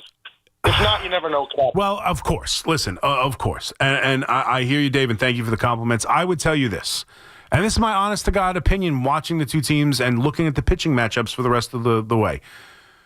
If the Yankees win tonight, I think they win the series. I really do. I really do. I think the Yankees will win Game 3. Put it that way. I think the Yankees are going to win Game 3.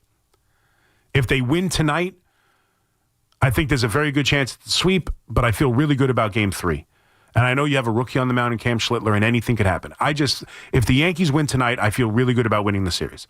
If they lose tonight, I think they have a better chance of winning 2 and 3 than the Red Sox do. If they were to fall behind, I think it's much more, tonight is much more important to the Boston Red Sox than it is the Yankees. They can't lose with Crochet on the mound. They can't. It's obviously killer. Whoever wins the game has the advantage in the series, no doubt, obviously.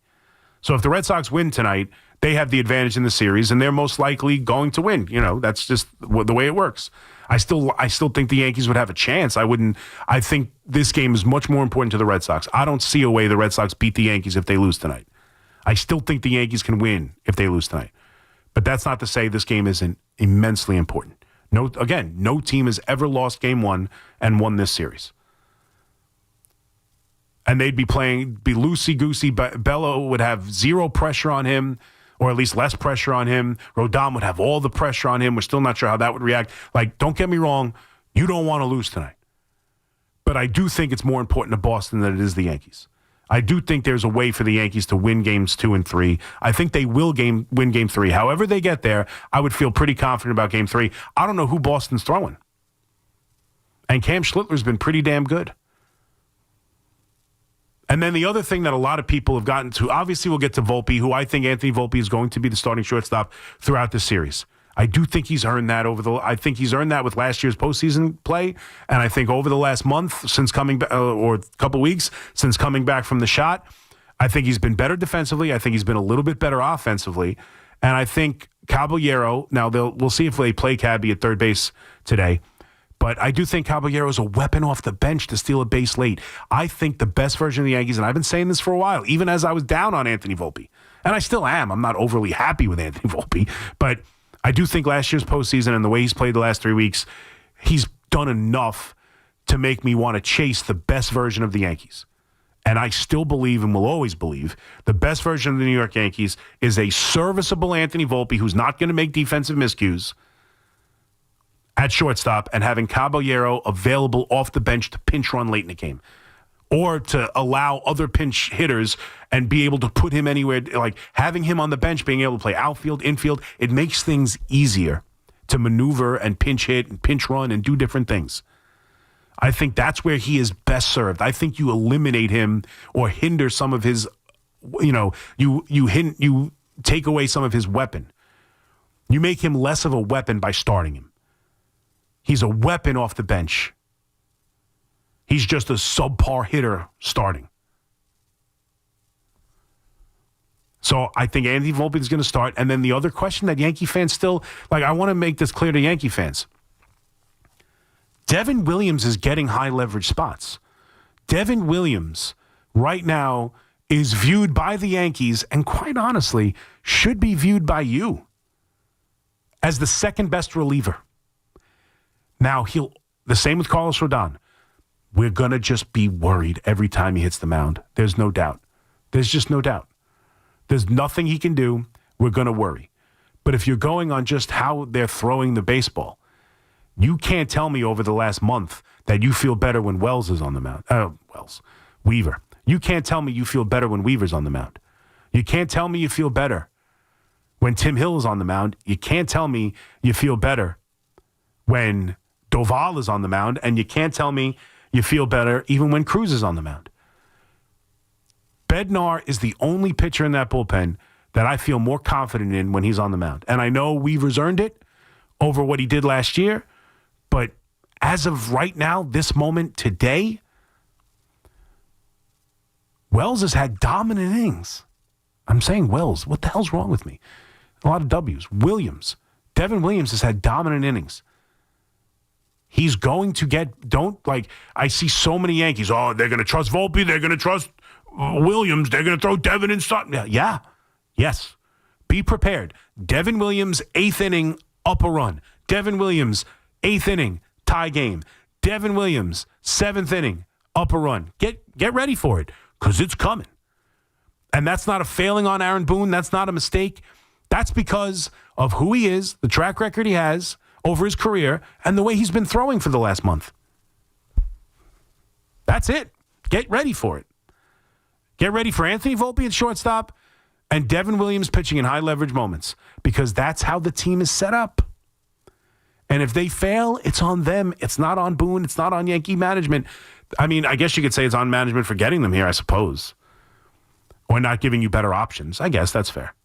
But it's not on Aaron Boone. These are the guys.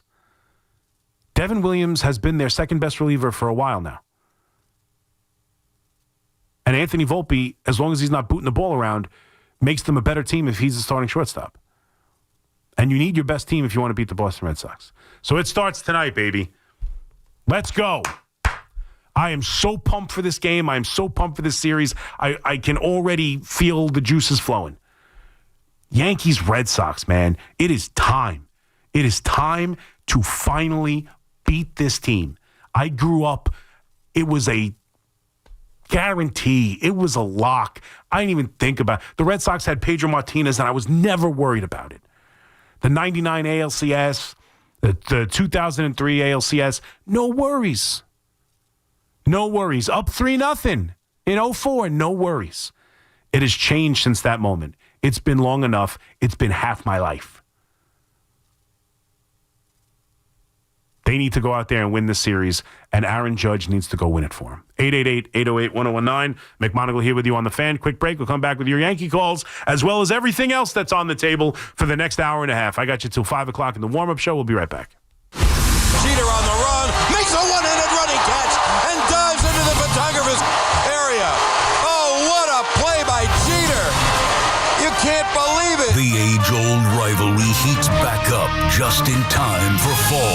Hey, you ready? Garrett Crochet, Max Fried. How does it sound? Oh, I can't wait. The Bombers start their journey toward glory and a record 28th World Championship. His second two-run shot. Boy, and he loves that right field corner, doesn't he? The electricity in the Bronx will be delivered to you like no one else can deliver. Goodbye! Two-run homer.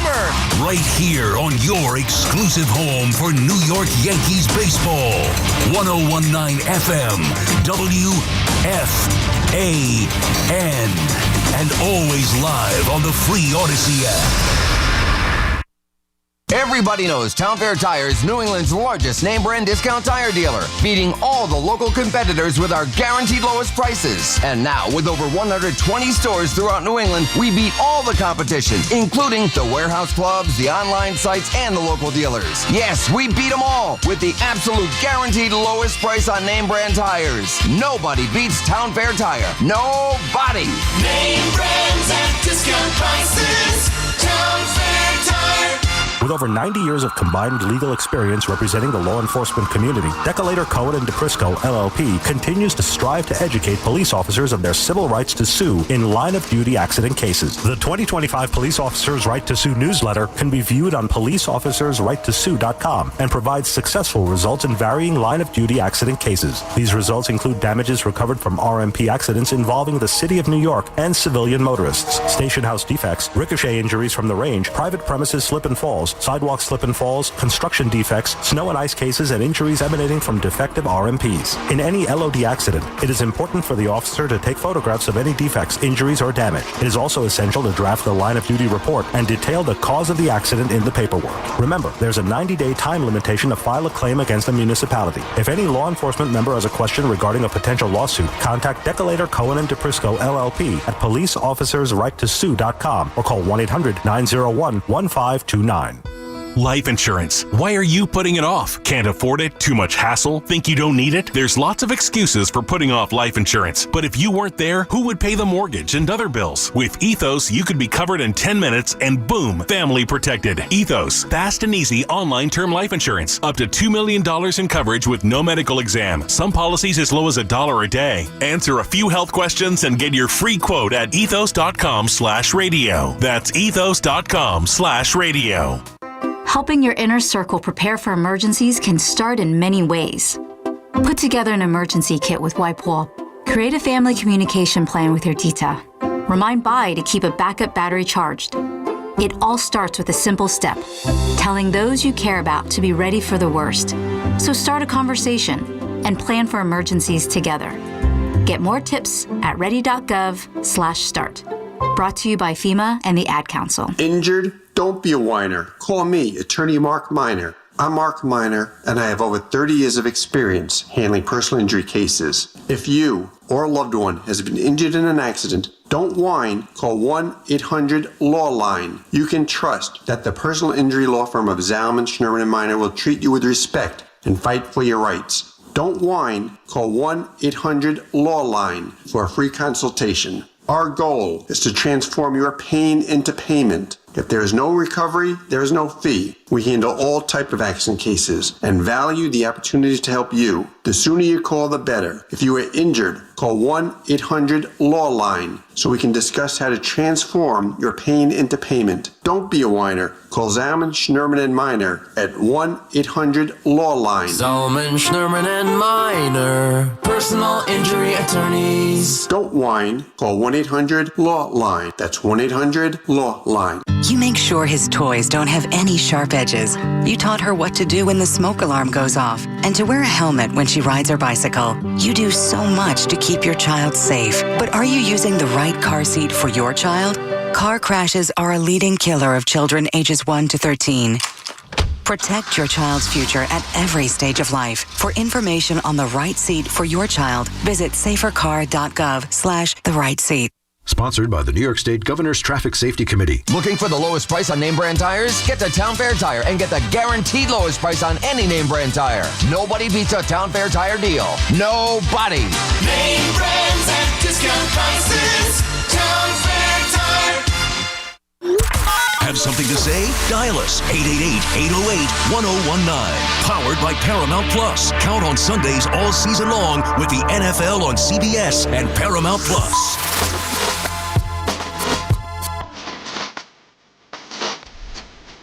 All right, 3:35. I can feel it already. The maniac is coming back. We live for this, man. We live for this. This is what it's about. Whatever, and I would say this to Yankee fans because I deal with a lot of you who don't like this team. And I get it. And I know you're frustrated with Brian Cashman. They haven't won since 2009. I get it. I know I come off as the Yankee shill. I understand it. And I know I come off as being pleased with making the playoffs every year, even though I don't. I use it. I shouldn't even say I use it. It is enough for me not to despise them. I get frustrated. At the end of the year, I get mad.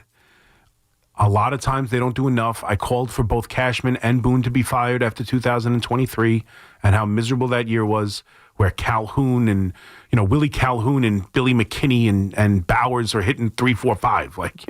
That was a terrible roster, and I get mad too. I just think the organization is so successful and has won enough where I don't despise them with every fiber of my being, when a lot of people do. So I would tell you this as Yankee fans. Enjoy this. It's okay to enjoy it.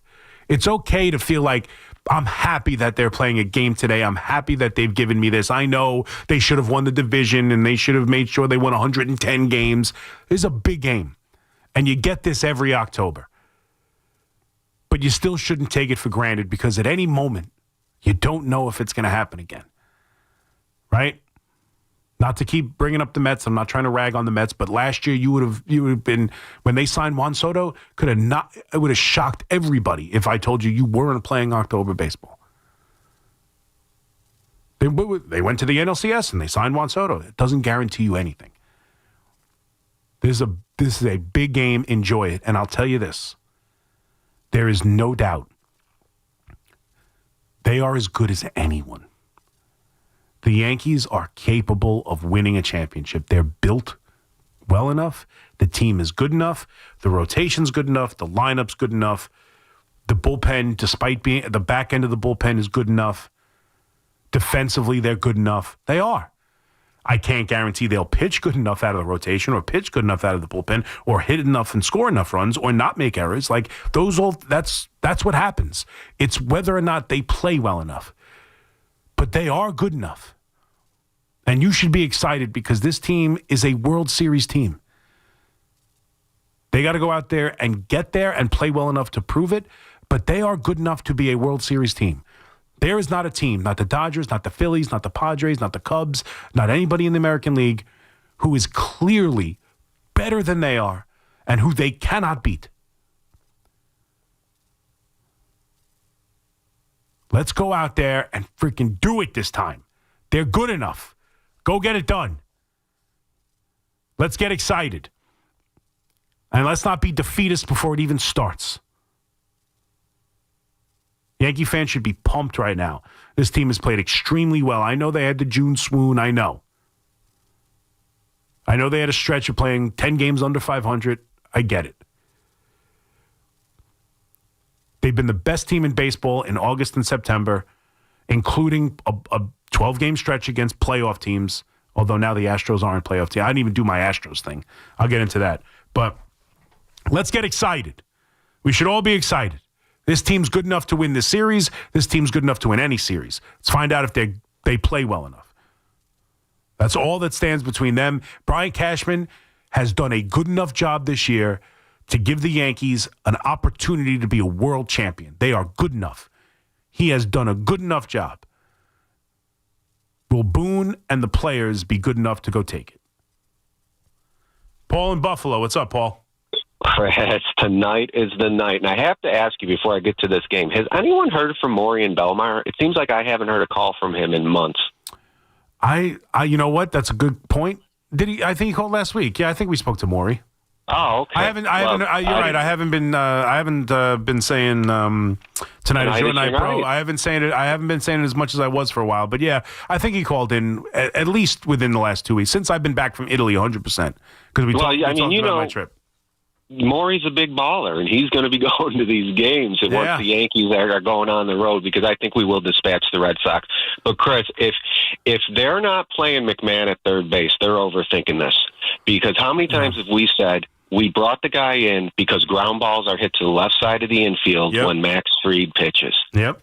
There's no other reason he's on the team. If you're not going to play him tonight, I find that bizarre. I the hear offense you. is going to come from Giancarlo Stanton and Aaron Judge. Giancarlo Stanton wears out Red Sox pitching, and he wears out all playoff pitching. I have no doubt he is going to hit one off Crochet tonight. He's going to hit a home run and a double. You could take that to the bank. I hope you're right. I've been speculating. I've been having this conversation about what they do at third base against Crochet for like 3 weeks, because I've been seeing this coming. Scooble, as they were fading to, I'm like, against the big time lefty with Fried on the mound, what do they do? Because McMahon has not hit a lick. And I don't know how they him going 0 for 4 with 4 strikeouts. I hear you. I'm not even saying you're wrong. I'm just saying I don't know how they're going to view it. I think they think Caballero, while not McMahon, I think they think he plays a good third base. See, now I love your point, and I agree with it. I want him, when Stanton hits his double in the 7th inning, I want to pinch run him right there for Caballero. Yeah, I'm with you. I don't think you're wrong. Not having Rice is something that jumps out at me. Is he's one of their better hitters. It's tough to not have Rice in the lineup. That's the other point I want to get to. Jazz and Rice, you're talking about 2 short porch swings. Yeah. So those could be huge pinch hits to just hit a home no doubt. run. Yeah, no, they both I could would be. see Jazz being a guy who comes in and hits a 3-run homer on a pinch hit. Yeah. And Rosario's gotten such good numbers against Crochet. You want to put him in the lineup, but he can't play third base. That's the thing. Like, you want to put Rosario in the lineup because he's got good numbers against Crochet and has killed left-handed pitching. Sure. But you can't play him at third because you need the best defender at third base. And that's why I'm curious to see if they do the Caballero. And again, Jack Curry's got a really good pulse on this team. And thank you for the call, Paul. He's speculating that he thinks Caballero could be at third base. It's interesting, man. It's one of those things. I understand it all.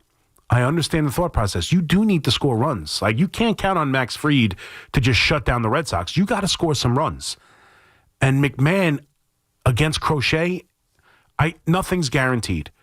But it's hard to envision him even having good at-bats. At least if you put Caballero up there, he'll probably, foul some balls off, and if you ever walk him, now you've got an inning. You know what I'm saying? Like, if you walk McMahon, you hope you don't get a ground ball double play. You walk Caballero, you got a chance. You got an inning here. You could steal second and third. So, like, I get that. You got to have some offense, and Caballero can play the position. But at the same time, you want McMahon's absolute guaranteed make every play, make the stunning play, come in on the ball and barehanded, all that stuff you want against Max Fried, with Max Fried on the mound, no doubt. It's a dicey thing. I've been talking about it for 2 weeks because I've been speculating what the Yankees are going to do with it. There is no good answer. There's no bad answer. If they play McMahon, I get it. It's about defense. If they play Caballero, I get it. McMahon's a zero offensively, is particularly against left-handed pitching. And against Crochet, I have zero confidence in him doing anything. At least Caballero might be able to work a walk, even have a 10-pitch at bat. Like, McMahon's going to get shut down immediately. So I get it. And Rosario for Jazz. Jazz just got hit in the arm. I don't know how good he's feeling right now. Against left-handed pitching, there's some swing and miss in his game. And Rosario kills left-handed pitching and has got good numbers against Crochet. Like, they brought these guys in to play against left-handed pitching. You're going up against a dominant left-handed pitcher. And this isn't overthinking it, because this is what they do all year. Tough left-handed pitching, these are the guys who play all year. It's not like they're doing something out of their element. This has been their strategy against left-handed pitching all year, including while they've been winning against the playoff teams. Rosario played against tough left-handed pitching. Rosario played against Boston. This is what Rosario played against Crochet. This is not like, oh, man, they're overthinking it in the postseason. This is who they've been. This is how they've handled it. It's really a dicey situation. But I don't think whatever the Yankees do, I see the logic in it. And I don't think the only thing that I really have a tough time in my mind is Rice not playing. That's the only one that really is like, man, he's been one of their best hitters. And I know it's lefty, but he's got an above 700 OPS since June 1st against left-handed pitching, actually better than Paul Goldschmidt, although that's the one move. But I need Paul Goldschmidt at defense at first base. Like, I can't have, Volpe throw one in the dirt and not have the play made. Like, it's dicey, man. I get it, but that's the one that bothers me. That's the one that really jumps. Like, man, I kind of need Rice in that lineup, don't I? I don't know. It's going to be interesting, but it's back. I even talking about it now, I'm getting all riled up. What's up, Mike in Middletown? What's up? Hello? Hello, Mike. Yeah, how you doing? Good. How are you, buddy? I'm doing pretty good. So I'm a Met fan. I don't want to get into this. I've seen a lot of memes and stuff like that. But my brother's a big Yankee fan, and I was thinking of going to the game tonight. And I was kind of on the fence, but hearing you talk about it, I think I'm definitely going to go. Oh, this is the place to be tonight. This is the place to be tonight, man. Yeah, last one I went to, though, was with the fifth inning in the World Series. So. Yeah, so you should probably not go. I think you should probably stay home and just watch it on your television, Mike, out in Middletown. I don't know. Tonight's the place to be. I'm going to try and get there. We'll see. I don't have anything locked up yet. And I got to be honest, I am surprised, because I took a look, I am surprised at the prices on the secondary market. You can get in tonight right now for under $100. Now, upper deck, last row, but you can get in the building for under $100. I know it's the wild card, but it is Boston. It's Fried Crochet. It's Cora Boone.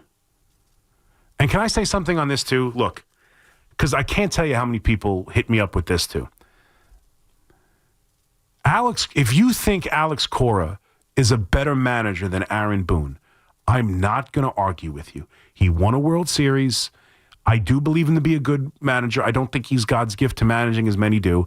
But sure, I have no leg to stand on and tell you that Boone is a better manager than Alex Cora. Alex Cora is a good manager, and if I had to tell you which one's better, I would say Alex Cora.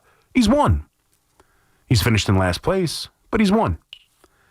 But I am so tired of hearing, well, the big problem is Alex Cora is going to outmanage Boone again.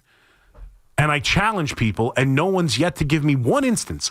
Give me one instance where Alex Cora has outmanaged Aaron Boone. Where's the scenario? Where's the pinch hit bullpen decision? Like, where is the outmanaging? If winning is just outmanaging, then fine. Okay, he's outmanaged Boone because he won in 18 and he won in 21. And they've played well against the Yankees historically, including this season. Okay, but where is he outmanaged them and did something where Boone was caught off guard? Like, it's such nonsense. I can't stand that. He's going to outmanage Boone again. He's a good manager. If you want to say he's a better manager than Boone, fine. But, give me the circumstance where he outmanaged Boone and made Boone look stupid. It's BS.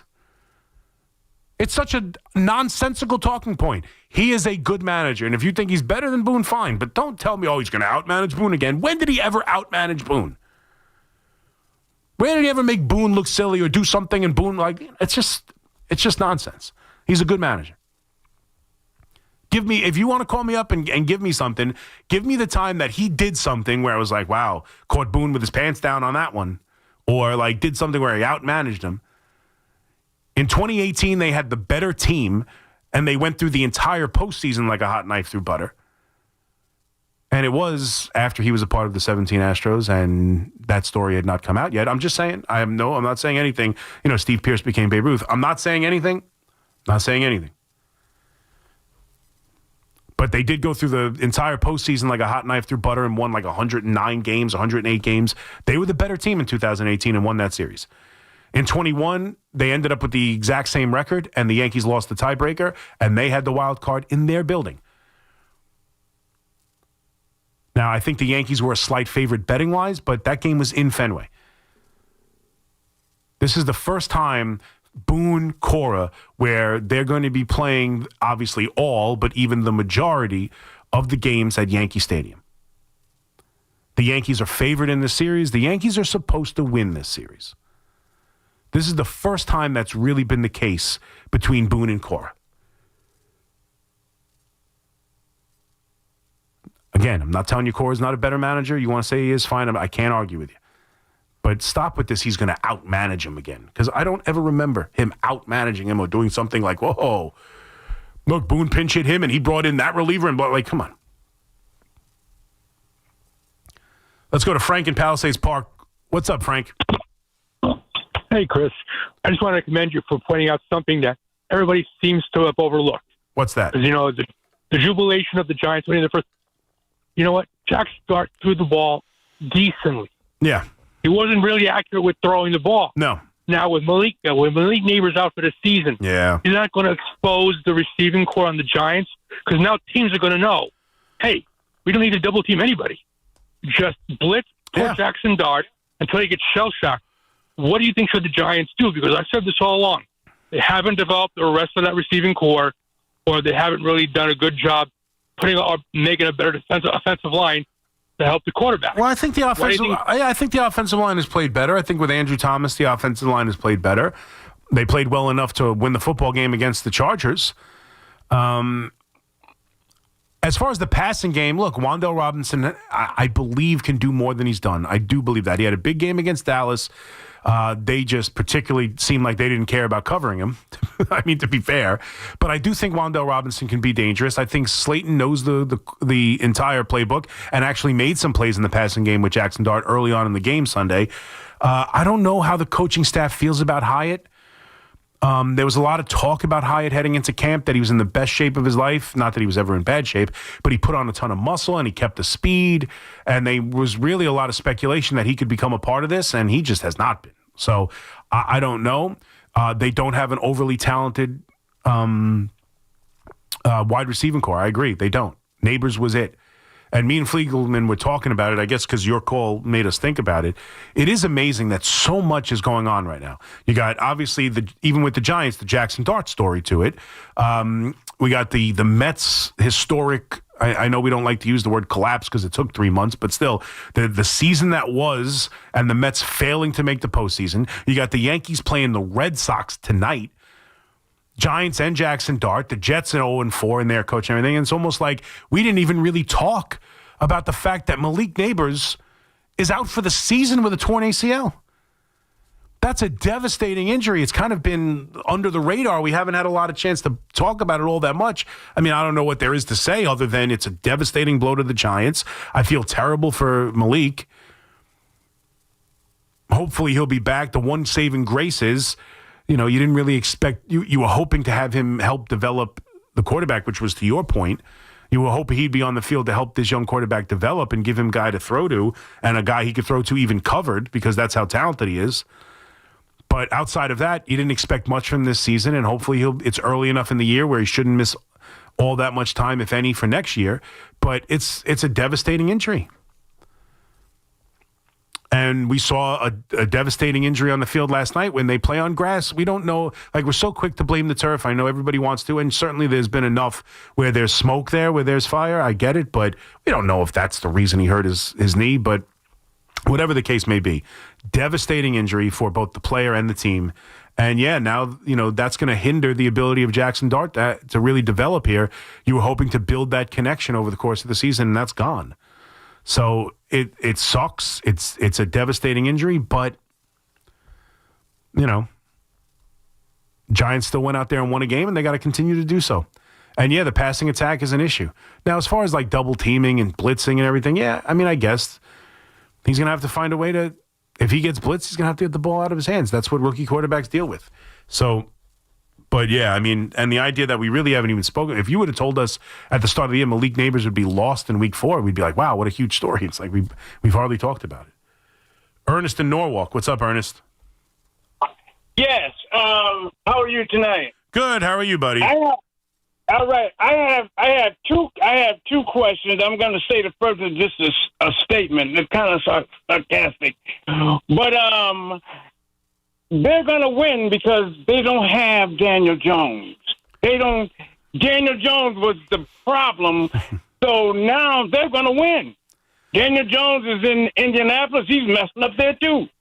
Oh, so you're a Daniel Jones truther, are you? Down Daniel Jones, huh? You're a big Daniel Jones fan, I am a big fan.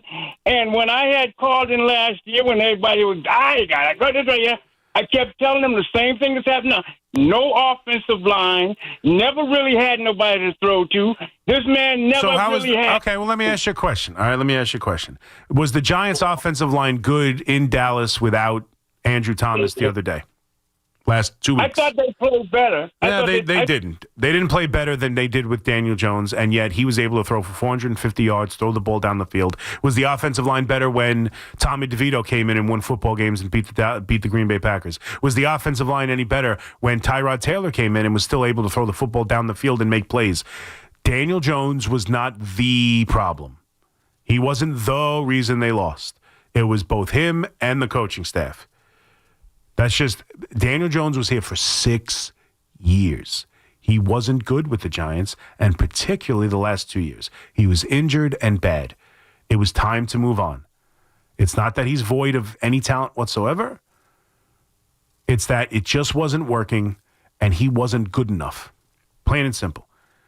Plain and simple. And this young rookie quarterback just beat a team that you couldn't imagine the Giants with Daniel Jones beating. Couldn't imagine it over the last 2 years. Beating a team 3-0 like the Chargers, coached by Jim Harbaugh. Yeah, good luck winning that game with Daniel Jones. And yet they just found a way to do it with Jaxson Dart. So, look, I understand that now because he's played well, by the way, he lost this week and threw a bad interception down the field. I understand we want to now give flowers to Daniel Jones and say he wasn't the problem. He wasn't the only problem. He was a problem. And the Giants are better off having moved on. Just the truth. 888-808-1019. More of your calls as we get you ready for a big Tuesday game day. Yankee Sox tonight, 6 o'clock, right here on The Fan. 888-808-1019. We'll be right back after the update. McMonigle here with you in the overnights on this Tuesday morning. Be right back. It's Keith McPherson at night on The Fan, 101.9 FM. If Aaron Glenn is going to focus on the good, take the good then. Take the good and build off of it and get stronger with these guys. Listen to Keith McPherson on demand on Apple Podcasts, Spotify, or wherever you get your podcasts.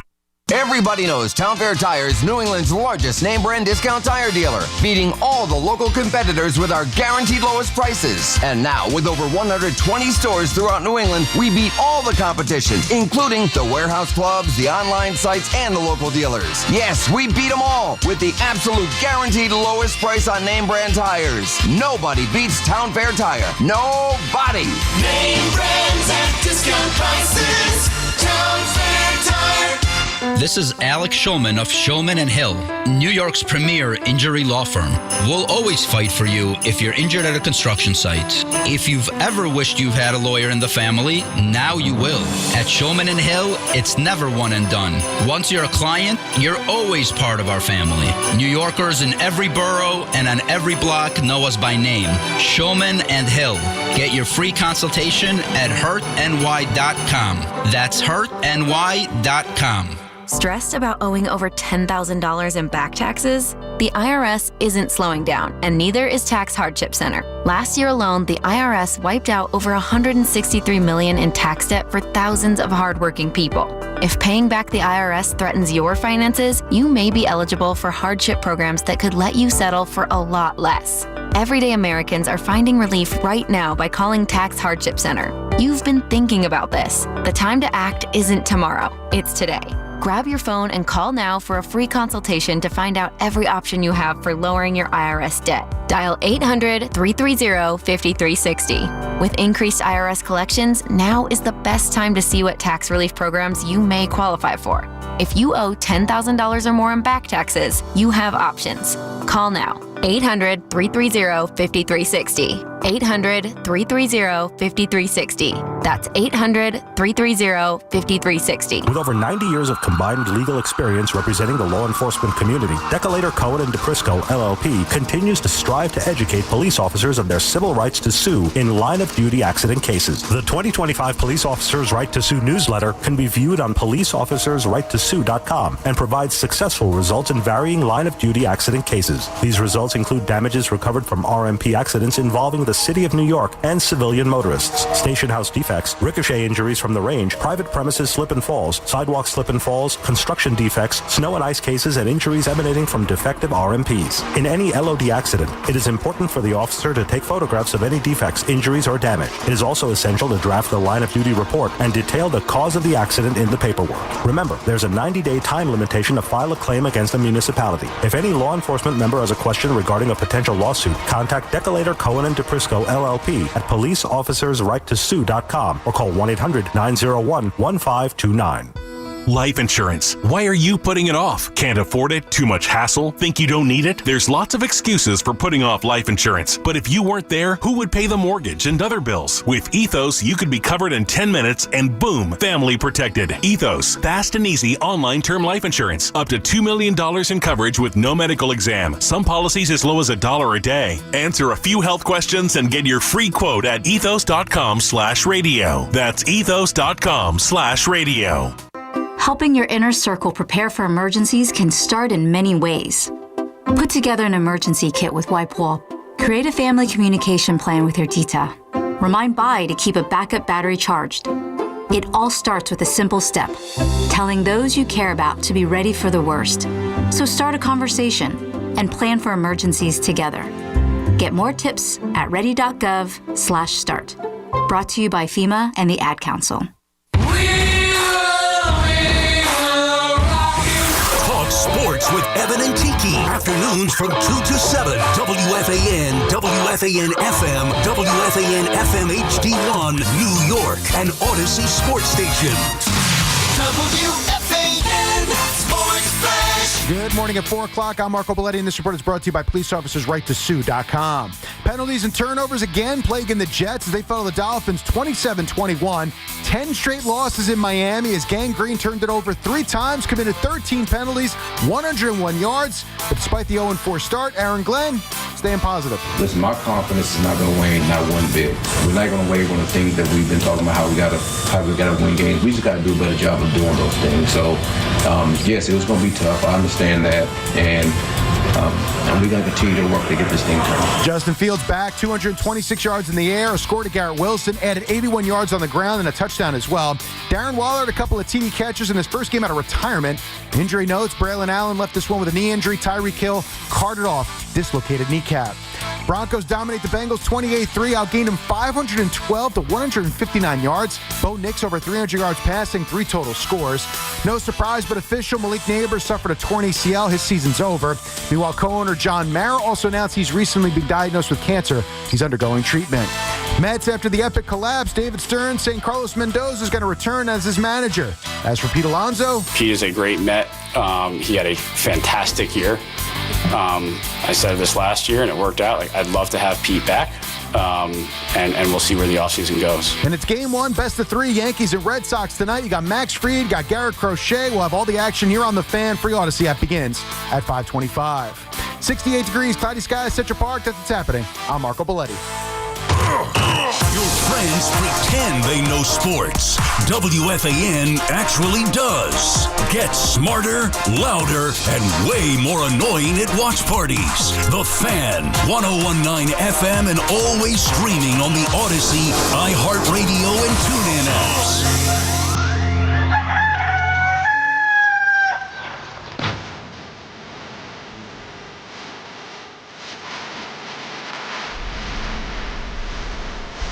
Oh, good morning! Ring! Call his wife in. Call her in! We got a game tonight! Let's go! Yankee fans, you're waking up to playoff baseball. Let's go. It's supposed to be way too warm, though. 80 degrees. I need that crisp chill in the air for playoff baseball. We opened the show talking about the lousy Jets. Let's focus more on the playoff baseball, but the lousy Jets, as this coach who told us it's not the same old Jets and then goes out there and coaches a game exactly like the same old Jets. 3 turnovers, 13 penalties, partridge in a pear tree. This is the same crap from the Jets, who are now 0-4 as they lost to the Dolphins last night and played a miserable, ugly, disgusting game. Their quarterback can't throw, although he ran for a 42-yard touchdown run. Great. Can't throw. They can't defend. They can't stop committing penalties. They can't stop fumbling. The defense can't stop long drives that get into the end zone off of momentum-building plays. Like, it's just, it is what it is. And then we get to the New York Yankees, who will take on the Boston Red Sox tonight. Game 1 of the first ever wild card at Yankee Stadium of this new format against Garrett Crochet and the Boston Red Sox. Yankees, Red Sox are back in our lives. And I don't know if that should make us excited. I think it's the toughest matchup the Yankees could have possibly had. I do agree with that. I think they can win it. I think they will win it. I think they're the better team, but there's no doubt. Of anything that you could have speculated or anything that could have happened in the American League playoffs, any round, any team, anything, for me, the most difficult matchup the Yankees could face at any point in this playoffs, hell, even into the World Series because it's 7 games, there is the toughest matchup the Yankees will face or could have even faced in the postseason is a 3-game set against the Boston Red Sox. Now, it could have been worse by being in Fenway. That would have been worse for me. As well as they've played at Yankee Stadium, and I get it. I saw Giancarlo Stanton hit 2 balls off the wall in 21 that would have been out at Yankee Stadium. I want the home crowd. I want the last licks. I want to be at Yankee Stadium. So at least they have that. And I still think they're the better team, and I still think they'll win. But to me, this is as close to a get through this and I'll see you in the World Series as you could have. I feel very confident in what lies ahead for the New York Yankees if they can get through these next 3 games. This is the toughest matchup they will face. Crochet on the mound tonight. Even throwing Max Fried, as confident as I am in Max Fried to pitch well in this game, Garrett Crochet is, let's be fair, he's on another level. Doesn't mean they can't touch him up. Doesn't mean they can't win this baseball game. But this is the toughest matchup they could have. Get through it and get to the World Series. That's how I really feel about this. So there's a huge game tonight because I think if the Yankees win tonight, they win this series. And I think if they win this series, they're getting to the World Series. There's a lot hangs in the balance tonight. We've gone over all the different ideas for the possible lineups. Let's get to your calls on it, as well as the Jets, as well as anything else. Jaxson Dart, the Mets collapse, if you still want to talk about that. I'm done collecting receipts. That's fine. That's what I'm saying. Like, people think I'm happy. I know Brent in Long Island will probably call me up and go, aren't you happy the Mets are out? Am I? Yeah, I had a day where I got to go, ha. Now what? Now I get Reds Dodgers instead of Mets Dodgers? But if you still like to talk about that, we can. But lousy Jets and playoff Yankees are on the table right now. 888-808-1019. Let's go to Ray in the Bronx. What's up, Ray? Chris McMonigle. How you doing? Hi, Ray. How are you? I'm doing good. Okay, I want to make a few quick points, and I want to finish up with Pete Alonso. But there's one guy, I'm not saying to give this one Yankee a bank full of money, but there's one guy that I would love to see the Yankees make a priority, and that guy's Trent Grisham. We're talking about 34 home runs, man. Mm-hmm. And when you look at Cody Bellinger as well, 34 home runs. Cody, I believe, had 29. So, they pretty much they filled the Soto gap in that department very well. Mm-hmm. So I really want to see Trent Grisham come back. And the other thing, you were right, man, about Devin Williams. Without a doubt, he needs to step up. And talking about stepping up, Aaron Judge, Chris, he needs to swing at the first pitch he likes. Do not take strikes. not with this pitcher or any pitcher for that matter in the playoffs. He takes sometimes way too many strikes, cannot put himself in a hole against these playoff pitchers, cannot do it. If Judge swings at the first Broadway pitch, forget about taking strikes. Believe me, man, all that talk about him being horrible in the playoffs, that'll go away. But he cannot take pitches. And lastly, about Pete Alonso. Yeah. I know he's about to opt out, Chris. Mm-hmm. I got to be honest, man. I would love to see him at Yankee Stadium with as much as he hits fly balls to right field. Oh, man. I would love to see it. I'm gonna tell you right now, Pete Alonso with the pinstripes, why not? Why not, man? Well, because you have Ben Rice, and I know he might not play in this game tonight, and you're not going to sign Pete Alonso for a player you're not even playing in the biggest game of the year. I don't see the Yankees going after Pete Alonso and that high price contract. I just don't see it. Nor do I think they need more home run hitters. I think they got plenty of home runs. They got plenty of home runs. He's a great player, and I'm not saying I wouldn't be excited if he joined the Yankees, thinking about all the home runs he'll hit the opposite field.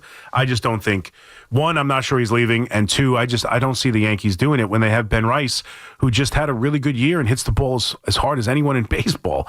I think they're going to try and make sure he becomes a lot better defensively in the offseason, and he's your first baseman next year, would be my thought.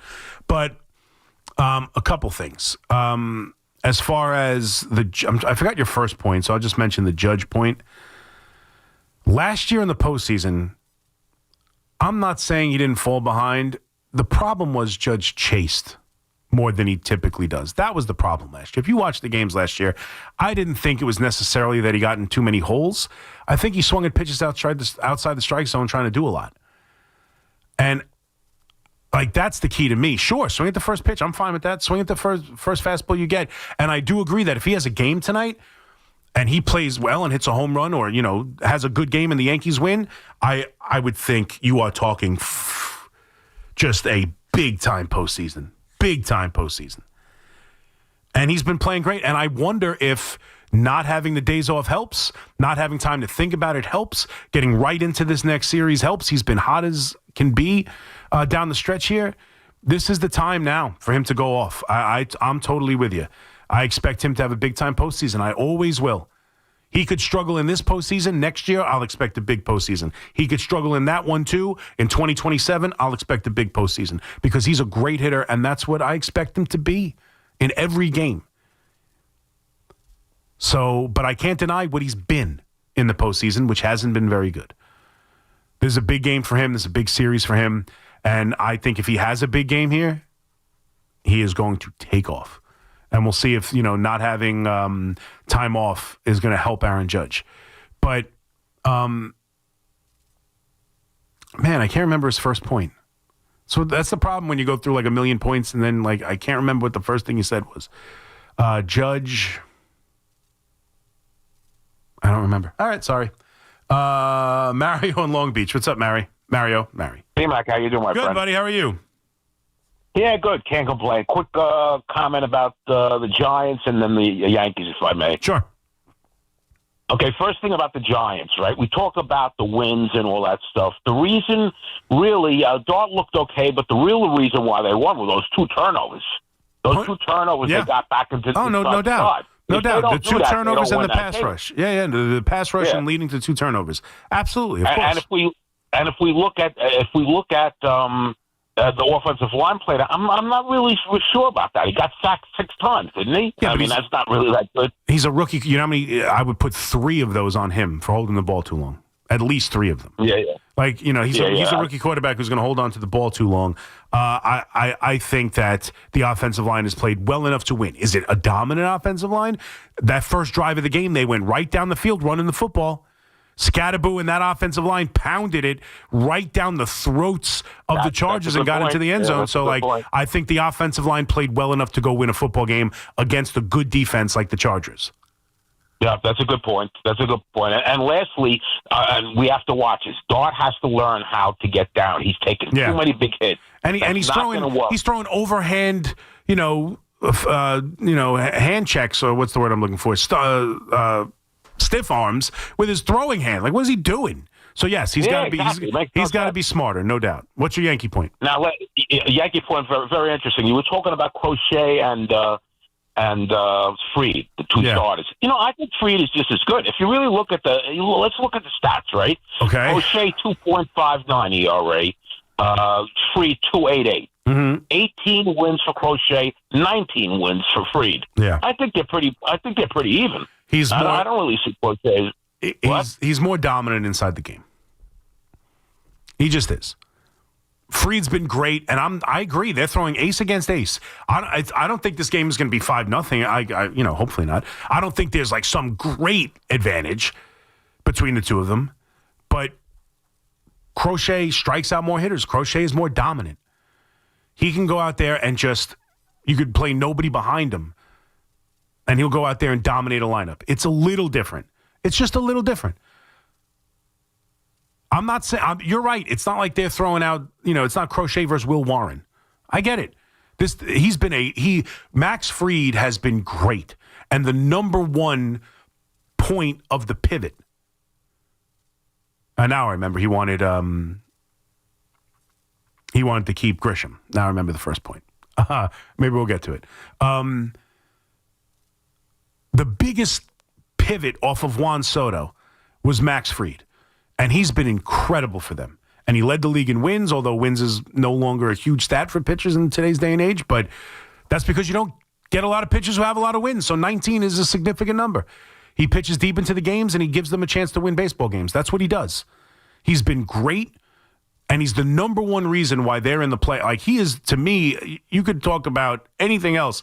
He is the main reason that after losing Juan Soto and after losing Garrett Cole, that we are still in the position that we're in as Yankee fans and the Yankees are in, is because of the way he pitched this year. So don't get me wrong.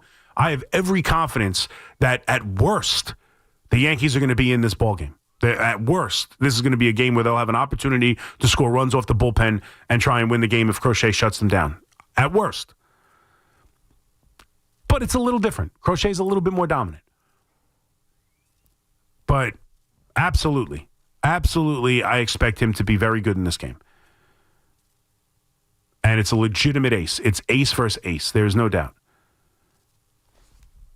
But there is a slight difference. Val in the Bronx. What's up, Val? Brother Mac, what's going on? How you doing this morning? Good, brother. How are you? I'm all right. I got a couple of Yankee points about the strategy for tonight, but you and Mario just kind of stole my thunder. One thing I'd like to ask you really, really quickly before I start my points. The stuff that they're talking about, the lineup, is that like speculation, or do we know that to be like that's pretty much what they're putting out there? Aaron Boone, I don't know about third base. I think Aaron Boone said in the post game. I know he said in the post game. I watched a lot of it. I didn't see. I'm pretty sure he didn't say anything else about the lineup. But he said Wells will be behind the plate and Goldschmidt will be at first. So that means no Ben Rice. So that okay. I think we know. We don't know about second with Rosario, and we don't know about Caballero in the starting lineup. But I'm pretty sure first will be Boone did say in the press conference today. Wells would be a catcher, and Goldschmidt will be a first.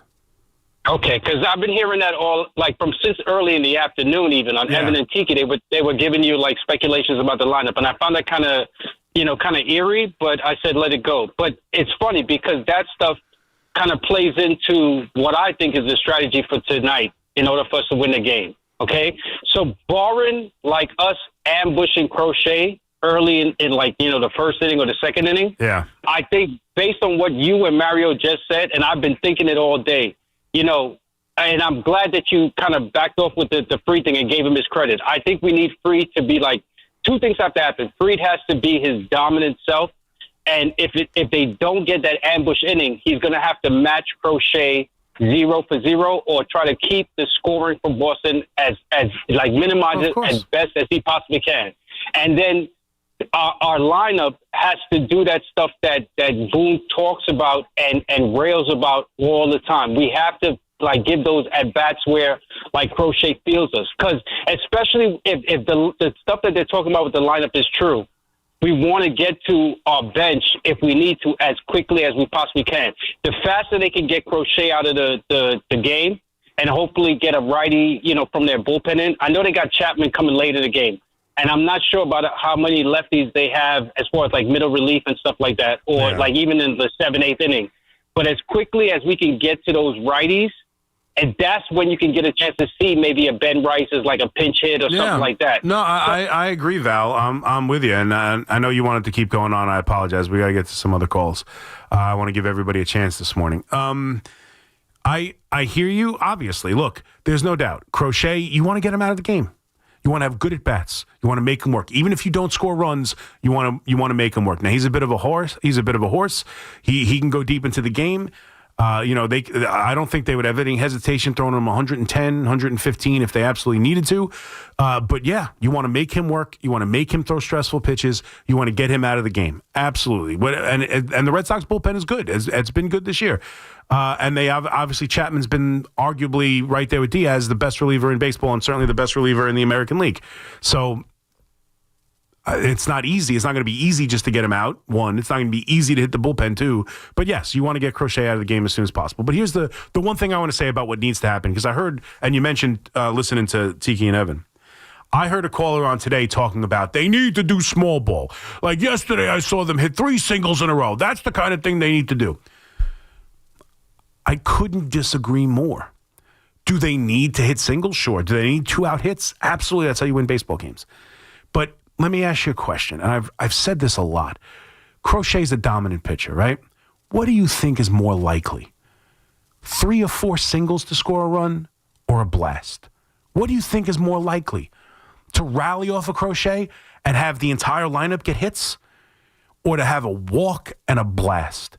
They need to hit home runs. Bottom line, they need to hit home runs. Anybody playing Crochet needs to hit home runs. You're not going to tag him for single here, double down the line, single, bunt, walk, single. He's too good to have the bottom of your lineup come through with all these hits. Home runs. Would I love 10 singles? Great. With 2 outs? Great. First to third, singles, sacrifice flies, let's go, I'm in.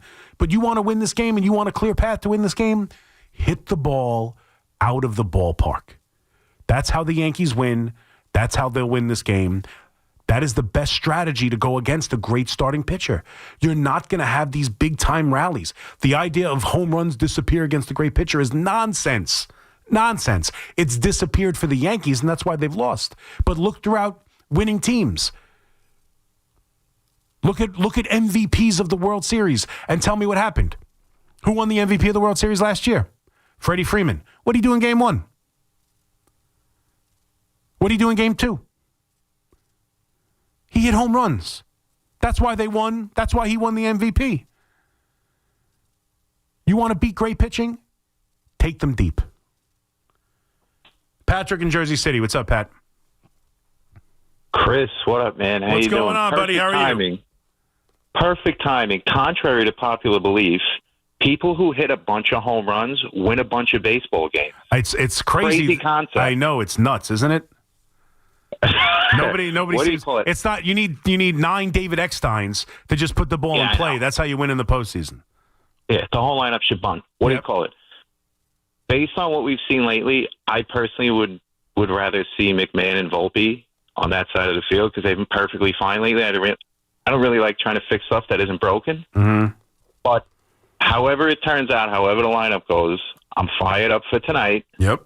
And just like you were saying before, this team's good enough. They're smart enough. And gosh darn it. People like them, yeah. People like them. That is true. Some people like them. Some people hate them. I tend to like them. But look, they do need, listen, they need to hit home runs. Now, Volpe and McMahon, I think Volpe's your starting shortstop. I do. And I think that's the right thing. I've wavered on that for a long stretch. I said Caballero's got to be the answer. He's played well enough. He played well in the postseason last year, and I think Caballero is a bigger weapon off the bench. So I'm sticking with that for now. Now, if he makes 2 errors in Game 2, if he makes 2 errors in Game 1, I don't know if I can play him in Game 2. Like it's that, it's up in the air to that degree. McMahon is a really tricky one. I've been saying it for a while, and I'm interested to see what they do. You want the defense at third base, especially with Fried on the mound. But you want as much offense as you can and as many right-handed hitters as you can against Crochet. You just do. And if they think Caballero can play defense at a good enough level, I don't think it'd be Rosario there. And if they want to get Rosario in the lineup, it's going to have to be second base. I don't think they want to play Rosario at third base. I think they want to play Caballero or McMahon. And we'll see what they do. Do you just sacrifice the offense, hope McMahon can do anything, and just say whatever it is, it's defense? Because let's be honest, you're already doing that at catcher, right? You don't know if Wells can hit Crochet. You're just saying, well, listen, I can't have the run game just be running wild on us. I like his pitch framing better. I need my best defensive catcher, so I'm putting Wells no matter what the offense is. If you do it at third base as well, that's tough. It's tough to have 2 outs you're willing to just throw away for defense. 1, I get. 2, how many? You got to score some runs. So it's going to be very interesting to see what they do at third base. But again, tonight's about Aaron Judge. This thing is about Aaron Judge. And listen, it'd be nice to have a great team that can win without their best player performing. It's not easy. You need your best player to perform. He's got to come through tonight. Big game for Aaron Judge, big postseason for Aaron Judge. 888-808-1009. Break, come right back. Get right back to your phone calls right here on The Fan. Design run. Up the middle he goes to the 10 to the 5. Touchdown Giants! Jaxson Dart's debut and timely defense led the Giants to New York's first victory of the NFL season. Fires it right. Batted at line. Intercepted by Dexter Lawrence. He's running down the left side to the 15. 10, 5, and he's knocked down at the 1 by Herbert. Fans are buzzing, but concern looms on star wideout Malik Neighbors' injury. Guys that play behind him, it's like last year when Slay went in. Everybody gets paid to do a job, and it's next man up. Keep it locked to The Fan for the latest on Big Blue as they gear up to hit the road to New Orleans for their Week 5 matchup with the winless Saints, Sunday at 1 o'clock on your home for New York Giants football. The Fan, 101.9 FM, WFAN, and always live on the free Odyssey app. At Town Fair Tire, New England's largest name brand discount tire dealer, you get it all. The guaranteed lowest price, the most free services, and we accept all valid rebates from any manufacturer and from our competition. Yes, we accept them all, even competitor rebates. Town Fair Tire, New England's largest discount tire dealer, now with over 120 stores from Connecticut to Maine. Nobody beats Town Fair Tire. Nobody. Name brands at discount prices. Town Fair Tire. Tired of the same old golf routine? The Rock Golf Club is for the select few who understand golf is more than a game. Join me at the best club on Long Island. No tee times, just incredible greens and great people. It's premier, it's exclusive, and we're intentional about who joins us. Located just 25 minutes from the Hamptons on the North Fork, the Rock Golf Club is a place where the focus is solely on the sport. Visit playtherockgolfclub.com to learn more about this one-of-a-kind experience. That's playtherockgolfclub.com. Kick off the new season in a Mercedes-Benz from Mercedes-Benz of Edison. Looking for an SUV with extra space and style? You'll find an impressive lineup of GLC, GLE, and GLS models in stock and ready for immediate delivery. Or take advantage of their exclusive loaner-to-owner program. Buy or lease a 2025 X-Loaner and enjoy the experience of a like-new Mercedes-Benz. Don't wait. Upgrade your drive this fall at Mercedes-Benz of Edison, the Tri-State's premier destination for luxury driving. Salicata here, and wow, are we thrilled with the incredible job CertaPro Painters did on our house. So clean, so efficient, they actually listened to us and even satisfied my wife, which, as you know, isn't easy. If you've been putting off painting because of the economy or tariff worries, don't. Painting your house is the easiest and most efficient way to protect and raise your home's value. Do what we did. Call CertaPro Painters today. Each CertaPro Painters business is independently owned and operated. We all hear the radio ads about the IRS. They tell you to be afraid, to be scared, and they try to frighten you into calling. I'm not here to do that. Tax Relief Advocates is different. TRA is here to tell you that if you owe money to the IRS, whether it's $5,000, $50,000, or $500,000, we have a solution. It doesn't matter if you're sitting in your car, at work, or with your kids. No matter where you are, call now. 800-575-6812. Don't lose hope. TRA can eliminate or reduce what you owe to the IRS. Generous programs are now available that can give you a fresh start. Our passion is taxes and helping individuals fix their IRS problems. We have over 1,000 5-star reviews on Google and an A+ with the Better Business Bureau. You don't need to be afraid of the IRS any longer. End your tax nightmare today by visiting us online at TRA.com or call 800-575-6812. That's 800-575-6812. Tax Relief Advocates. Real solutions for real people. Injured? Don't be a whiner. Call me, Attorney Mark Miner. I'm Mark Miner, and I have over 30 years of experience handling personal injury cases. If you or a loved one has been injured in an accident, don't whine. Call 1-800-LAW-LINE. You can trust that the personal injury law firm of Zalman, Schnurman, and Miner will treat you with respect and fight for your rights. Don't whine. Call 1-800-LAW-LINE for a free consultation. Our goal is to transform your pain into payment. If there is no recovery, there is no fee. We handle all type of accident cases and value the opportunities to help you. The sooner you call, the better. If you are injured, call 1-800-LAW-LINE so we can discuss how to transform your pain into payment. Don't be a whiner. Call Zalman, Schnurman, and Miner at 1-800-LAW-LINE. Zalman, Schnurman, and Miner, personal injury attorneys. Don't whine. Call 1-800-LAW-LINE. That's 1-800-LAW-LINE. Looking for the lowest price on name brand tires? Get to Town Fair Tire and get the guaranteed lowest price on any name brand tire. Nobody beats a Town Fair Tire deal. Nobody. Town Fair Tire. The Rico Bronya podcast is proudly sponsored by Takara Fuji Apple Chew High, the sparkling cocktail that blends shochu spirits with delicious flavors of fruits from Japan. Whether it's Citi Field or your favorite spot, raise the apple. Talk New York sports here. The Fan.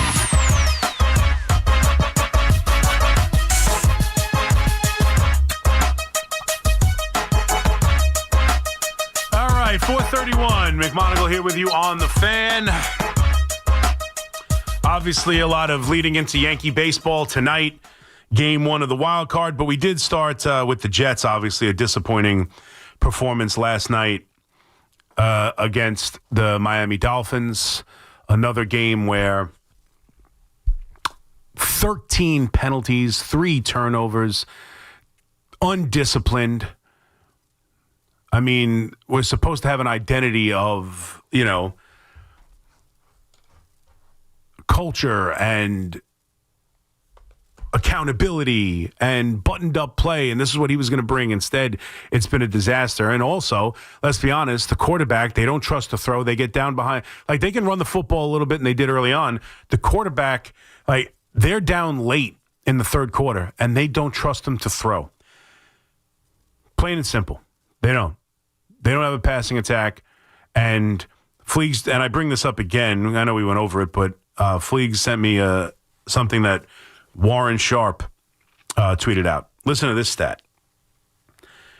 Justin Fields is 0-25 as a starting quarterback when his opponent scores at least 21 points. So if the other team scores 21 points or more, 21 points or more, Justin Fields is 0-25. He is the only winless quarterback out of 46 quarterbacks in this sample over the last 5 years with at least 10 starts made. The only. Think of the other quarterbacks who probably fit that. Think of the other Jet quarterbacks. 0-25 when the team scores 21 points. You know what that means? It means he can't throw to score. If they fall behind or give up points and chasing points, he's not your quarterback. If you can run the football, if you can shut out the other team, if you can just play from ahead and run the clock out, Justin Fields is your guy. If you fall behind, if you need to score in the second half, he can't do it. And if you don't believe me, and you don't believe Warren Sharp, and you don't believe math, maybe you'll believe Aaron Glenn and the New York Jets because they didn't even attempt to do it. I'm looking at the names of guys who have made this number of starts over the last 5 years. Yeah. There's a lot of bad quarterbacks on this list. Of course there are. Zach Wilson, of course. Of course. Desmond Ridder. Aiden O'Connell, Kenny Pickett. Oof. Will Levis, Jake Browning. Well, we saw Jake Browning do it last week, or 2 weeks ago. Yeah, so I get it. Sam Howell. Jacoby Brissett. Andy Dalton's corpse. Well, yeah. Davis Mills. The great Davis Mills. So, yeah, not great. Not a great night for the Jets. Hopefully a great night for the New York Yankees, and particularly Aaron Judge. But let's get back to your calls on it. Got you for another half hour. Just take it at 5 o'clock in the warm-up show. You know what, the other thing I want to talk about real quick, and if I don't do it today, I probably won't be able to do it because the playoffs are going to start and who's going to care. But I just want to say this real quick.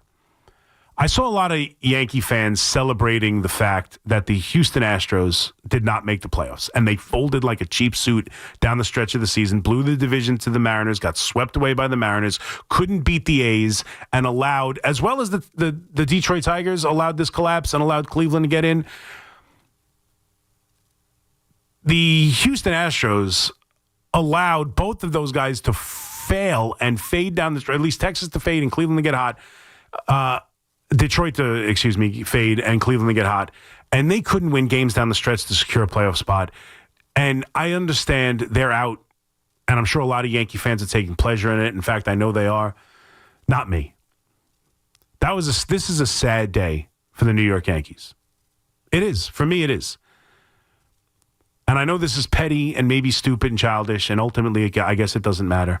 But I wanted one time, just one time, to send that Astros team home, to have them walk off the field, end their season, and know it was at the hands of the New York Yankees.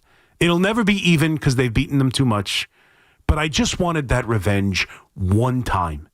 And I know that they had injuries. This is no longer the Houston Astros. I know Correa came back in the trade, and Altuve is still playing, and, Alvarez is still going to be there, and I know he was injured this year. But if you watch them play, it's just not the Houston Astros anymore. It's over. There will be no revenge. There will be, even if they beat them now, they're not the same team. They did it to themselves before the Yankees could ever do it to them. I wanted to end their year and beat that Houston team that beat the Yankees over the last decade and just send them home once. And I guess I still might have an opportunity that with Altuve specifically or with Correa, but it's just not the same. Now that they've missed the playoffs, now that they're just an old, beaten team, they're just another team in Major League Baseball, it won't be the same. I wanted that revenge once. And I know now, and I get it in just real quick because I wanted to say it. I know the Yankees are about to take on their biggest rival, in the Boston Red Sox, and this is all that matters, and Houston doesn't matter anymore. But they absolutely own the Yankees and were the obstacle to getting to championships time and time again. And I wanted just once to watch them walk off the field losers at the hands of the Yankees. And now that's gone. Even if it happens, it won't mean anything. It's a bummer. I wanted to put them out of their misery. They did it themselves. The Yankees couldn't do it in time. I don't blame the Astros because you go through, that's what happens. Teams go through great stretches and then they fade, they get older. It's not, the Astros had a great run. The Yankees should have got to them before they allowed this to end themselves, but they didn't. They blew it. So I know Yankee fans were happy to see the Astros gone, not me. I wanted them to still be a threat and take them down, but that's never going to happen. 888-808-1019. Let's get back to the calls. Steve in Rockland. What's up, Steve? Well, the consolation prize to that, Chris, is that, you can smile knowing that they'll have an extended offseason to perfect their garbage can drumming technique. Yes, that's true. They will have a nice long offseason. The first time they missed the playoffs in a long time. Look, they've been a great franchise and been kind of the team of the decade, really, with the amount of success they've had and getting to ALCSs and stuff. But it just won't feel the same. They don't look the same. They don't feel the same. And even if they somehow, find a way into the postseason and the Yankees would ever beat them, it feels like this was the end of that run. And it sucks that the Yankees couldn't get them before that ended. Agreed. Now, I just wanted, somebody said something about the managers. the managing technique. And I always think of Clueless Joe. Right. You know, and all of a sudden, he was a great manager. From Clueless Joe to a Hall of Fame manager. Right. So, and then don't forget, then after 2001, he turned into the manager who couldn't beat the Marlins, turned into the manager who orchestrated the worst collapse in playoff history, losing all 4 straight to the Red Sox. Then he was the manager who couldn't get out of the first round from 2005 to 2007. Did he become a bad manager? Back again? Did he go through that cycle? Like, it's about the players, man. It's about the players. Players play. And you know what? I wasn't going to say anything about Judge because all my friends who were Met fans are holding it against me because I kept saying that Cincinnati couldn't, which I'm with you, Steve. I am absolutely floored that I've been saying it for weeks. I've been saying it for a while that the Mets are going to find a way. Mets are going to find a way. They're going to get in. And I wasn't being sarcastic. I wasn't trying to troll. I honestly believed that, especially when the Reds got swept by the A's. Now, I know they turned around and swept the Cubs, and that's what got them back in it.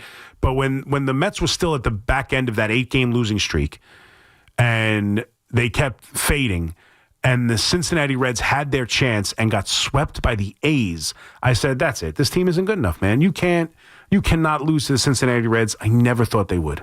Up until the last game of the season, I honestly thought they had a good chance to still make it. The Friday night loss was like the first time I thought, hey, man, there's a chance they blow this thing. The Friday night loss against Miami, that was the first time it even possibly went through my mind that the Mets could blow it.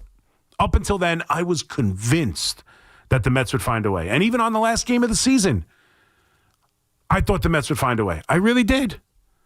Because they're better than the Cincinnati Reds. It's an utter disaster. And look, I know Met fans, and let's just say this, I don't want to do the Yankee Met fan thing overall that much. All right, I'll leave that to Twitter. I'll have some fun with all the guys who've gone at me constantly on Twitter. Here, this is about talking about things and how I see the perspective and communicating with the fans. I'm not trying to be a troll here on the show, but I will just say this one thing. Like, the idea that any Met fan is waiting to see what happens in this Boston series, or to see what happens if they get to the ALDS, or see what happens when they get to the ALCS, or see what happens in the World Series. The idea that, as you know, Positive Tommy said on the afternoon show, that round 1 goes to the Yankees, and we'll see what happens from here. So the Yankees have to win a World Series, or the Mets win round 2? It's just absolutely ridiculous. So if any Met fans, listen, take your medicine. Plain and simple. Take your medicine. Nobody was even fighting, and then nobody was even having a battle. And then all of a sudden, like as if we're going to use round 2 and boxing analogies, nobody was even having a fight until you got Juan Soto, and then suddenly you poked your head out like Punxsutawney Phil, didn't see your shadow, and felt like declaring yourself Big Brother. If you're a Met fan who went along with that. You declared yourself Big Brother because you won one more game against the Dodgers in the playoffs, and because you got Juan Soto. And you felt like this is an opportunity to declare ourselves king. And that's fine.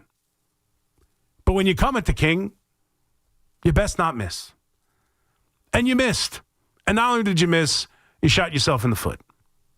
So, you got to just deal with it.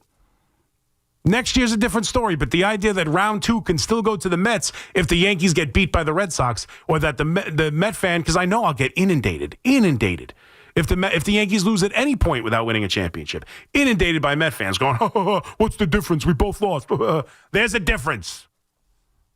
There's a difference. You don't get to get round 2 in the same year. Go win a championship. You got round 2. Pat in the Bronx. What's up, Pat? Mr. McMonigle. What's going on, bud? Well, I'm just tying a bow in the Mets season.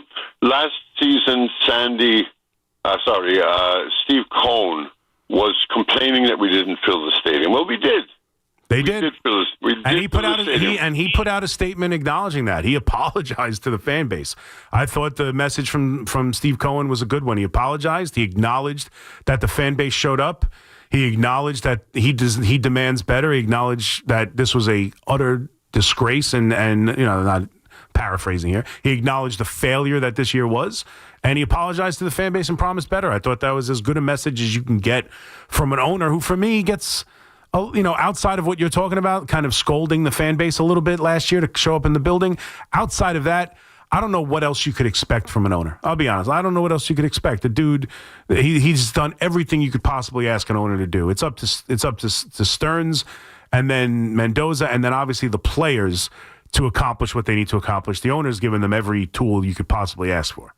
Let us retain Alonso. Let us sign Alonso, even if it's unfair, and Diaz, and go from there. The pitching lab may be busted. Let's not worry about the pitching lab for now. You might be smart and pick up a player. I thought Holmes did well once the season was said and done, considering where he came from, a relief pitcher to a starter.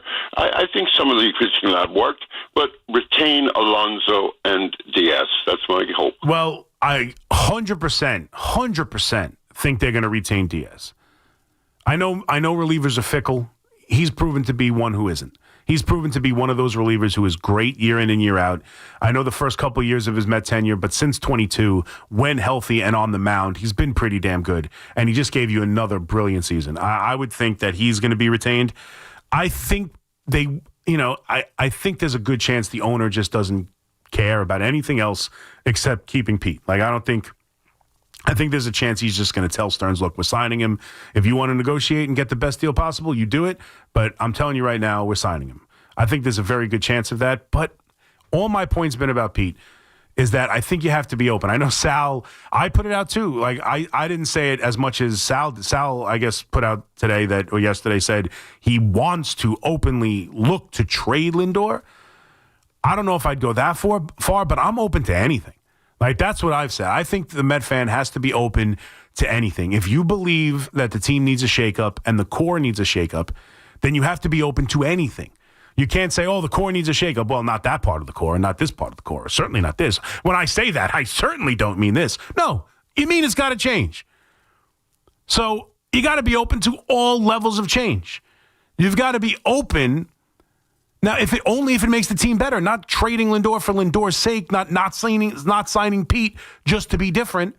You've got to have a plan where not signing Pete makes you better. You have to have a plan where trading Lindor makes you better.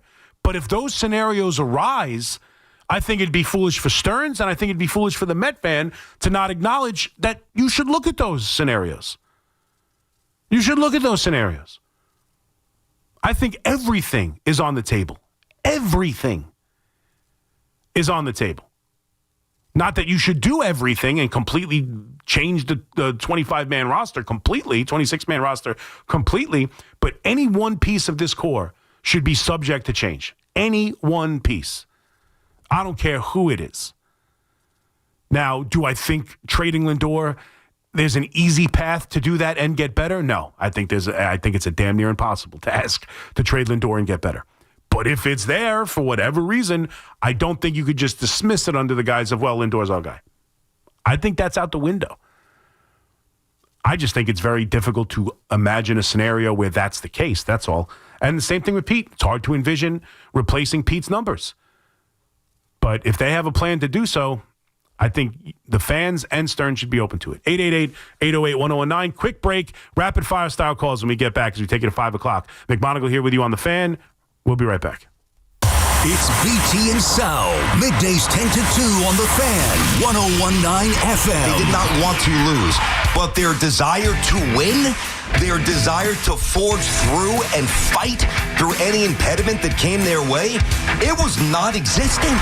Listen to BT and Sal on demand on Apple Podcasts, Spotify, or wherever you get your podcasts. We are proud to serve our country, to serve our local communities, to wear the uniform, to be a soldier, to serve abroad when and where duty calls. We are ready to stand with our brothers and sisters to defend, to serve, to fight. We're always ready. We're always there. We are the New York Army National Guard. Sponsored by the New York Army National Guard. This is J.J. Hill of Shulman & Hill, New York's premier injury law firm. We'll always stand up for you if you're injured in a slip and fall. If you've ever wished you had a lawyer in the family, now you will. At Shulman & Hill, it's never one and done. Once you're a client, you're always part of our family. Shulman & Hill, we're not just New York's law firm, we're your law firm. Get your free consultation at hurtny.com. That's hurtny.com. Looking for the lowest price on name brand tires? Get to Town Fair Tire and get the guaranteed lowest price on any name brand tire. Nobody beats a Town Fair Tire deal. Nobody. Town Fair Tire. At City Harvest, we're on the road every day rescuing millions of pounds of nutritious food for New Yorkers in need. Transforming surplus food into sustenance, sustainability, and smiles. That's how we feed good. Donate at cityharvest.org. House stealing.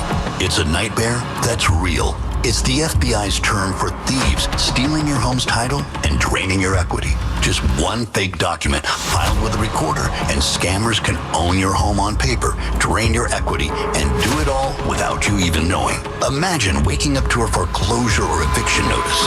Listen to former title thief Matt Cox. What people don't realize is the ease in which this crime can happen. I can take the deed to your house and I can transfer that deed into my name. It's a great crime, and it's happening all the time. So how can you stop the nightmare and protect yourself? Find out if you're already a victim now at HomeTitleLock.com. Use promo code RADIO and get a 30-day free trial of their $1 million triple lock protection, a title scan, and access to a title specialist, a $250 value. Don't wait. Go to HomeTitleLock.com now. Promo code RADIO. Tired of the same old golf routine? The Rock Golf Club is for the select few who understand golf is more than a game. Join me at the best club on Long Island. No tee times, just incredible greens and great people. It's premier, it's exclusive, and we're intentional about who joins us. Located just 25 minutes from the Hamptons on the North Fork, the Rock Golf Club is a place where the focus is solely on the sport. Visit playtherockgolfclub.com to learn more about this one-of-a-kind experience. That's playtherockgolfclub.com. Sal here, and wow, are we thrilled with the incredible job CertaPro Painters did on our house. So clean, so efficient, they actually listened to us and even satisfied my wife, which, as you know, isn't easy. If you've been putting off painting because of the economy or tariff worries, don't. Painting your house is the easiest and most efficient way to protect and raise your home's value. Do what we did. Call CertaPro Painters today. Each CertaPro Painters business is independently owned and operated.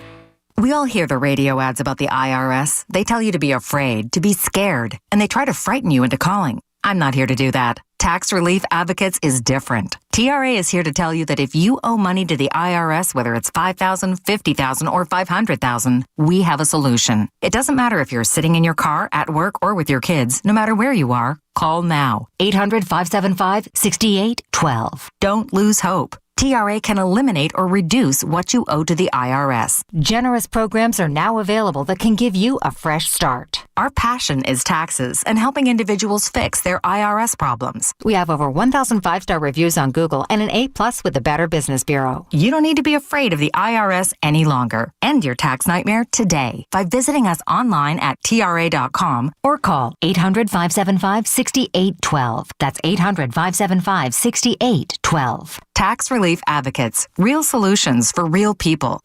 Talk sports hands-free. 888-808-1019. Powered by Paramount Plus. Count on Sundays all season long with the NFL on CBS and Paramount Plus.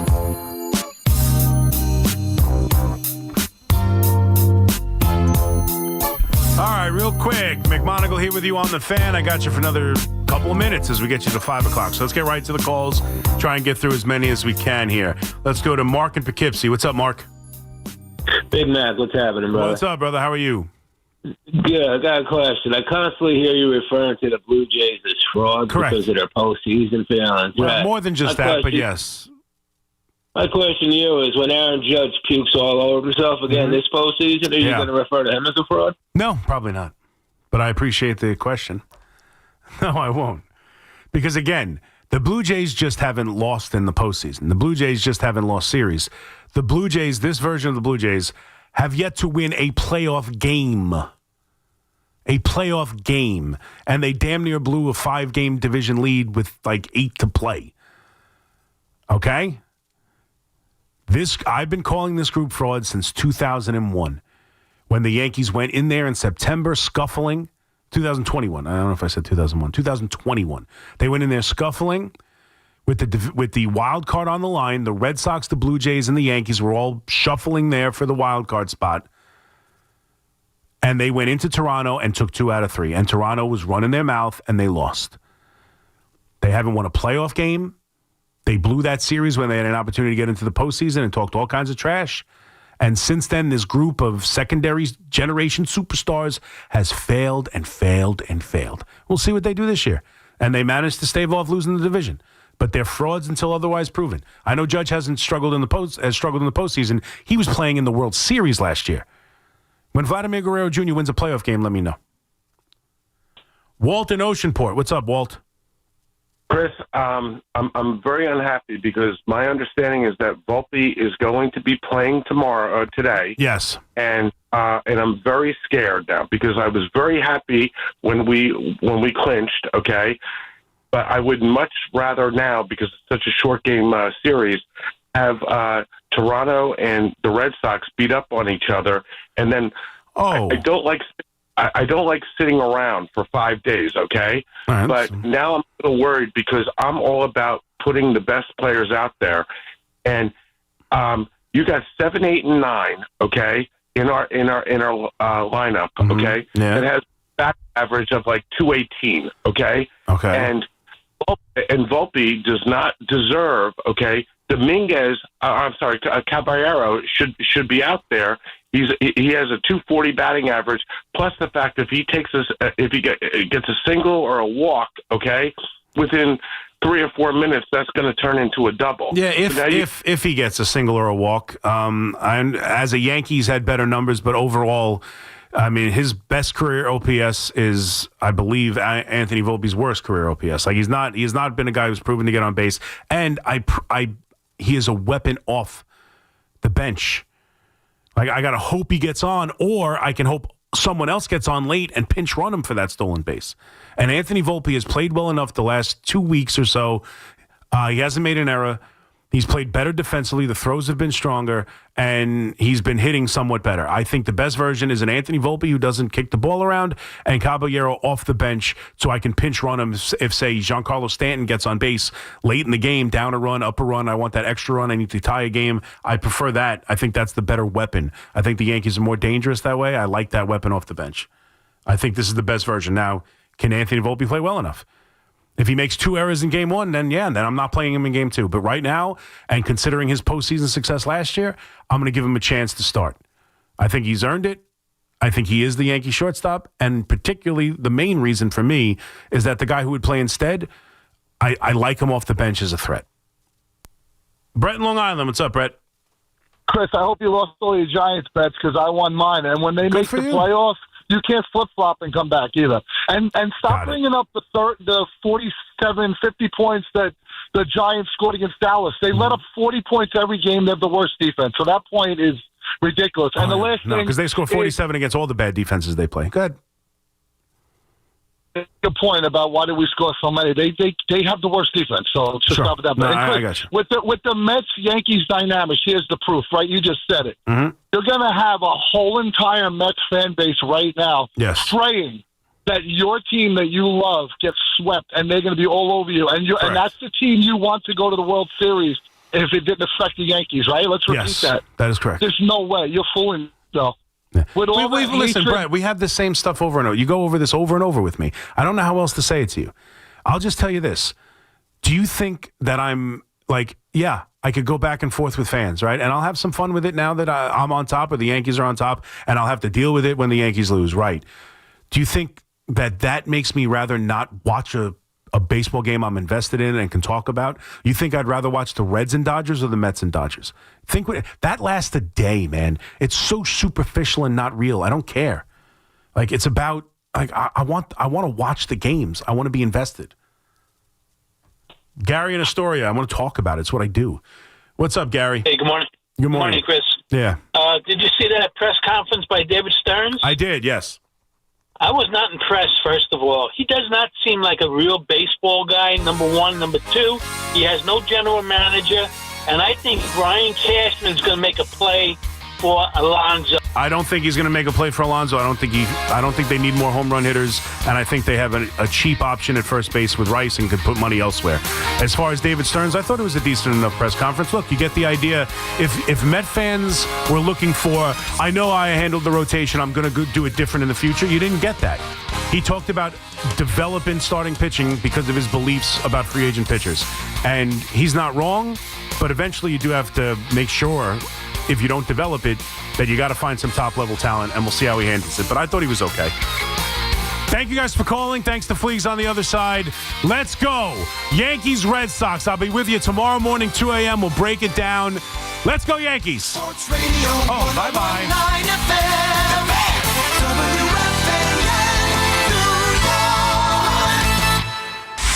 Get the latest on the Giants and Jets on WFAN, WFAN FM, WFAN FM HD1, New York, and Odyssey Sports Station.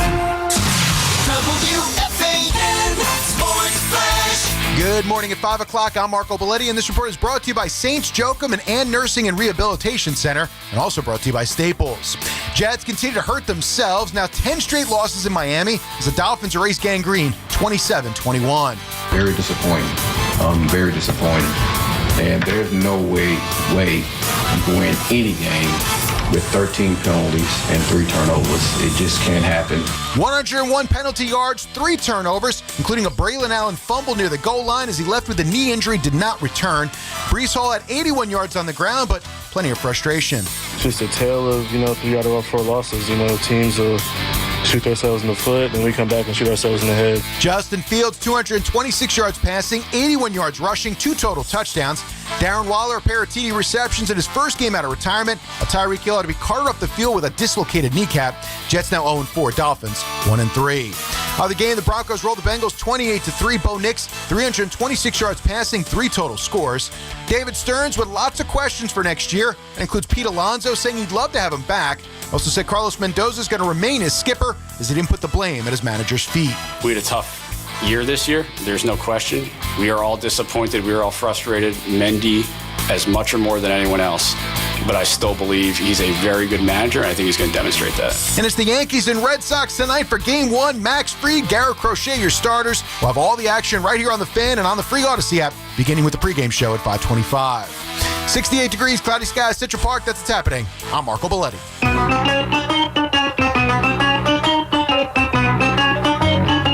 Good morning, campers. Alan Jerry.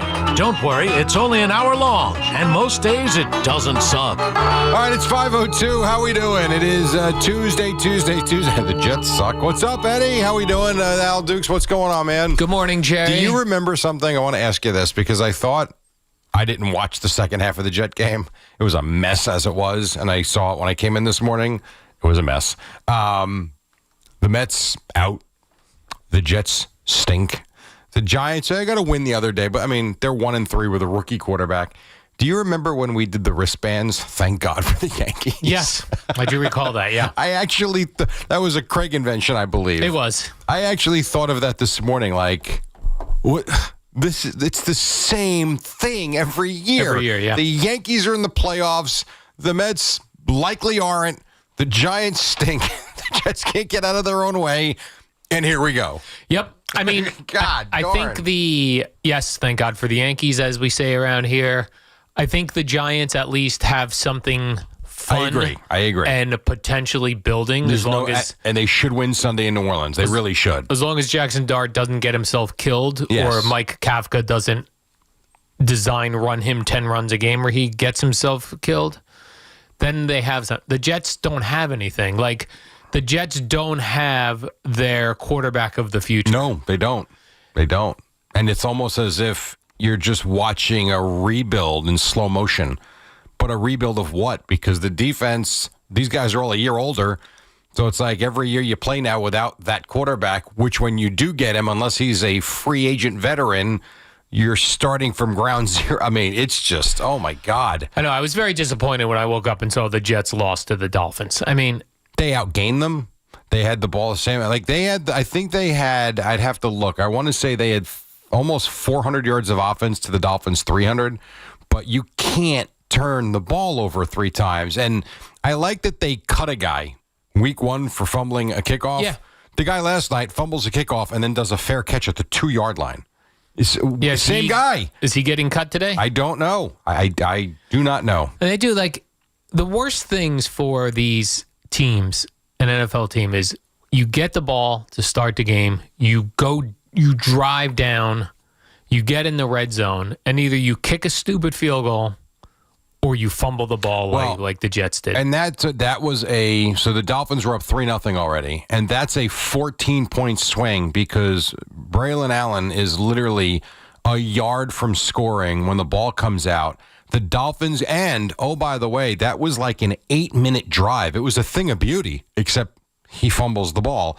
And then the Dolphins take the ball and go 7.5 minutes the other way and put up a touchdown. So you go from up 7-3 to down 10-0. It's like, what the hell just happened? And then you start the third quarter, fumbling the kickoff, leads to a Dolphin touchdown. Yep. It's 17-3. Yeah, good night. No doubt. Well, and also the Justin Fields, I know it was a strip sack, but like they're at least, I don't know, Nick Folk probably can't kick that field goal, but they're at least on the plus side of the field. And if you throw the ball away, maybe you even take a chance. I think that was a third down play. I'm not 100% sure. I don't remember. But you're with where you are in the field, at least you have another down. Instead, he gets sacked, loses the ball. It's just the whole thing.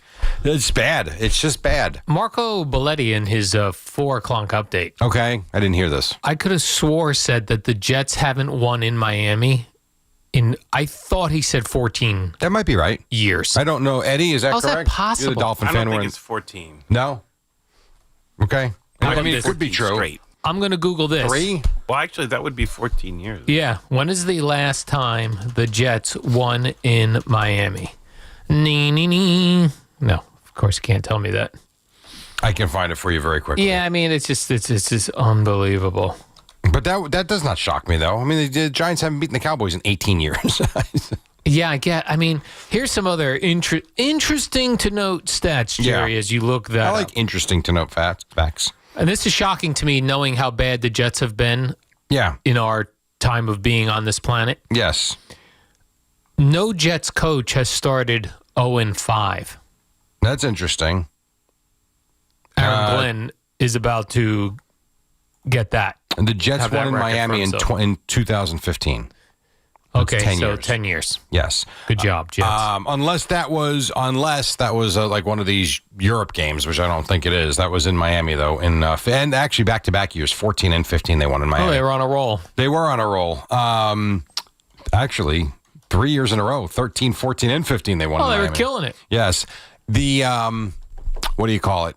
Yeah, I mean, you've got a Cowboys offense coming in now that's putting up a boatload of points, but to me, could be a very similar game to the Steeler game.